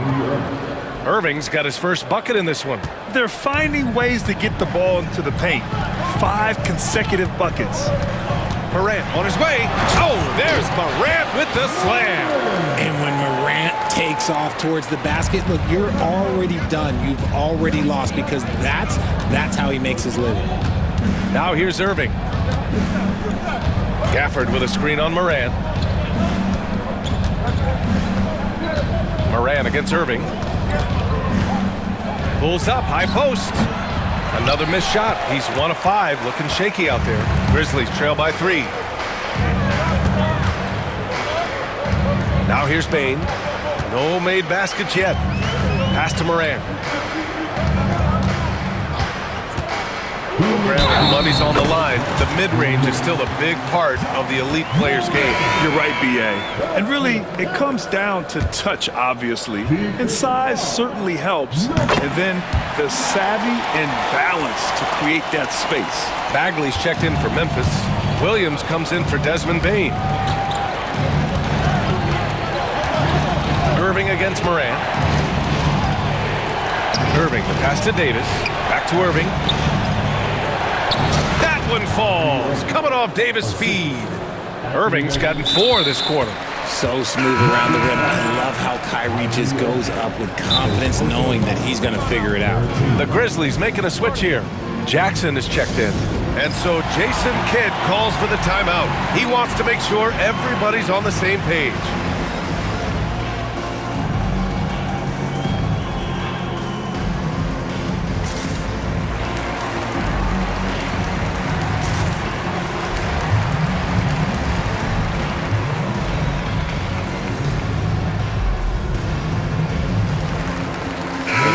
For Dallas. Washington's checked in for Anthony Davis. Exum comes in for Thompson, and Spencer Dinwiddie is subbed in for Christie. They set the pick. Jackson, the pass to Huff. And here in the second quarter of action, as we approach 4 minutes played. Now we have a moment to look at how the blocks have been stacking up over the past several months for Daniel Gafford. He has stepped up on the defensive end. His blocks have come way up these past few months, showing some real intensity protecting the rim. And they seem to have taken a more heads-on approach this quarter, and it's getting them to the free throw line. Irving with it.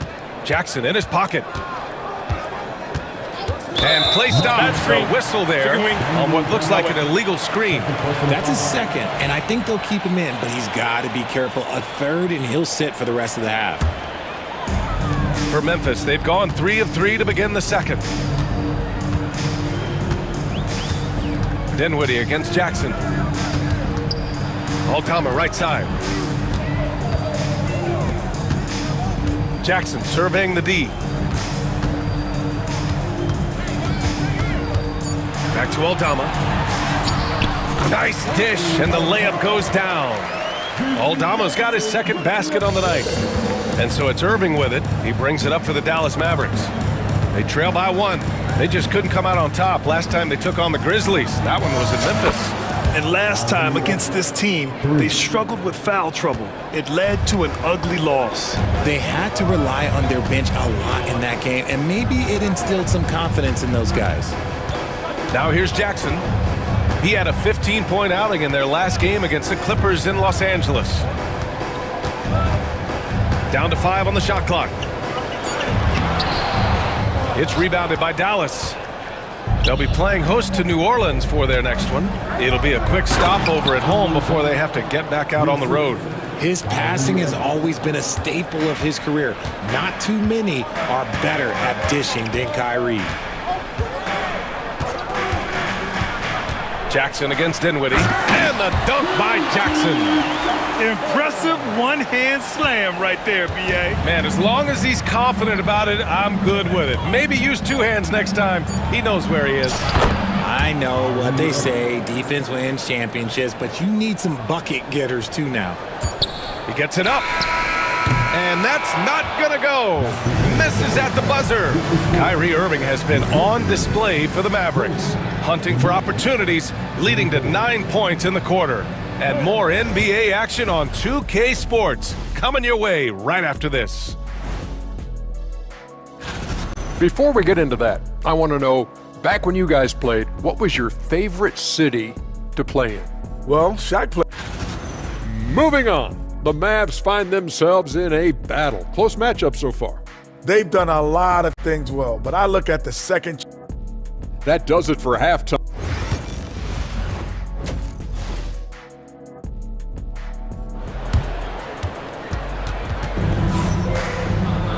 And we're halfway through this one. Plenty of basketball left in a game that's been a fairly even one. Oh, a fantastic game from Ja Morant in this one. Yeah, they've done an amazing job of creating room to operate for him. And then, of course, executing. I like how they came into this one with a game plan, and they're just going out and executing it. Terrific job. Manning the backcourt, we'll see Morant and Bain. Jackson out there with Brandon Clark. And it's Edey in at the pivot spot, manning the middle. That's the 5 to begin the second half for Taylor Jenkins. Now here's Morant. They set the pick from deep. Oh, a bomb from Ja. This is what John Morant does best. When he finds his rhythm on offense, he is almost impossible to guard. RJ, when Ja Morant's at his best, you won't find a more entertaining player in the league. Oh, B.A., he is a generational talent. There is no easy way to defend him. That blend of skill, athleticism, quickness, it is so impressive and hard to guard. Here's Jackson. Count the basket and the foul! Klay Thompson picks one up. And you can see the strength that Jackson has added to that huge frame. He is turning into a monster. First trip to the free throw line for him tonight. Richard, every team wants three-point shooters and rim protection. Jaren Jackson Jr. gives you both. Oh, he is the prototypical big man. He's Defensive Player of the Year. He's led the league in blocks on multiple occasions, and he can stretch the floor and shoot threes. Very consistent tonight at the offensive end. Right there, he helps fuel the fire. Klay busting it up inside. As his career has developed, Klay has added this to his arsenal, becoming more than just a shooter. Here's Morant. And then Morant with the dunk. And you have to love it. The floor general taking things into his own hands. Just the aggression they're looking for, man. No doubt. That's the kind of play that can energize the whole team, and they will take it in a close game like this. Out of bounds, it'll be Memphis's ball. And now a look at last season's most proficient free throw shooters. Number 1, Klay Thompson. This guy is just lights out from the line. He demonstrated that last season and really hurt teams whenever they fouled him. Memphis has gone 2 for 2 from deep here in the third. Pass to Edey. And we're just about 2 minutes into the second half now. To the inside, from the paint. And it's Memphis with another. And right now, that's 5 buckets in a row. Looking like a well-oiled machine coming out of the break. Here's Irving. Down low.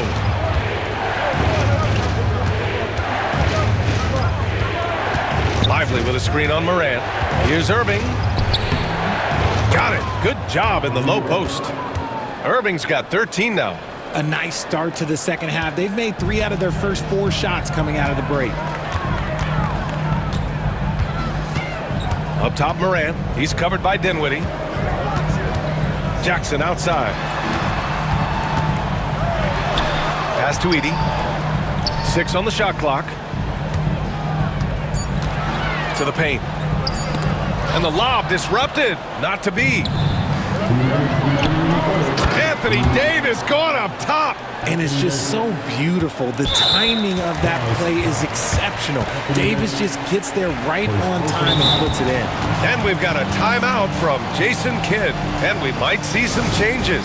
Coach potentially looking to adjust.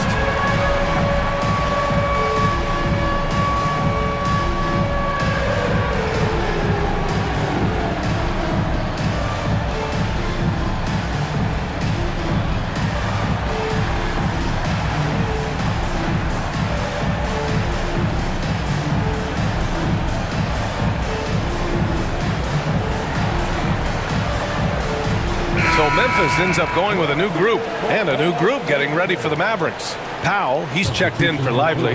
Gafford comes in for Anthony Davis. Exum's checked in for Kyrie Irving, and Christie subbed in for Dinwiddie. And the dunk by Jackson. Now that's how you use the screen right there. And it leads to a thunderous finish. That was nice. Yeah, you like the pick to set up the open shot, but when it leads to a dunk, okay, even better, you'll take it. And so it's Dallas with it. After the basket by Memphis. Back to the basics, unleashing the one-hand flush. Boy, he makes the basics look pretty outstanding though, huh? That's true. Here he goes, and the dunk by Jackson.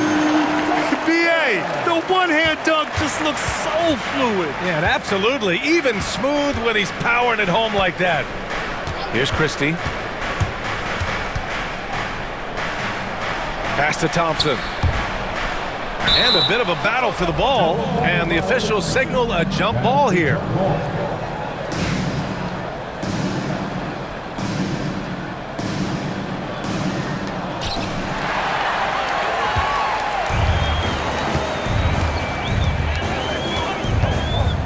51 seconds left in the third quarter. Pick by Aldama. Here's Jackson. And the dunk by Jackson. Just such a terrific dunker. Man, born to fly, that's for sure. Thompson against Jackson. The three. The putback. The shot off that time. Grizzlies lead by 4. About 7 seconds separating the shot and game clocks.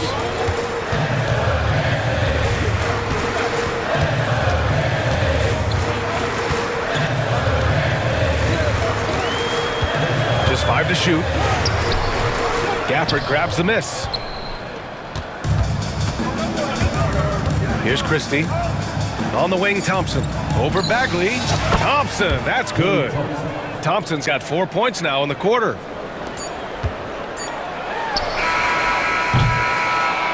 Ja Morant, he's feeling it tonight and has been the driving force for the Memphis Grizzlies. 8 points in the quarter. And it's time to bring up the State Farm assist of the game.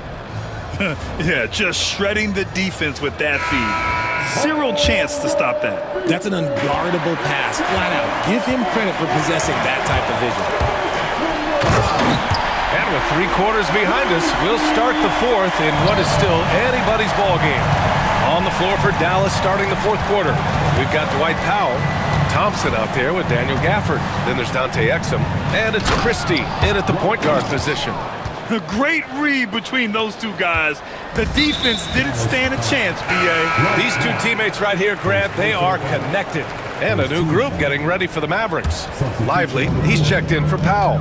Davis comes in for Gafford. Irving's checked in for Exum. And it's Dinwiddie in for Christie. Pass to Morant.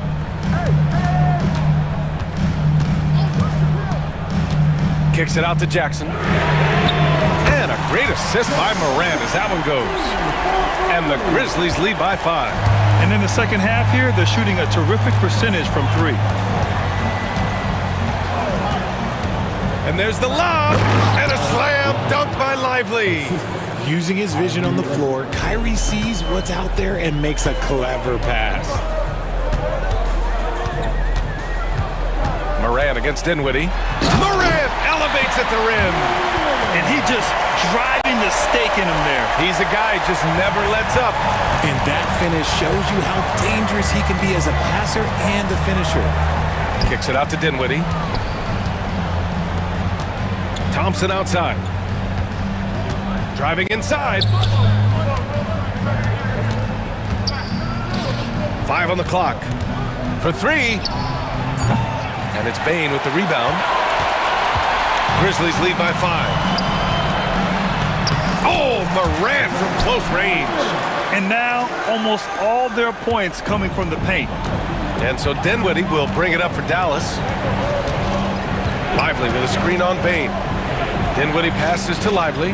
Back to Dinwiddie. Outside Irving. And he's going for the lob. They get it back. Thompson outside.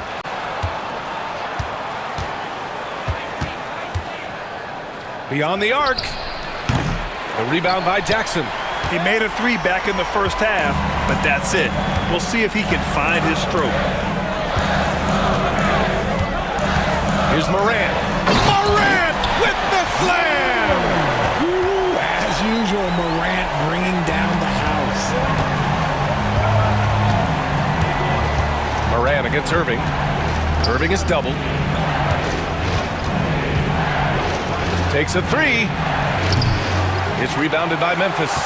Questionable shot selection in that 3. Not really helping as they try and narrow the deficit. The try by Morant. Oh, it's a big-time jam! Slams it right over Irving.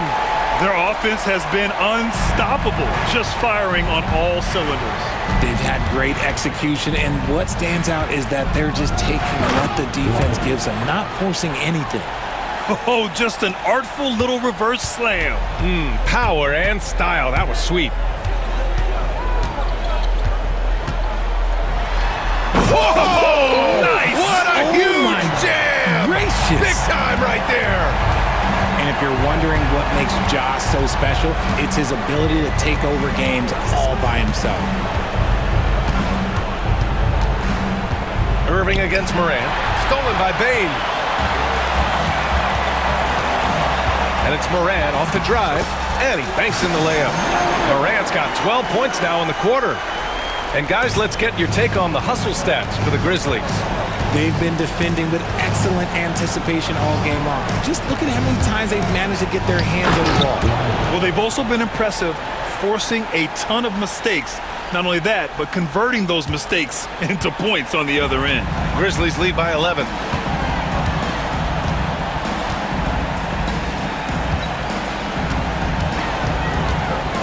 .103 left in the fourth quarter here. Shot clock at 6. And he lobs it up. Ooh, he took a hard foul on the shot. So he'll head to the line to shoot a pair. It's on Spencer Dinwiddie. Forget the long-range shots. Ja needs to challenge you down low. And Morant drops them both. Dallas has gone 0 for 3 here in the fourth. And they had an advantage tonight. Came out sharp and did what was needed. Nice win here for the Grizzlies. They had to fight for this one. With the game hanging in the balance a couple of times, they've made winning plays, Grant. It's all about having a strong mentality. What's interesting is that any time momentum turned against them, instead of folding, they responded with their own attack. And so this win marks their first victory of the new year. And as it was happening, as it was building, you knew this was a monster game for Ja Morant. He did a great job following his team's game plan and not rushing anything on offense, which allowed him to catch fire. Davis with a screen on Morant. Irving for 3. Lively passes to Thompson. 1 second separating the shot clock and the game clock.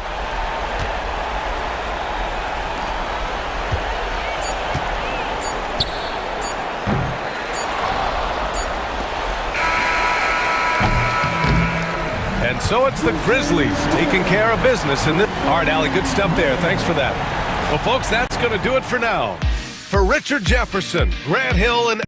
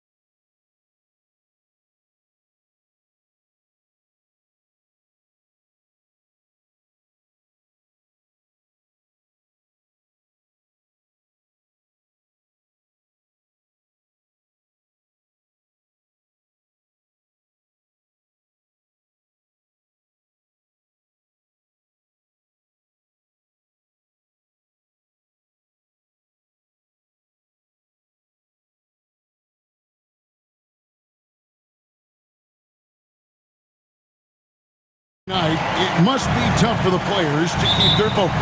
Yeah, I think obviously there's a ton of excitement because you've put the offseason to use trying to improve your skill as a player, but you love the game of basketball. It's hard not to get amped up.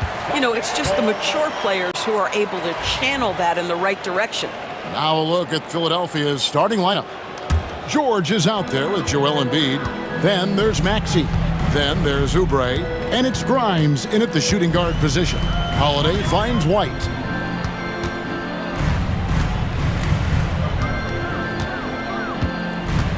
Tatum setting the pick for White. It's hauled in by the 76ers. Well, you simply have to shake that one off, right? You can't let that kind of missed opportunity bother you. Grimes passes to Oubre. From down in the low post, it goes. You see the athleticism and the length. Oubre able to get his shot off inside. That's a high percentage look for that young man. We're about 1 minute into the first. Here's Grimes. White covering. Grimes passes to George. Just 3 to shoot. Jaylen Brown with the rebound. You know, Doris, few teams have tried to invite Brown to be a shooter. He's punished them each and every time. And he's had to put in the work, Kevin, to make himself a legit perimeter threat. And listen, the defense has to make choices. Athletically, this is one of the most gifted players in the league. If you're going to concede anything to Jaylen, it'd probably be the three-point shot. Shot by Grimes, no good. Here's Boston now. Their last encounter was in Philadelphia, where they were able to handle the 76ers. Yeah, and in winning that last game, they attacked the basket aggressively, drew a lot of fouls in that game. Two things are a product of that. One, you shoot a ton of freebies. Two, the other team goes deep into its rotation. Neither one of those two things is going to work. Now here is Holiday. Paul George unable to get his shot to go. Can't hit from in close. Well, it can't get worse than this. 0 for 4 to start. Kicks it out to Maxey. Pass to Embiid. And so they foul intentionally. Drew Holiday, first personal foul, first team foul. Here in the first, just under 2.5 minutes played so far. And that one's good, Maxey. A Hail Mary for some, but Maxey makes the long shot look easy. Porzingis against Embiid. They get a hand on it. Porzingis kicks to White. Good on the triple. And an eye for an eye. Both teams working to stretch the floor. Well, that three-point shot just gives you so much room to operate on the offensive end. Oh, clever pass there from Maxey. So good at finding his teammates. 2 minutes remaining in the first. 2 minutes. White dishes to Tatum. Brown feeling out a bit. Shot clock at 5. Oh, Tatum in position. Paul George with the steal. The 76ers leading by 4. Embiid inside. Tatum on him. Here's Grimes. White covering. Grimes passes to Oubre. A three-pointer off the mark. And here's White. He'll bring it up for the Boston Celtics. And what about the evolution of Tyrese Maxey? Greg, according to him, he's just getting started. Well, Kevin, I'd have to agree. I mean, he's got some big shoes to fill with James Harden leaving, but each year this guy has just gotten better. And not only has he matched Harden's production in Philadelphia, I think he's exceeded it. Porzingis kicks to Brown. Driving inside. Porzingis inside. Guarded by Embiid. White. Another shot. Rebound by Joel Embiid. Well, defenses are content to give up the mid-range, right? It's not the high percentage restricted area or the three. You can see they're prepared to give up that shot. Now, here's Maxey. 5 points in the game. Pass to Grimes. Launches a three. Porzingis with the rebound. Celtics trail by 4. Outside Tatum. From the wing. And Philadelphia grabs the miss. And George, here we go. And that concludes the first quarter of play. Philadelphia ahead, up 4. And we'll get...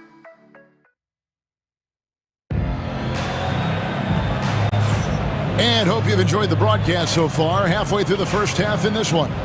And guys, what's your take so far in Philadelphia? You got to credit their defense, communicating, rotating, making plays on the ball. Yeah, I think they wanted to come out of the gate strong, and they have. They've taken the early lead here. And so, in the game for the 76ers, they've got Drummond, Yabusele out there with Tyrese Maxey. And it's McCain in at the 2 guard. McCain's shot is off.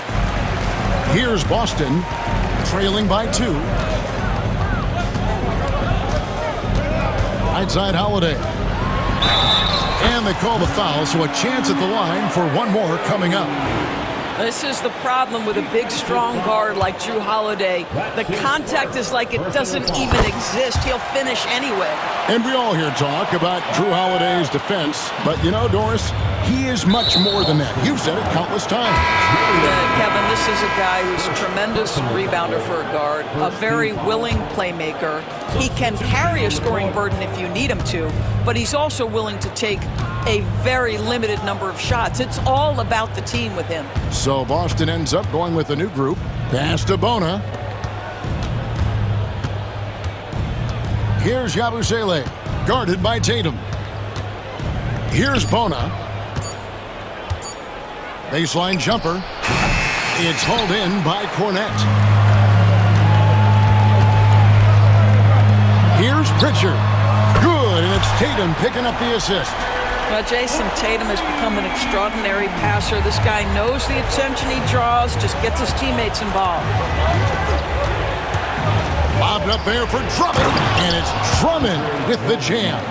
Andre Drummond showing you I am a vertical threat at the cup. Look out.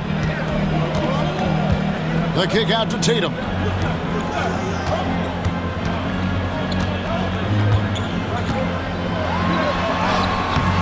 Tatum finds a way. Such a multi-talented threat on the offensive end, and you love his confidence. The 3. They get the rebound. Pass to Bona. To the paint. Stolen by Tatum. And pushing it up. Here's Boston. Slammed home, and he draws the foul. A chance for another point at the free throw line. That one on Maxey. Gentlemen, that is about excellent concentration from Derek White. You play through the foul. Now you get the old-fashioned three-point opportunity. A floater. Porzingis with the block. Cornette passes to Pritchard. Right side, White. The kick out to Tatum. Back to White. Got a piece of it. And stolen by Maxey. Here's McCain. White covering. Great. What a great time to be a fan of basketball. Not just in the NBA, but all over the world. Absolutely, Kevin. The sport just continues to grow, and there's increased value being placed on all-around skill, even in youth basketball. And I think that bodes well for the future of the game. Nice shot by Porzingis. They've settled into a nice groove offensively here in the second. Maxey looking it over. Good on the three-point shot. Maxey's got 8 points. Take your focus off Maxey for 1 second, and he will let it fly from out there. And so Joe Mazzulla calls for the timeout. He's made the decision. He wants to huddle up with his guys.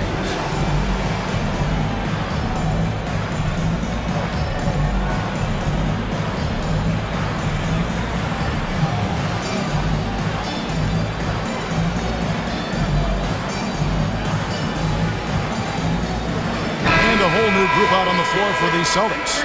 Then for the 76ers, Roddy's checked in, and it's Butler in for Maxey. And the way the Celtics can attack teams' doors with their 5-out set, it's impossible to fully defend it. Kevin, there is so much space on the floor because they have shooters at every single position and guys who balance that shooting with an ability to get off the dribble drive. This is as good an offense as we've seen. Here's Roddy. He's covered by Brown. Roddy no good. And when you are as good a shooter as he is, you have to have the confidence to take that shot. It might not always fall. And for most guys, I think you only want to take that shot if you've hit a few in a row. That is absolutely a heat check. Here's Butler, and slam dunk by Butler. Making the most of the screen. That's how it's done. And it's in the perfect spot. Greg frees him up to get all the way to the bucket. Where was the defense? No fighting through the pick, no rotation. My goodness. Pass to Roddy. Philadelphia moving the ball around. Back to Butler. Launches it. Horford with the rebound. Celtics leading by 4. And he drops in the layup off the glass. Kata's got his first 2 points of the night. And they're forcing the ball inside, and it's working like a charm. Outside Butler. Puts up a deep 3. That shot is off. And so that brings the first half to a close. Celtics lead by 6. We'll take a quick break, then get you back to the action. The 76ers, 18.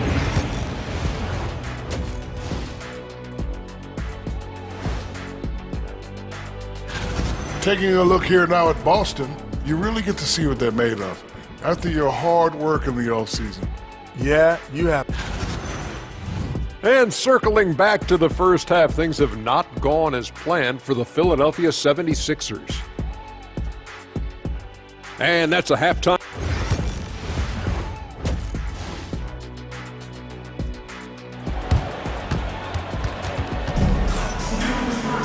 And we're halfway through this one. Plenty of basketball left in a game that's been fairly even so far. Without question, Derek White displaying his skills today. Yeah, and just look at the numbers from the first half. He has been very efficient. I think they've taken their time. They've showed incredible patience. It's a sign of a well-coached ball club. The forwards for him, Tatum and Porzingis. Then it's White, and it's Cornette in at center. And that's the group for Joe Mazzulla as we begin the second half. It's safe to say Jason Tatum is a bona fide superstar. He certainly is, Kevin, and really been a big-time star from the time he was 23 years old. Lots of pressure on this young player, but Jason's not only embraced it, he's thrived under it. Right now, let's send it over to the sidelines and get a report from David Aldridge. Thank you, Kevin. Joel Embiid talks about leading his team. He said, I've been guarded so many different ways, I feel like I've seen everything, and I know how to attack everything. For me, it's all about how do I bring everyone along with me. You can't win alone. It's just about playing together and involving everybody. Kevin? And you've got to involve everybody. All right, D.A., thanks. Here's White. Fouled on the shot and picks up 2 points, so one free throw coming up. 3 for 3, and that's always a good way to start the second half. And we talk about Derek White. Doris, how impressive has his rise been? Kevin, it's been both impressive and sometimes feels improbable. He was not highly recruited. There were no expectations on him when he arrived in the NBA. This guy has turned himself into one of the premier defenders from the guard spot. An excellent shot blocker and so rock steady as a ball handler on the offensive end. Tatum looking around. It's up a 3. And it's Philadelphia with the rebound. They tried to stay perfect in the half, but 3 for 4 now. Here's George. And the layup falls. Great play calling, great execution, leads to 4 for 4 to start this half. Boston leading by 5. Down low. Here's Pritchard. The offensive rebound. Outside, White.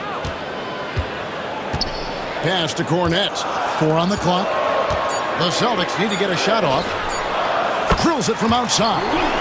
Cornette's got his first 3 points of the game.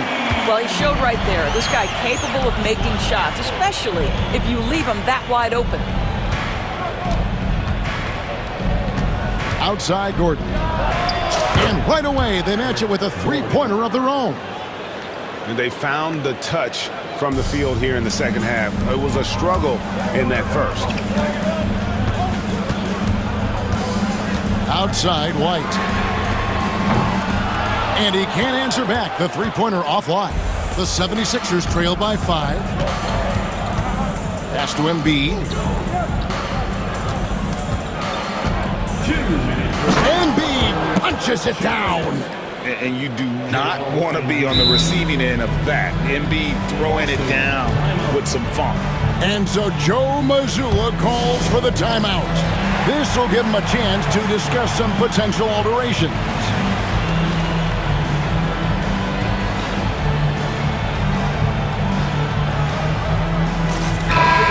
And the 76ers making a change here. While we have a chance, let's take a look at the teams that led the NBA in rebounding last season. The Celtics second. It was really an impressive campaign for their bigs. And honestly, I think the whole team did a great job of getting bodies on bodies and controlling that defensive backcourt. Outside Holiday. Boston again missing. The 76ers trail by 3.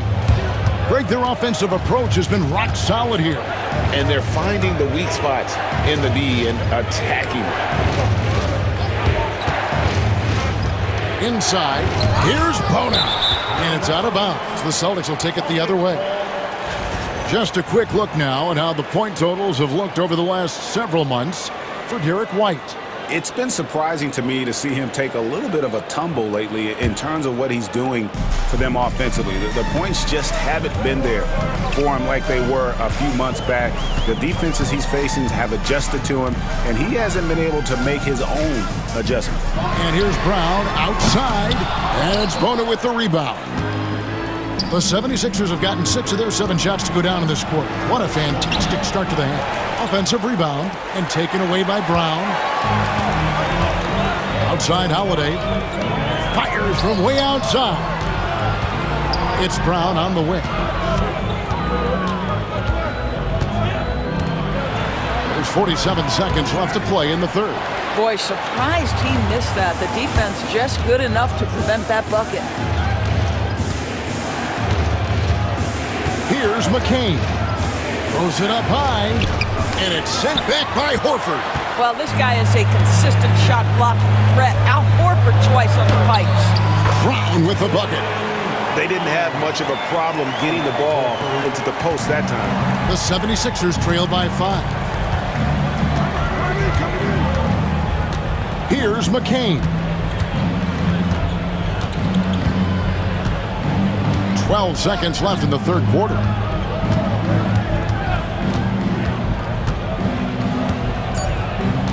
The 76ers need to get off a shot. Gordon for 3. And that's going to do it for the third quarter. It's the Celtics. They're up by 5.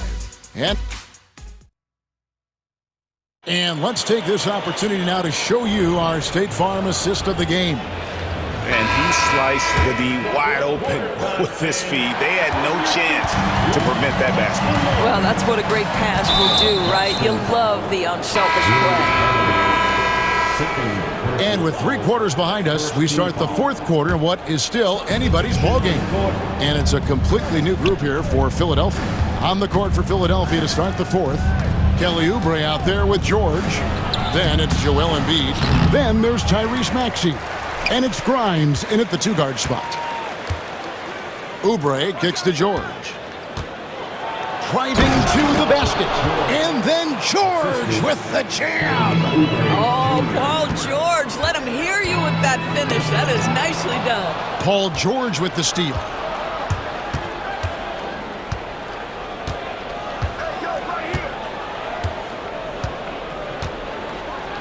And it's Paul George with the finish. Paul George's ability to put the ball on the floor and drive it balances out his shooting. So important to have both. Tatum no good. And here's George. He'll bring it up for the 76ers. A little over a minute of the fourth quarter gone right now. Here's Oubre. Pass to Maxey. Here's Grimes. Light covering. 5 to shoot. Shot by Grimes. No good. The Celtics with the lead. Brown outside. Drills the three-pointer. And certainly they are not hesitating, letting it fly from deep here in the second half. Maxey passes to George. Driving the lane. Porzingis with the block. A swat by Porzingis, that wingspan, letting you know he's in the house. Here's Brown. Laid in with a nice touch off the glass. And it's a 6-point Celtic lead. And taking a quick look here at the hustle stats for Boston. They've been active defensively, rotating well, and then also closing out on shots. It's resulted in a number of blocks. And you also have to love the way they've gotten out and run in transition. A ton of good chances tonight simply from being willing to run the floor. Here's Holiday. And he finishes nicely on the layup. And the Celtics lead by 6. Yeah, because of his frame, Holiday can do some of his best work on the interior. And George kicks to Maxey. Porzingis with the steal. Up the floor. Throws it down, JT!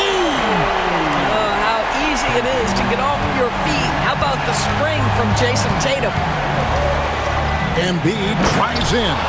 And the one-hand slam just looks so pretty when it's in his hand and he's the one doing the slam. Agreed. He is smooth as silk, even on a power finish. 2 minutes remaining in the game. 2 minutes. Tatum wide open. He fires one. Off target from three-point range. And you don't want to give up that kind of look too often. Embiid against Porzingis. Embiid kicks to Oubre. 6 on the shot clock. Rebound by the Celtics. 1:31 left to play in the final quarter. Outside Tatum.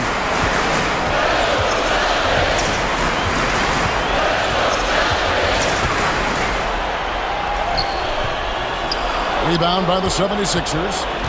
George has got his 4th rebound in this one.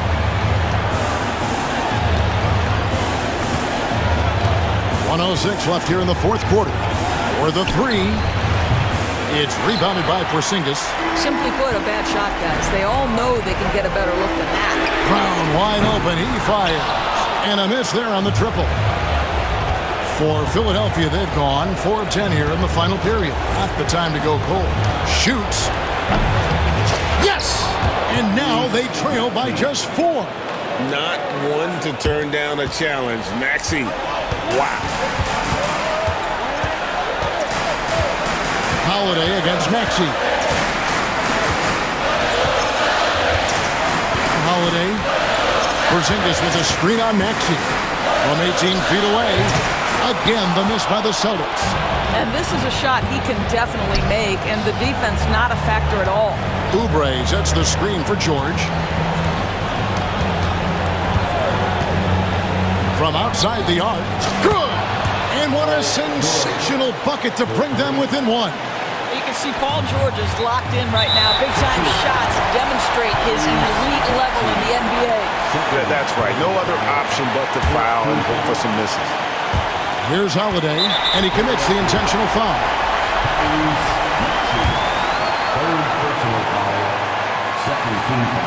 Good on the first, and that will put them up by 2. So he gets them both, and it's a three-point game. Those were pressure-packed free throws, and he looked as cool as he could be. So big to give them that three-point lead. And it's Nick Nurse calling timeout here. No doubt he is feeling the importance of this moment right now. What do you think Coach's focus is going to be here? And it's do or die time. They need a bucket here to stay alive. And it's either got to be a three-pointer or a score quickly and take the foul. And so it's Boston scraping by with the win. That was a fun night of basketball and fabulous finish as they continued to wait out until the very last moment to seal. Thank you, David. Well, folks, that's going to do it for now. For Greg Anthony, Doris Burke, and David Aldridge.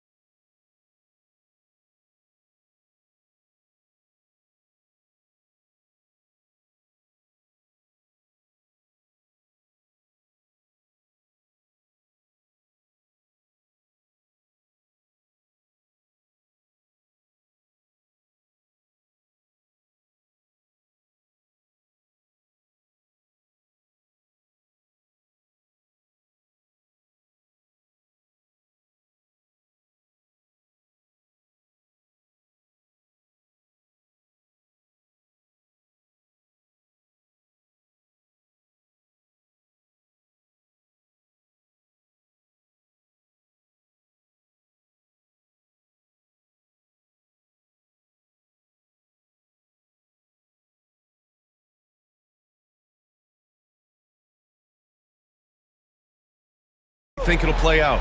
Well, both teams want to run, so in that case, a lot of it comes to which team wants to run back on defense. You can't just outrun people one way. There's going to have to be a lot of intelligence and patience out on the floor tonight. Let's check out Minnesota's starting lineup. We've got Anthony Edwards, Julius Randle out there with Nickeil Alexander-Walker. Then it's Jaden McDaniels, and it's Gobert in at the 5, down low. Here's Edwards after the basket by Memphis.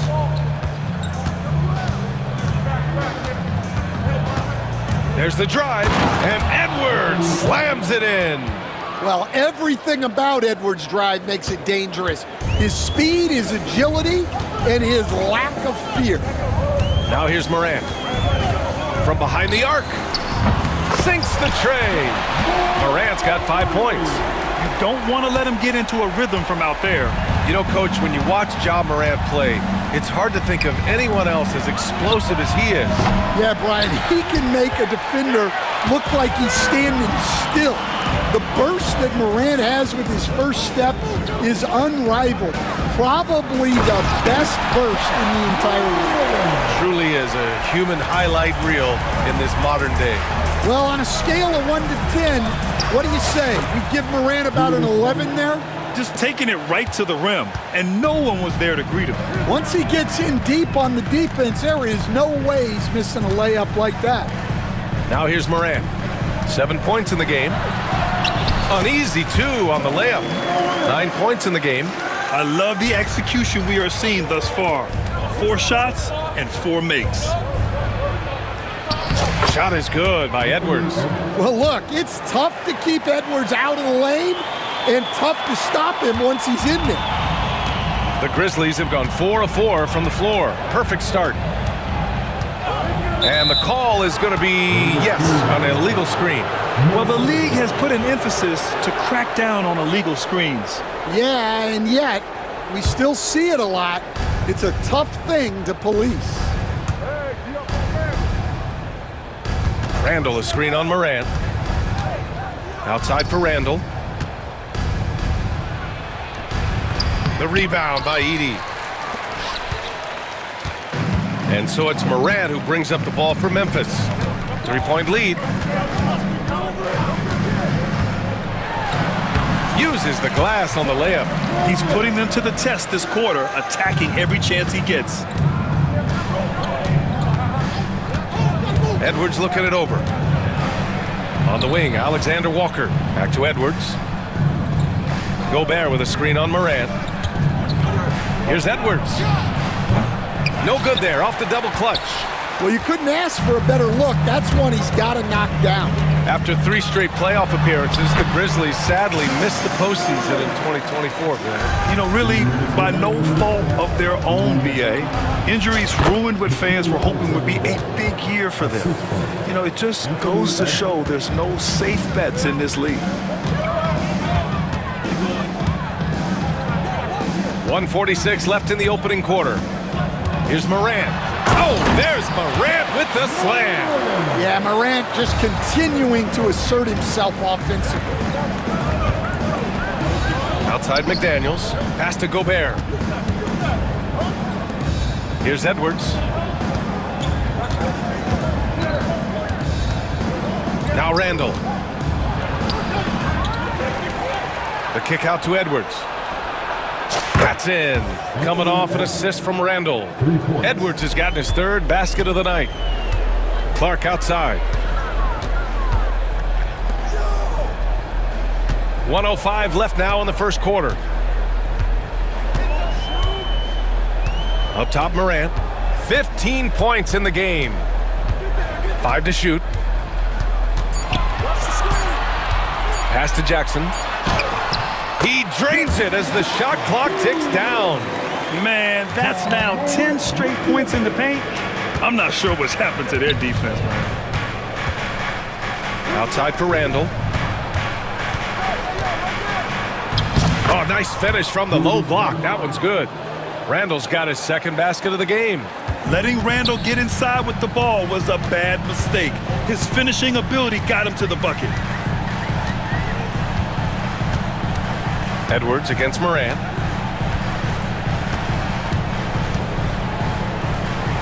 Jackson outside. Jackson the screen. Here's Morant. Rudy Gobert with a rebound. Well, and even though he couldn't get that one to fall, that's a shot they want him taking. Outside McDaniels. Outside for Randall. The three. And no good. Well, we've seen some great shots in the first quarter. No shortage of offense. It's the Grizzlies. They lead by 4. And back to the start of the second.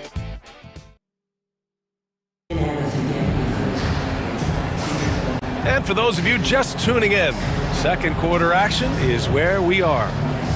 And some stats here, guys. The scoring breakdown for the Grizzlies. Well, the way they've been attacking inside is phenomenal. Consistently getting high percentage looks, and that's what great offenses are all about.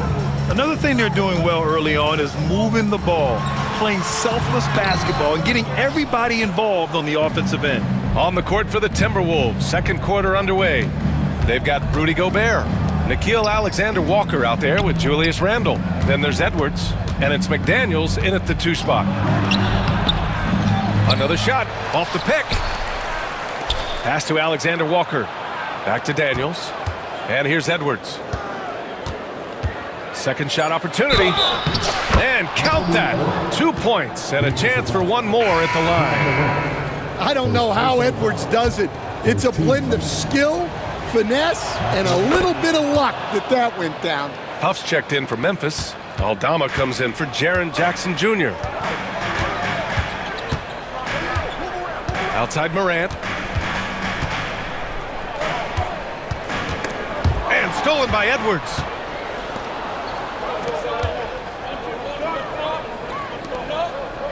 Gobert finds Edwards. Picked by Gobert. Now here's Edwards.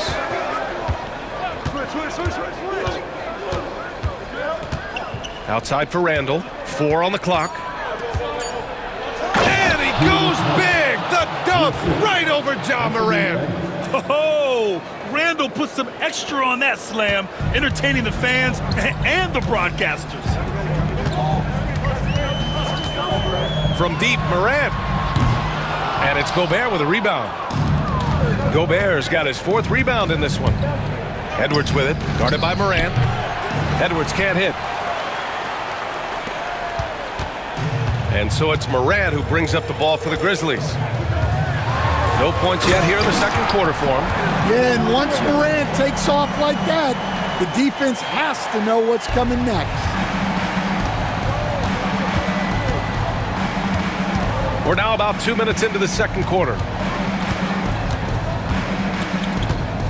Edwards against Morant. Outside McDaniels.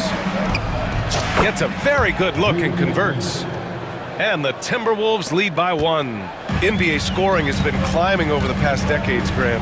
Is the league too offensive at the moment, do you think? Well, we know that people like scoring, the fans, players, everyone, but the league needs to make sure there aren't hamstringing defenders too much. So I think allowing some more physicality incentivizes the defender to defend, and now we have competition on both sides of the ball. Edwards, and so he draws the foul, headed to the line to shoot a pair. Well, it's so difficult to outsmart Edwards as a defender. He'll just come right into you. Free throw good, Edwards. Taking 2 shots. So he picks up just 1 from the line that time. And he didn't go to the line once in the first half. But now he's figuring out how to draw contact and getting himself to the line. Here's Morant. And he got the whistle on the way up. So he'll be headed to the line for a pair. Rudy Gobert picks one up.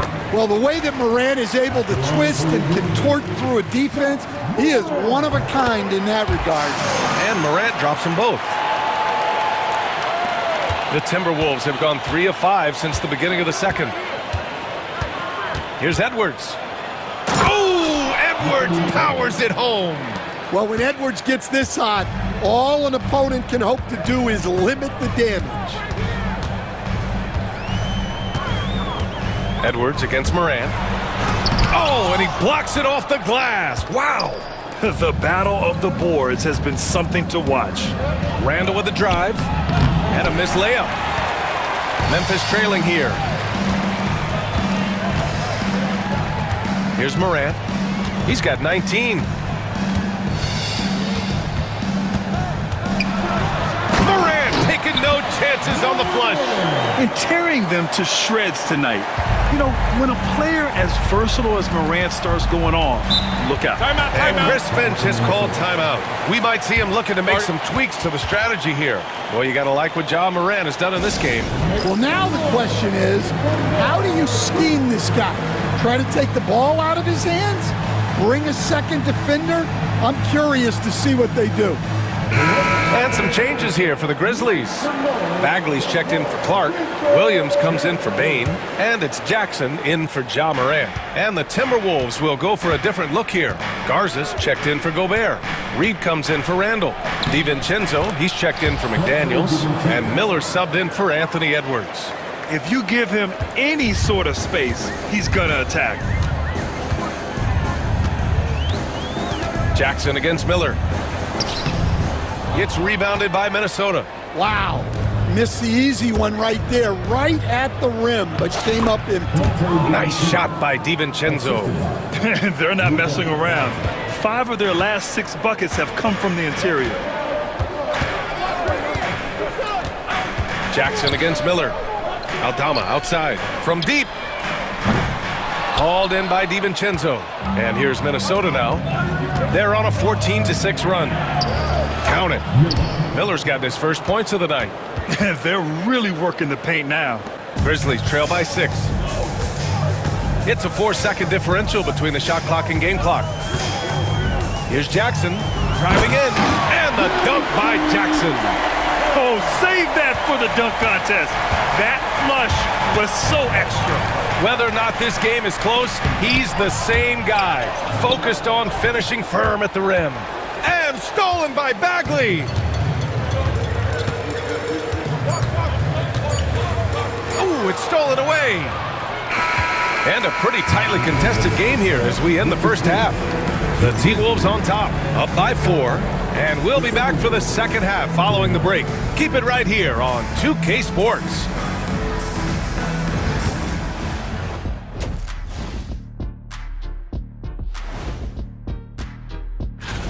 And guys, I want to talk for a sec about the talent level in this league. In fact, I'd say it's never been better.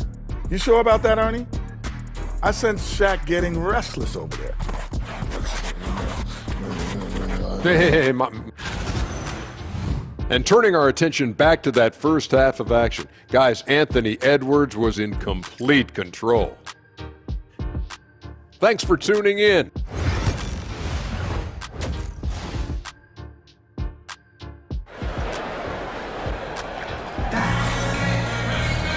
And we've got second half action for you. Thus far, a pretty evenly contested game. Oh, a fantastic game from Ja Morant in this one. Can they come up with an answer for him coming out of the half? They have to change something defensively. Yeah, I'd love to see what they drew up in the locker room, because you're right. He's the problem right now. Vince Williams is out there with Jackson. Then it's Jackson. Then it's Edey. And it's Bagley in at the 3. That's the 5 to begin the second half for Taylor Jenkins. Memphis shooting their 3rd and 4th free throw shots of the night. He's off on the second. Here's Edey. Hits the layup after the sweet pump fake to freeze the D. Edey's got his first points of the game. Have to take care of the defensive boards better than that. Yeah, they need to pay attention to the details. Second chance points are backbreakers. Here's Reed. Out to DiVincenzo. Reed, a screen on Williams. DiVincenzo gets some space and buries the jumper. DiVincenzo's got 6. Grizzlies trail by 3. And here's Jackson for 3. Doesn't go that time. And coach, how about Naz Reid, the 2024 Sixth Man of the Year award winner? Yeah, Brian, sort of unique. We often associate that award with shooting guards, but although he's a big, Reid is more than capable of putting up big numbers, including from long distance. Jackson finds Jackson. That basket is good. Off the assist from Jackson. Jackson's got 4 points this quarter. Well, this offense is so much better when Jackson moves the ball. DiVincenzo with it. Guarded now by Williams. Here's Garza. Lays it up and banks it in. And the Timberwolves lead by 2. In a tight game, they wanted to make sure of that possession. Jackson outside. Pass to Edey. Lets it fly. Back to Jackson. Just 5 on the clock. It's Jackson, high post. Reed with the rebound. Yeah, loose coverage by the defense, but he just couldn't make them pay. On the wing, Alexander Walker. From outside, off the mark. Well, the defense catches a break there. You expect him to make those. And now we have an intentional foul. I'm not sure why. Yeah, bizarre play, BA. Not sure what got into him.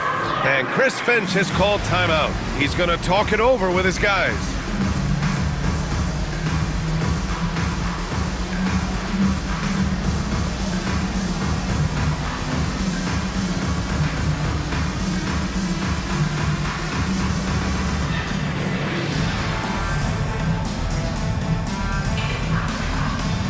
And the Grizzlies with some changes.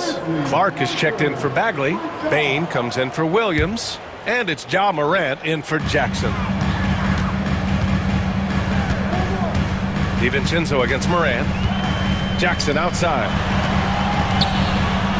And the dunk by Jackson. Yeah, he was making sure of that one. Jackson with the strong finish. McDaniels passes to Reed. McDaniels inside, guarded by Bain. Reed against Morant, down to 5 on the shot clock. Reed, good. And the Timberwolves lead by 2. And there's a bevy of young talent in the NBA right now. Who are you most excited to see grow into a star, Stan? Well, what I'm really excited about, Brian, is to see which of these young talents becomes true stars, transformative guys. Certainly Chet Holmgren and Wembanyama have already had this great rivalry. Scotty Barnes has become the next big point guard.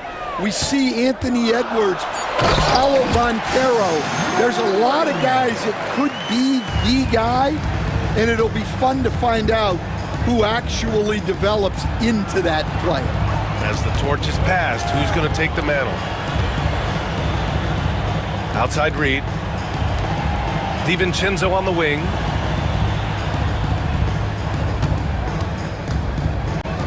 The Timberwolves need to get off a shot here. Gobert, no good. Memphis has gone 1 of 2 shooting from the perimeter since halftime. Ja slithers it. Oh! Morant! Wow! Everything Morant does is electric. He causes so many problems with his movement. The Timberwolves trail. Now DiVincenzo. He's got 6. Lets it go from deep. Gets the 3 to fall. DiVincenzo's got 9. Here in the second half, these teams still neck and neck. I really like how each team is matching the other's intensity. And timeout called by Taylor Jenkins. He's going to gather the troops and talk it over.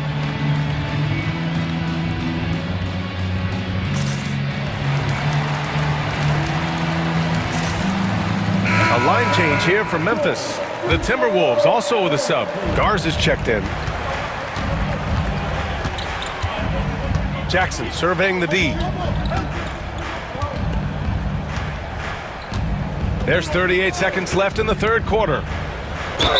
Count it, and 1. He'll have a chance in the three-point play.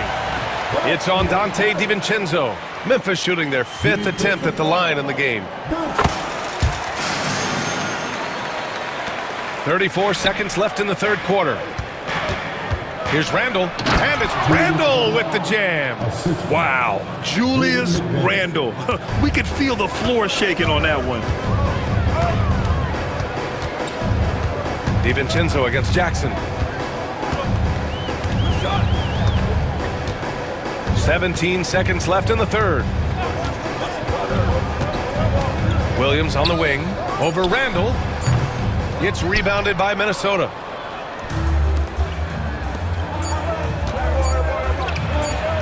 Laid it in with a nice touch off the window. He's got 10. Well, with his skill and confidence with the ball, if you put him in position, he'll reward you. And we've just finished the third quarter. What a tight game we've got going. And let's take this opportunity to show you our State Farm assist of the game. Now, I know he's a big man, but he's got some point guard in him if he's making passes like this. Yeah, well, this is the diversification of positions in this league. Everyone does everything now. Well, what a terrific game it's been so far. With this fourth quarter sure to bring more pressure-packed basketball. Timeout. And a look now at the 5 for the Timberwolves to start the fourth quarter. We've got McDaniels. He's out there with Dante DiVincenzo. Julius Randle out there with Rudy Gobert. And it's Garza in at the 4 spot. Anthony Edwards has checked in for DiVincenzo. Let's go now to the sideline and catch up with Allie LaForce. I was able to listen in on what Chris Finch was going over with his team. He told them no time to celebrate. The work is not finished. We've got to stick with it and keep growing what we've got here. Words of wisdom for his squad. Back to you. All right, Allie, thanks once again. Here's Edwards. Oh! Edwards with the highlight reel jam. Wow, this is how explosive Edwards can be. He finishes with such force at the rim. Moran against McDaniels. Moran looking for an opening with the drive. Kicks it out to Jackson. Pass to Bain. The 3-ball. The rebound by the Timberwolves. Gobert's got his 6th rebound on the night. We're just over a minute into this final quarter of play. Back to Edwards.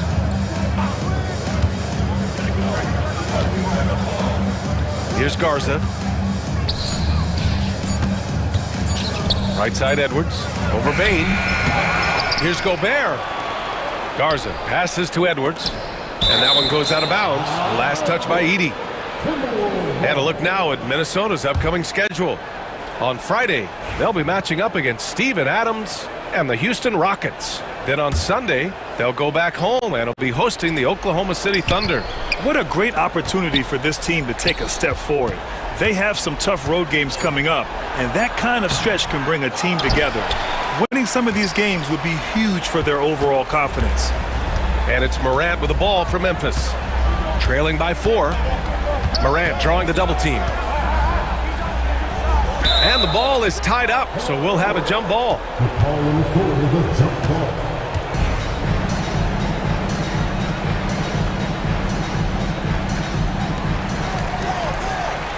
Jackson, the pass to Morant. Launches it, just 4 to shoot. And it's Gobert with a rebound. Gobert's got his 8th rebound here tonight. Well, and after making just 1 triple going into the break, he's still looking for his first make from distance here in the second half. The drive by Randle. Outside McDaniels. Back to Randle. Gobert with a screen on Clark.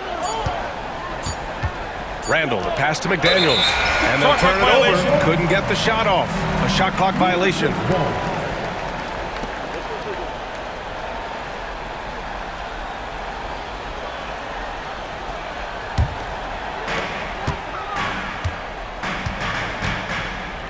Just under 2.5 minutes gone by now in the final quarter. Clark, the pass to Bain. McDaniels against Morant. To stop the drought. No stopping him there. Jams it in, and he's fouled. An opportunity at a 3-point play. They'll pin that one on Julius Randle. And a moment now to quickly take a look at the offensive approach for the Timberwolves. Well, you've got to like that they're not settling. They're attacking the defense on the drive and creating great looks. And also the number of points they've scored in the paint has been impressive. This coaching staff encouraging them to keep going inside. It seemed like he changed his mind during the layup, tried to pull off another shot, and choked. Fast break, Minnesota. And here's Edwards outside. Ja Morant grabs the miss. the Grizzlies have gone 2 of 5 from the field in this final quarter.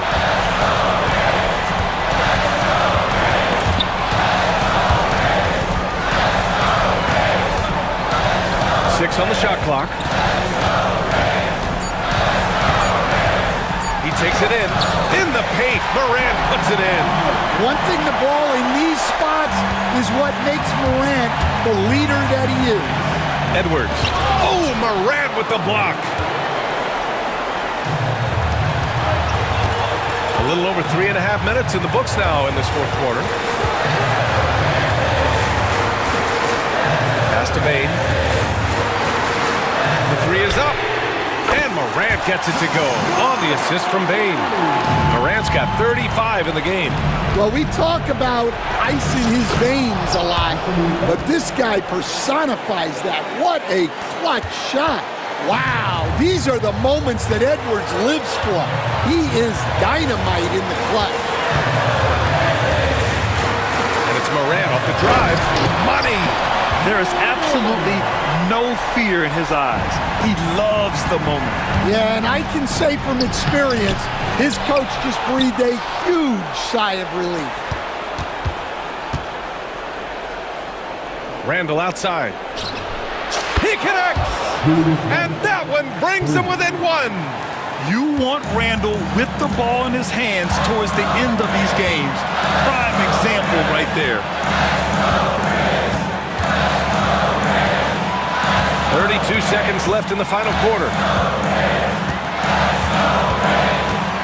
Outside Morant. The floater. The shot that time not on target. McDaniels with some nice D. Big possession. They have a chance to take the lead. It'll be interesting to see what they run. McDaniels, a screen on Morant. Outside McDaniels. For three, Randall. Oh, bangs home the three. And we've got a timeout from Taylor Jenkins. There is a lot on the line, and he is determined to make sure everyone's on the same page. All right, thoughts on what coach is going to do here? I don't know if they should be greedy here and go for a three. I'd take it to the basket, get a high percentage shot, or maybe get fouled. From deep, Bane. Can't get the three to fall. And so it's Minnesota who scrapes by with a win. And this was an emotional win for them, no doubt about it.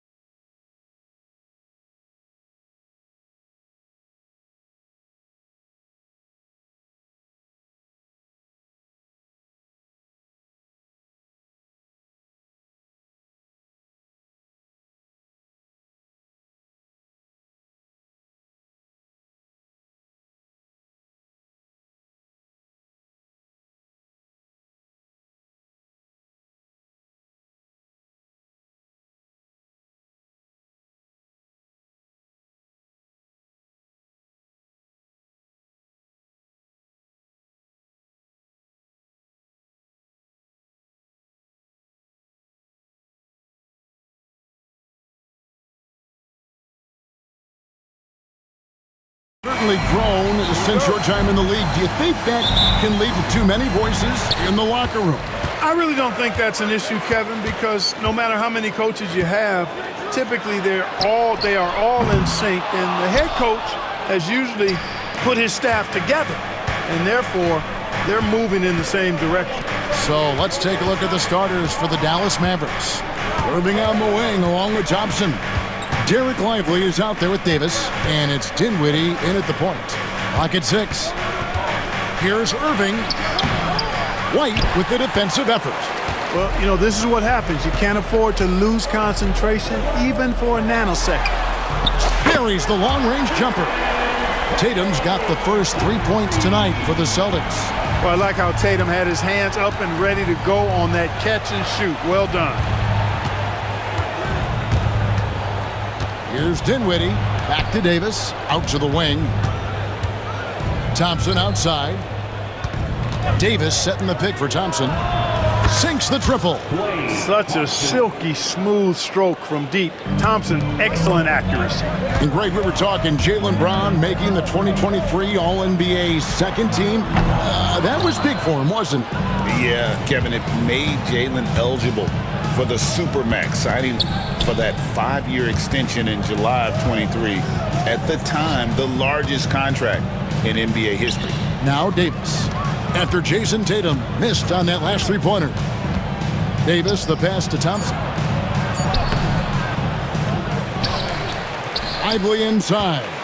He's against Porzingis. Thompson with the bucket. Boy, he's really feeling it right now, shooting a high percentage to start this game. And now we've got some time to check in from the sidelines. You got for us, GA? Hey, Kevin, briefly spoke with Joe Mazzulla. Now, Coach immediately recognized the many talents of Kyrie Irving. One thing he pointed out was not losing Irving on defense. Coach said Irving is just as dangerous without the ball. We can't let him get behind us. We have to make sure someone is on him at all times. Back to you. All right, thank you, David. And it's denied. Nice D by Lively there. He can block shots both at the rim and out away from the basket. Here's Tatum. The kick out to Holiday. 5 on the clock. And Tatum the bucket on the assist by Holiday. Tatum's got 5. And once he got to the 10, I think he was surprised to find himself that wide open.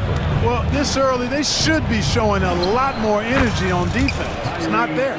Just reliable, guys. He's just always trying to make the right play. Loads it up for Davis. And it's out of bounds. Last touch by Thompson. And a look here at the scoring trend over the last several months for Derek White. It's been surprising to me to see him take a little bit of a tumble lately in terms of what he's doing for them offensively. The points just haven't been there for him like they were a few months back. The defenses he's facing have adjusted to him, and he hasn't been able to make his own adjustment. Well, White right there showing you he's opportunistic on offense. Saw the lane open up and exploded right through. He lobs up the alley-oop pass. Lively's shot is off. Boston's gone just 1 of 4 from three-point range here in the first. Brown with the bucket. And Brown really is at his best when he takes it inside. I mean, the defense has no idea what to do with it. Irving with it, picked up by Brown. And it's Jason Tatum with the foul. That's his first foul. First personal foul. First team foul. Just over 3.5 minutes gone here in the first. Here's Irving. You look at Porzingis, guys, and I like his versatility, especially on the defensive end where he can guard multiple positions. Here's Davis. And Boston with the rebound. That is some tough defense there against one of the better finishers in our game. Tatum throws it down as the official calls the foul. It may be a three-point play. That one on Davis. And for a power forward, he can sure get up. I mean, because of that leaping ability, it kind of offsets his height disadvantage. You really like your chances with Tatum at the line. He locks in and focuses on these two. White finds Tatum. No good on the triple. Mavericks trail by 5. Irving from long range. Again, the miss by the Mavericks. And this quarter, he has clearly been off the mark. Davis with it. Now guarded by Porzingis. Dinwiddie against White. Pass to Thompson to stop the run. And he's good on the three ball. Thompson's got a couple of threes now in the first with the Mavs. To the inside. Here's Brown. It's good. The assist that time from Holiday. Brown's got his second basket of the night. And there's a pattern starting to take shape here. They're working it inside and getting good shots from close range. Well, I agree with you. 4 of their last 5 baskets have been exactly of that variety. Here's White. The long distance three is buried. White's got 5. 8 seconds left in the first quarter. Here's Irving. White with the defensive effort. What a performance for Jason Tatum. He has been the story so far for the Boston Celtics.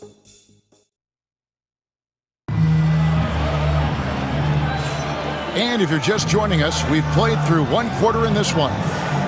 And what do you guys think so far about the offensive approach for the Celtics? A huge part of their offense, pushing the ball, looking for fast break opportunities, always a good idea. You know, points off turnovers is something else they've excelled in. I expect the opponent at least to try to squeeze that orange a little better. Holiday out there with Jaylen Brown. Then there's Horford. Then it's Torrey Craig. And it's Queta in at the center position. That's the 5 to begin the second quarter for the Celtics. Now here's Brown, and finished off by Brown. We've come to expect plays like that from Brown. He won't waste any opportunity to throw it down. Here's Dinwiddie. Jaylen Brown with the rebound. Celtics leading by 7. Holiday finds Brown. He can't get it to go. And for the Mavericks, they're shooting just 33%, struggling to get good looks. No good from Irving. Certainly not the kind of night he was looking for at the offensive end, and it's had a ripple effect on the team. Brown the pass to Horford.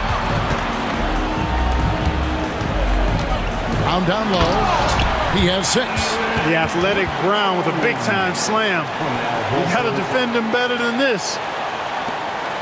Mavericks trail by 9. And here is Irving.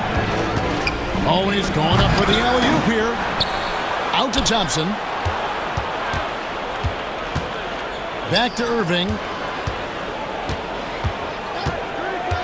Clock at 4. And it's out of bounds. The Celtics will take it the other way.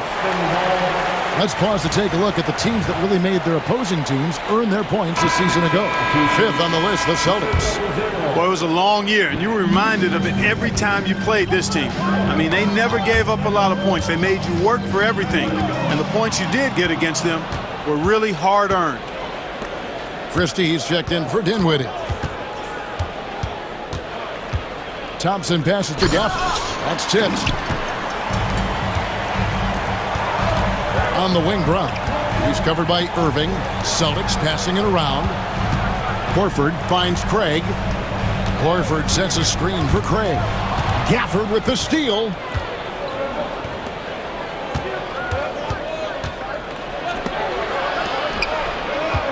Hey, Clark, no one covers the college game like you. And for new pros, what are the biggest challenges adjusting to life in the NBA and the play itself? Speed and size, Kevin. I mean, that's where it really starts. You've got to be in great condition, but the speed and size of the players at the NBA level is unlike any other basketball you play. Everybody in the NBA is big and athletic, and things are just played and done at a much faster pace. Here's Queta after the made shot from Klay Thompson. Shot clock at 6. Horford. Anthony Davis with the rebound. And not allowing the shooter even an inch of breathing room on that one. And guys, that's exactly the kind of high-impact defense they want to see out of him. Holiday following the three-point attempt by Kyrie Irving. Holiday looking for an opening. Pass to Queta. It's good. The assist that time from Holiday. Holiday's got 5 assists in the game. And of the last 6 baskets, 5 have come on the interior. This is just smash-mouth physical basketball, guys. Yeah, not sure what that was about. I mean, talk about a brain cramp. Yeah, completely a brain fade. I don't know where that came from. Just lost sense of time and the situation. And a whole new group out on the floor for the Celtics. And we've got a timeout called by Jason Kidd. Wants to regroup and go over the strategy. And the Mavericks with some changes. Powell, he's checked in for Davis. And it's Dante Exum in for Kyrie Irving. Now here's Powell. Pass to Exum. Gafford sets the pick for Exum. Thompson outside. It's Clay off the drive. Well, Thompson is having no trouble finding himself shots, and he'll just keep pouring them in as long as he can. With a short break in the action, gives us a chance now to send it over to David Aldridge. Kevin, coming out of high school at 6'0", Derek White didn't receive any full scholarship offers. He says it was humbling, but it drove me to get better. Each time you have the doubters, you just put a little chip on your shoulder. The 29th pick overall in 2017 has come a long way. Kevin, those chips are still there. You're so right, David. Thanks. He's become a heck of a player. He's cooled down a little bit after draining those 2 3-pointers in the first quarter. Mavericks trail by 7. Here's Exum. From outside, off the mark. For Boston, they've gone 3 of 8 from the field since the beginning of the second quarter. White, good. I mean, the number of points they've scored in the paint already here is eye-opening. Thompson looking for an opening. From deep three-point land, Porzingis with the rebound. And that was a little bit of a range check for him. You know, guys, I think he's got confidence to shoot it from anywhere, but he could have gotten a better one than that. And so that's the end of the first half. Celtics. All right, Dave, thank you. And time now for the halftime break with the third quarter soon to follow. Right here on 2K Sports.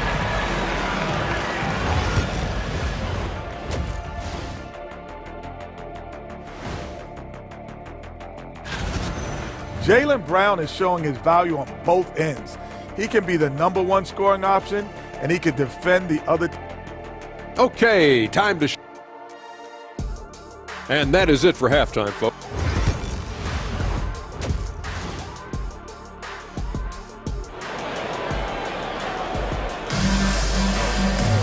And we hope you've enjoyed the broadcast so far. We're halfway through the game. Klay Thompson has been sensational.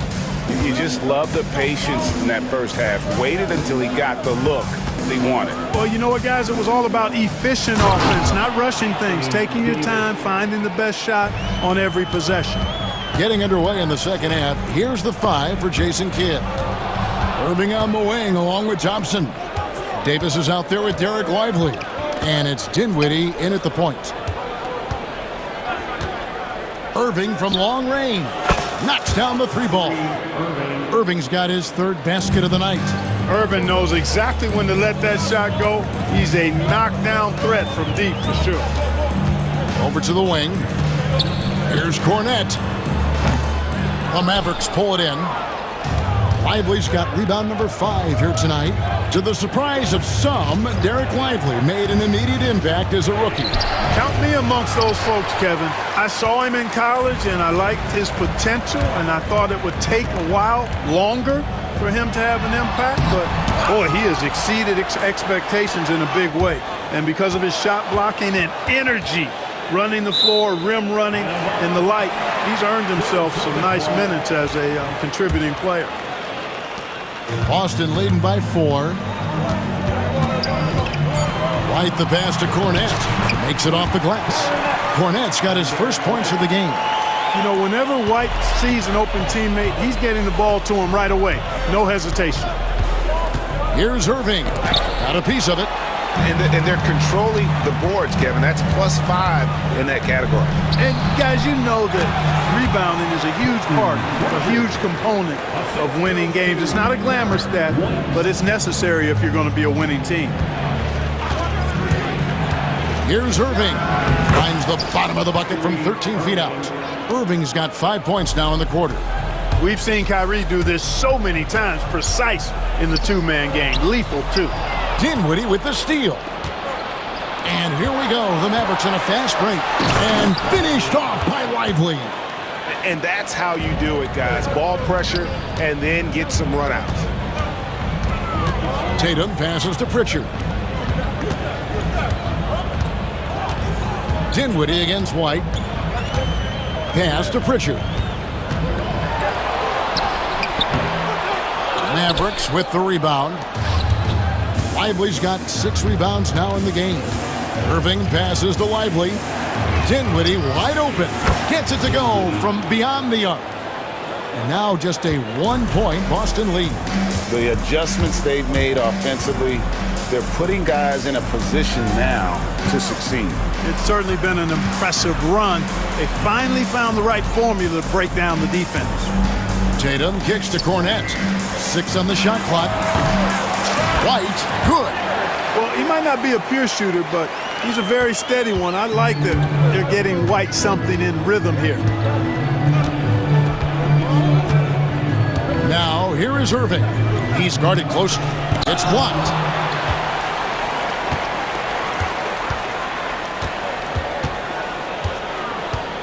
Here's Pritchard. Dinwiddie covering. Pritchard passes to Tatum. And he elevates for the slam dunk. Derek Lively did not like that. An athletic forward who dunks it with style. He's showing off his dunking ability right there. And Jason Kidd is called timeout. He wants to talk to his guys.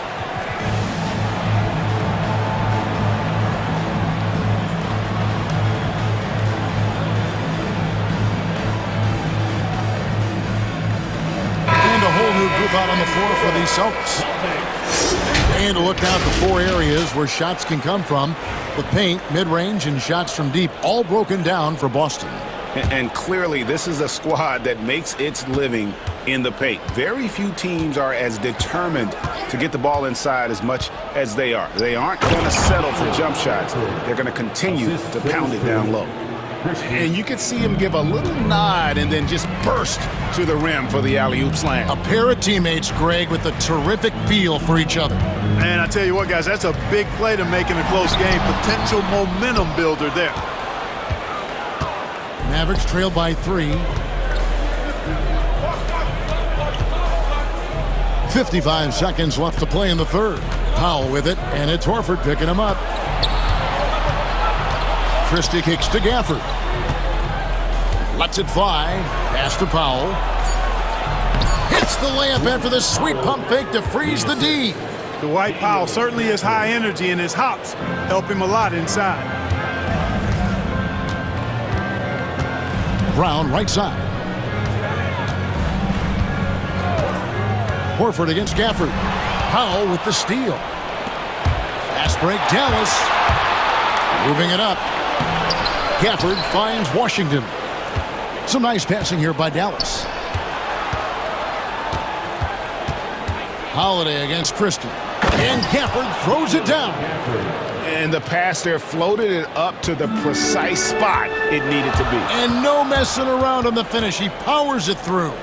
And that's an alley-oop that'll be loop-to-loop all day long on the highlight reel. Here's Horford. Hits the layup after the sweet pump fake to freeze the D. And guys, the D has to show a little more fight on the interior than they did on that trip. It's still anybody's game as we've reached the end of 3. And a moment now as we take a look at our State Farm assists of the game. Yeah, an easy choice tonight. Look at the precision on this pass. Put it on a platter for him. Served him up a tasty room service dime right there, boy. And it's been a very competitive game so far as we get rolling here in quarter number 4. Horford is out there with Torrey Craig. Then it's Holiday. Then there's Jaylen Brown. And it's Queta in at the pivot spot, manning the middle. That's who's in the game for the Celtics. Exum passes to Gafford. And it's a completely new group on the floor for the Mavericks. First team foul. Substitution on the court. Pass to Lively. Here's Irving. Porzingis with the block. Hey, with that length, Porzingis is always a threat to block shots. I mean, when he matches that length with really good energy and awareness, he can be a good defender. And Davis sends it back. Irving against Tatum. Thompson for three. Rebounded by the Celtics. Tatum's got 4 rebounds now tonight. Here's Holiday. And Lively pulls it down.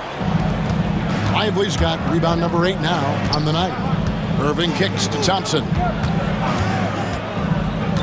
Oh, and there's the alley-oop. And finished off by Lively. If you're looking for a rim runner, Derek Lively is your guy. Davis against Tatum. Now here's Holiday. Defense is right there. Out of bounds. It'll be Mavericks ball.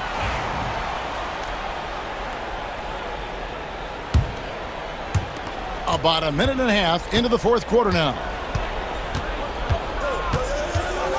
Out to Thompson. On the wing, Irving.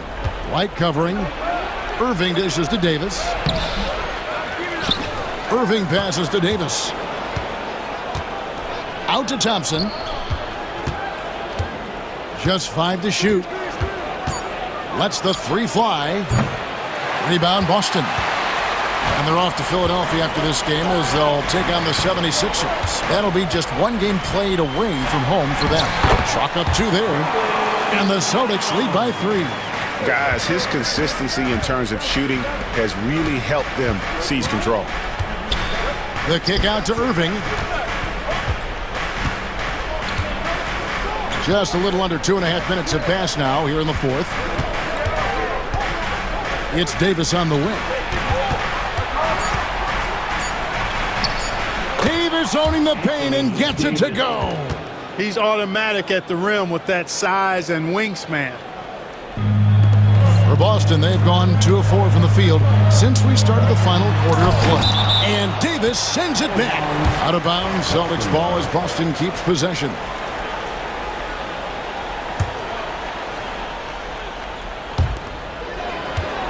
Tatum with it. Picked up by Thompson. Low block shot. Brown wide open. He fired. Offline with his 3. Dallas has gotten off to an 0 for 2 start from downtown here in the fourth quarter. Lively the pass to Dinwiddie. Out to Thompson. 2 minutes remaining in the game. 2 minutes. Left side Irving. 4 on the clock to take the lead. That's in. Coming off the assist from Thompson. Thompson's got 3 assists in the game. Outside White. Driving in. And White with the stuff. He wanted to let us know that he's got some bounce to his game now. White rising up with ease to send that one home.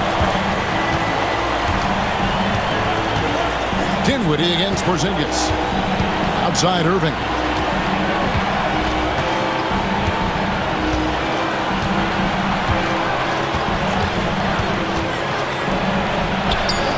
And they pick up 2. Irving's got the lead up to 2 now for Dallas. Boy, you need a confident player to get you a big bucket. And that's exactly who Irving is and what he does. Thompson against White. Thompson passes to Irving. Floats it up for Davis. Hammers the alley-oop through. AD is the man. Primetime play by a primetime bowler. And stolen by Irving. Fast break, Dallas. Out to Thompson. Back to Irving. There's 48 seconds left in the fourth quarter. Thompson outside. Clock at 6. They get it back.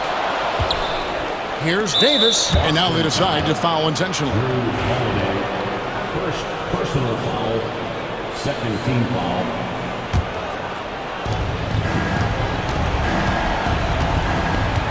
.32 seconds left in the fourth. Here's Irving. The putback. Lively the pass to Irving. Dinwiddie outside. Knocks it loose. Stolen by Holiday. Can't waste any time here. No, you need a quick bucket and then a quick foul. Back to Tatum. The kick out to Holiday. No good from outside. New notification for guest one. Trophy earned. Press the PS button for details.